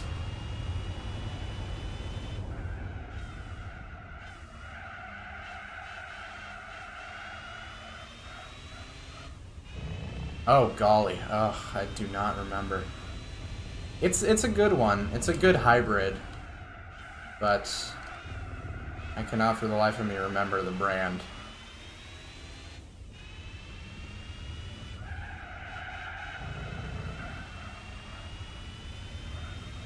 The solid hybrid bike. I'm not that big on bikes. I just, use them to get around. I just ride them. Yeah, there are a lot of pretty selfish cyclists in America that have kind of tainted it for everyone.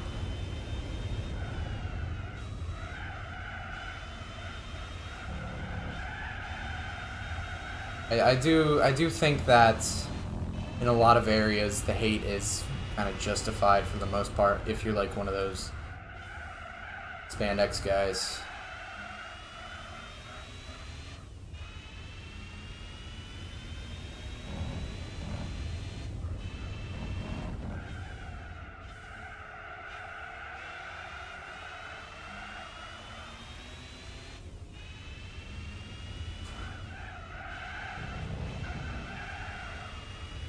I feel like in America, pedestrians in general aren't really factored into the equation when it comes to driving.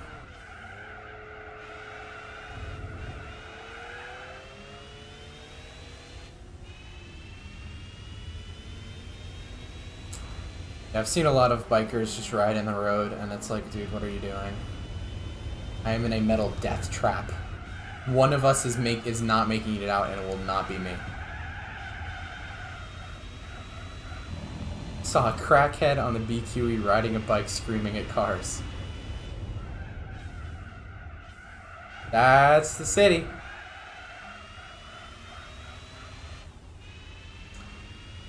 That's my hometown.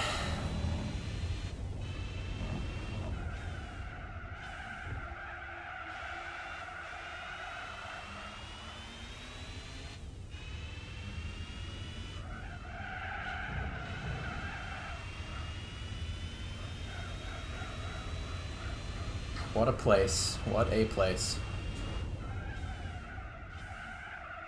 Only 19 minutes left. Wow. Felt like only 4 hours ago I had 4 hours left. I wonder why.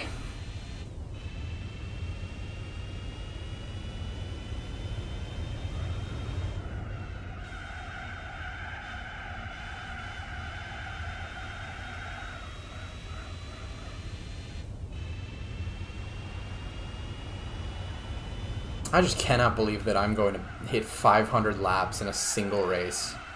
That isn't like an oval race. That's just ridiculous.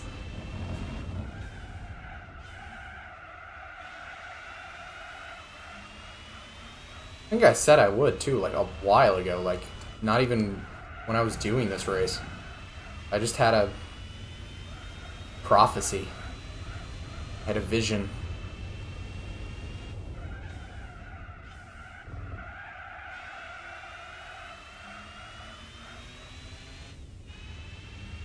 Oh man.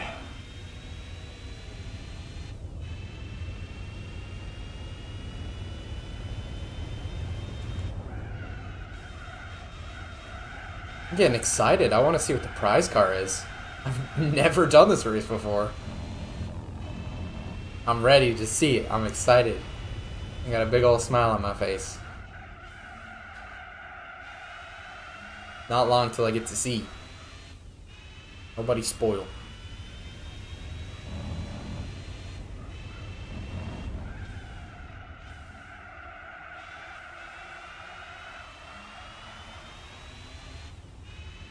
If I do 9 hours and I don't even get, like, a race car, I'm going to be a little bit annoyed.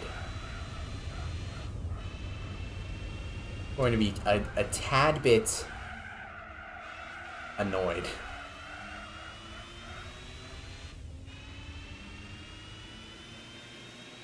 Yeah, you correctly guessing that the Suzuka 1,000 kilometers prize car was going to be British was crazy.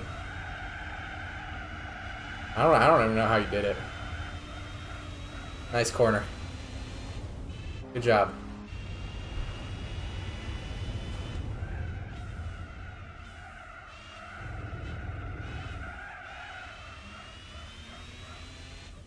Mr. Lister Storm V12.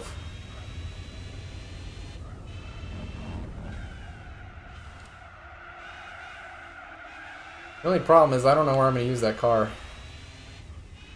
I think it's just kind of there.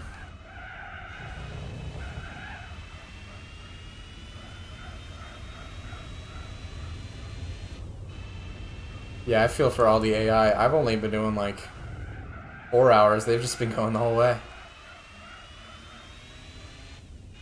Me taking a break for a day, to them, that was an instant.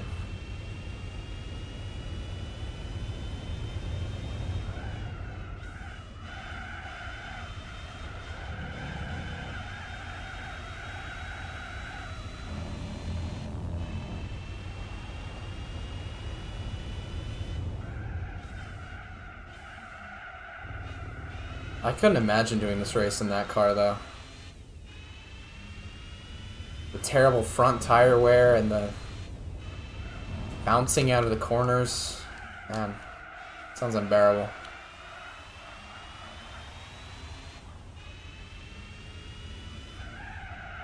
Hey, at least he gets some pretty good prize money out of it.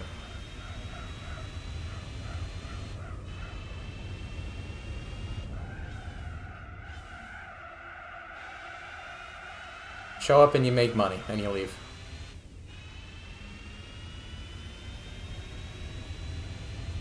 No need to push yourself that hard.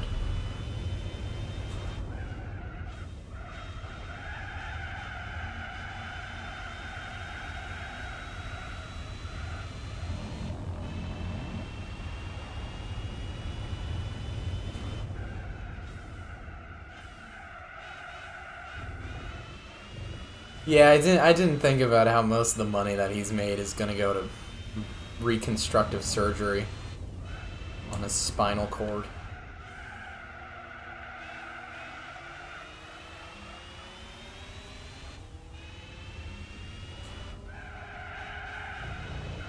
It is. It's a very, very strange amount of time. I think it's because it's the best hour mark that will allow you to go 1,000 kilometers. Because that's basically what the Motegi 8 hours was. It was like a sports car 1,000 kilometers around Motegi, because I did about 630 miles, which is basically just 1,000 kilometers. It's like 1,000 and like 15. No, 1,008, whatever. I think that's the reasoning behind it. But yeah, it is a very strange number for endurance. It is also literally an odd amount of time. There's that too.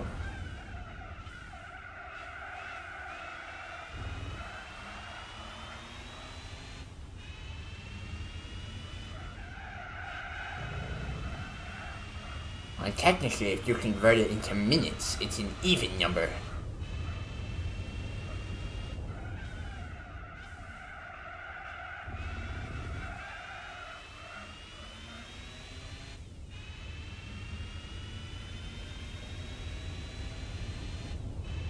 I know what we're all waiting for.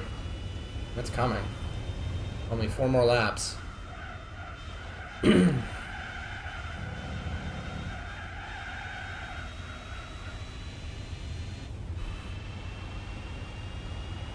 up very soon.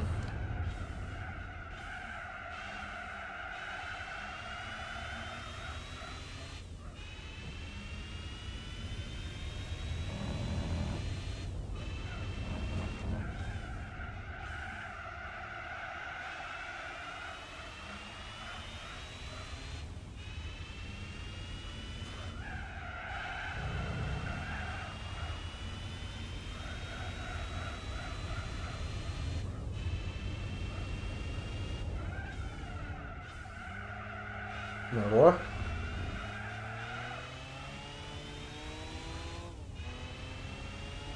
No way. No way, dude.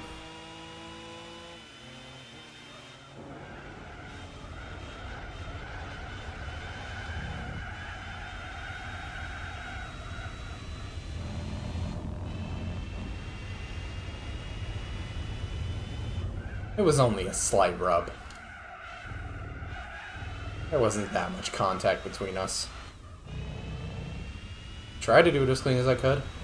He just kept turning in.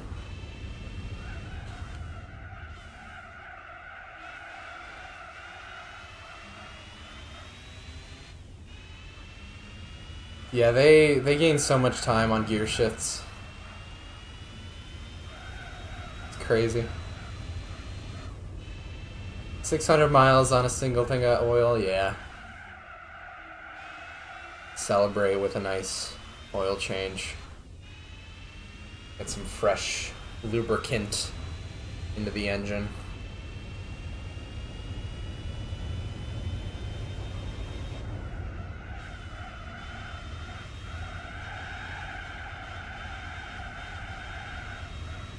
Oh boy. Here it comes.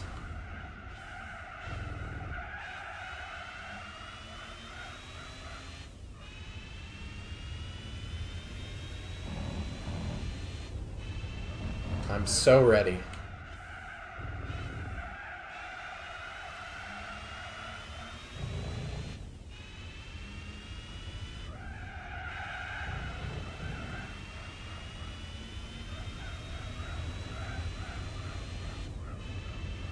Man, nothing compares to Gran Turismo 3 and needing new oil after like 200 miles. Like in the middle of a professional league championship, you'd have to change the oil. Because it's just barely lasted. Such a weird concept. Here we come. Lap 500! Woohoo! Holy shit. That is a lot of laps.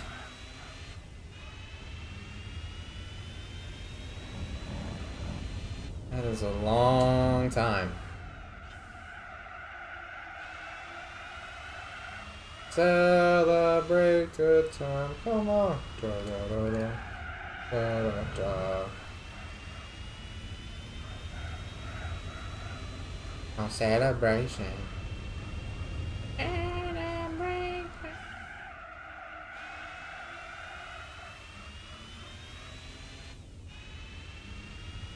And honestly, completely honestly, somehow I am not sick of this track. I've just done a lot of laps of it, that's all. It's still pretty fun. I'm sick of this final turn though. But other than that,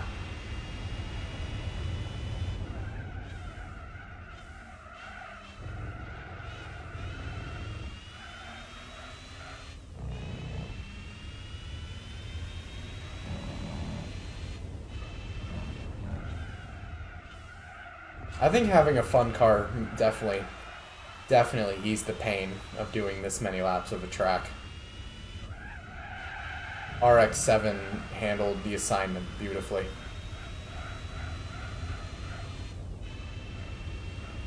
Very good car for this event, as you can tell by the lap difference. Oh no, my fuel. I'm gonna run out of fuel.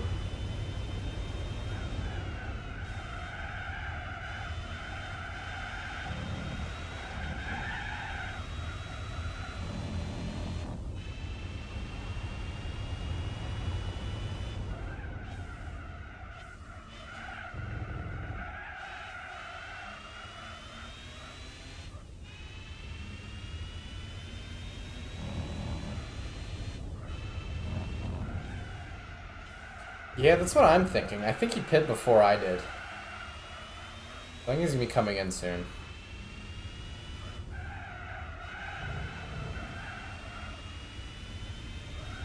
The question is, will that be before the race ends or just after?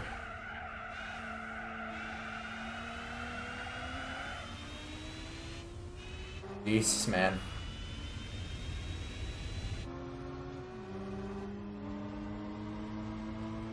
Okay.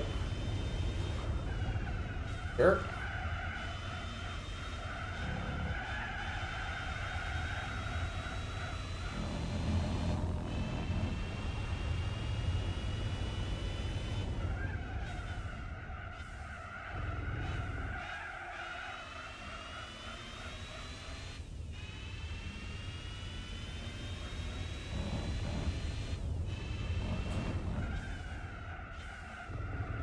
I'm thinking it's gotta be the player boost, where the car just seemingly gains a couple horsepower when the player's near it.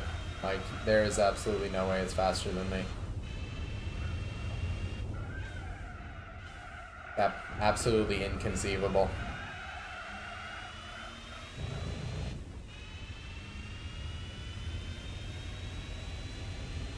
Shit, only 5 more minutes.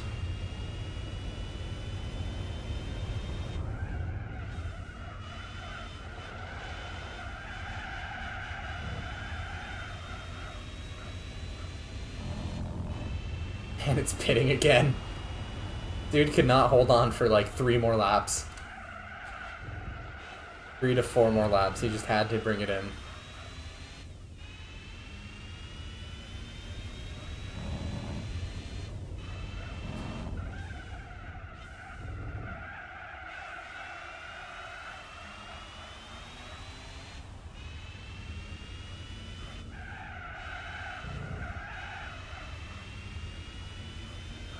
RX-7 gonna pit? Don't. Not this time.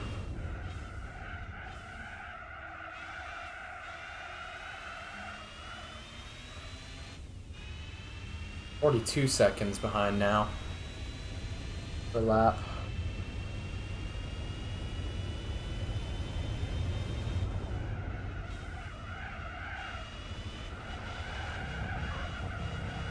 Oh yeah, it is the curve. It is the weird squeal. That was odd. Yeah, I driving that thing for like 5 minutes was rough enough. Can't imagine 9 hours in it.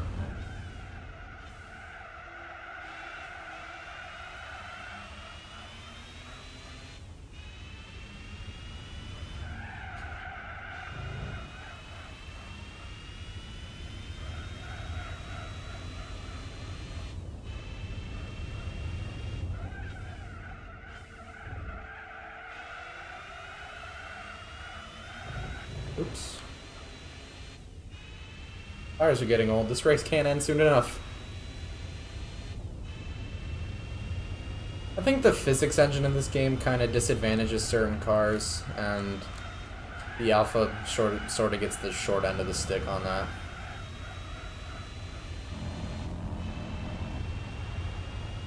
It's just one of those cars that gets kind of wrecked by it.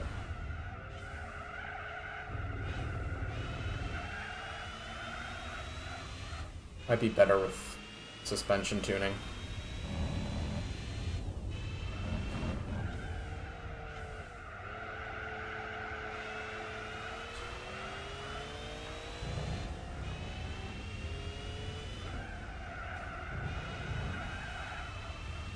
Gotcha, buddy. Only 2 to go. Whew.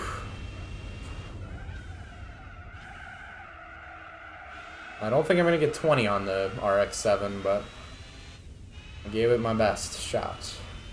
Unless he pits this lap. He might. Never know.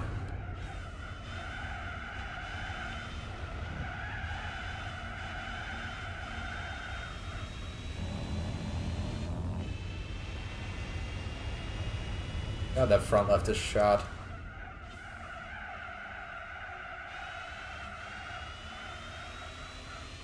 The ends of these races always seem to be at the end of a stint, too. Never get to just enjoy it. I just have to fight the car constantly.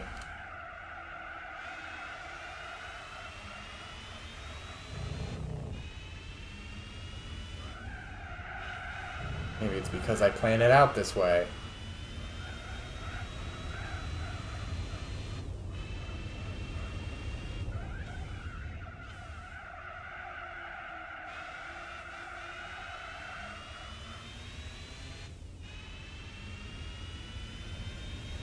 Nope, he's not pitting. Oh well. That's fine. 19 laps is good enough for me.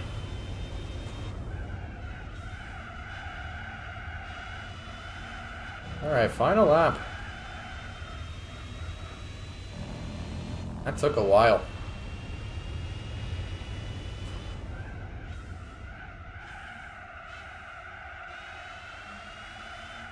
That took 9 hours.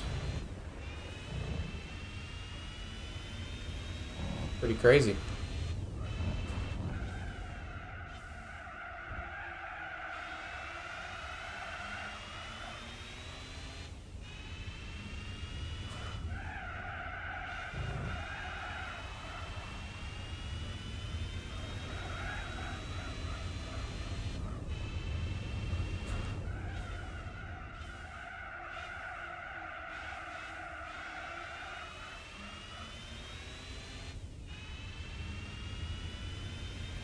For the final time.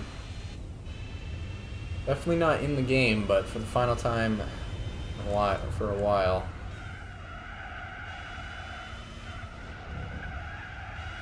Oh my gosh.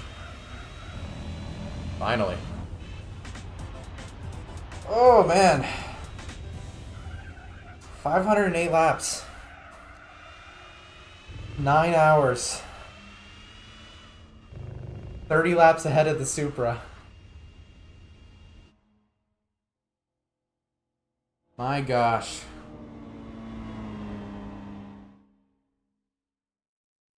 That was a race. I only get 150k for my troubles. Alright, what do I win? What do I win? Come on. Come on. Come on. Be nice to me. Give me something good. Give me a Group C. Give me a prototype. Give me a race car. It's Godzilla? That ain't bad. Like, it's a cool car. I'll take it. I'll take it. At 17 grand an hour, that's a little bit over minimum wage. Oh, baby. Okay. Well, the only 3 left are the 24-hour races. That's cool. You know what? Yeah. Just for shits and gigs. Just freshen up the car a little. So, that's that. 9 hours done. Godzilla obtained. Tomorrow, I'll be doing the first race out of 4 of the 1,000 miles. Yeah, you have a good drink there, buddy? So, yeah. If you want to see Antiques going at it, come back tomorrow. It'll be fun. That race was only like 0.2% of the game. That's insane. Because time-wise, it definitely isn't. But yeah, tomorrow we start 1,000 miles. So I'm gonna end it here. It's getting late. I'm gonna go get something to eat. Thanks y'all for tuning in. I hope y'all had a good time. I sure did. If you liked it, like it. If you subscribe it, subscribe it. See y'all around. Have a good night. Goodbye.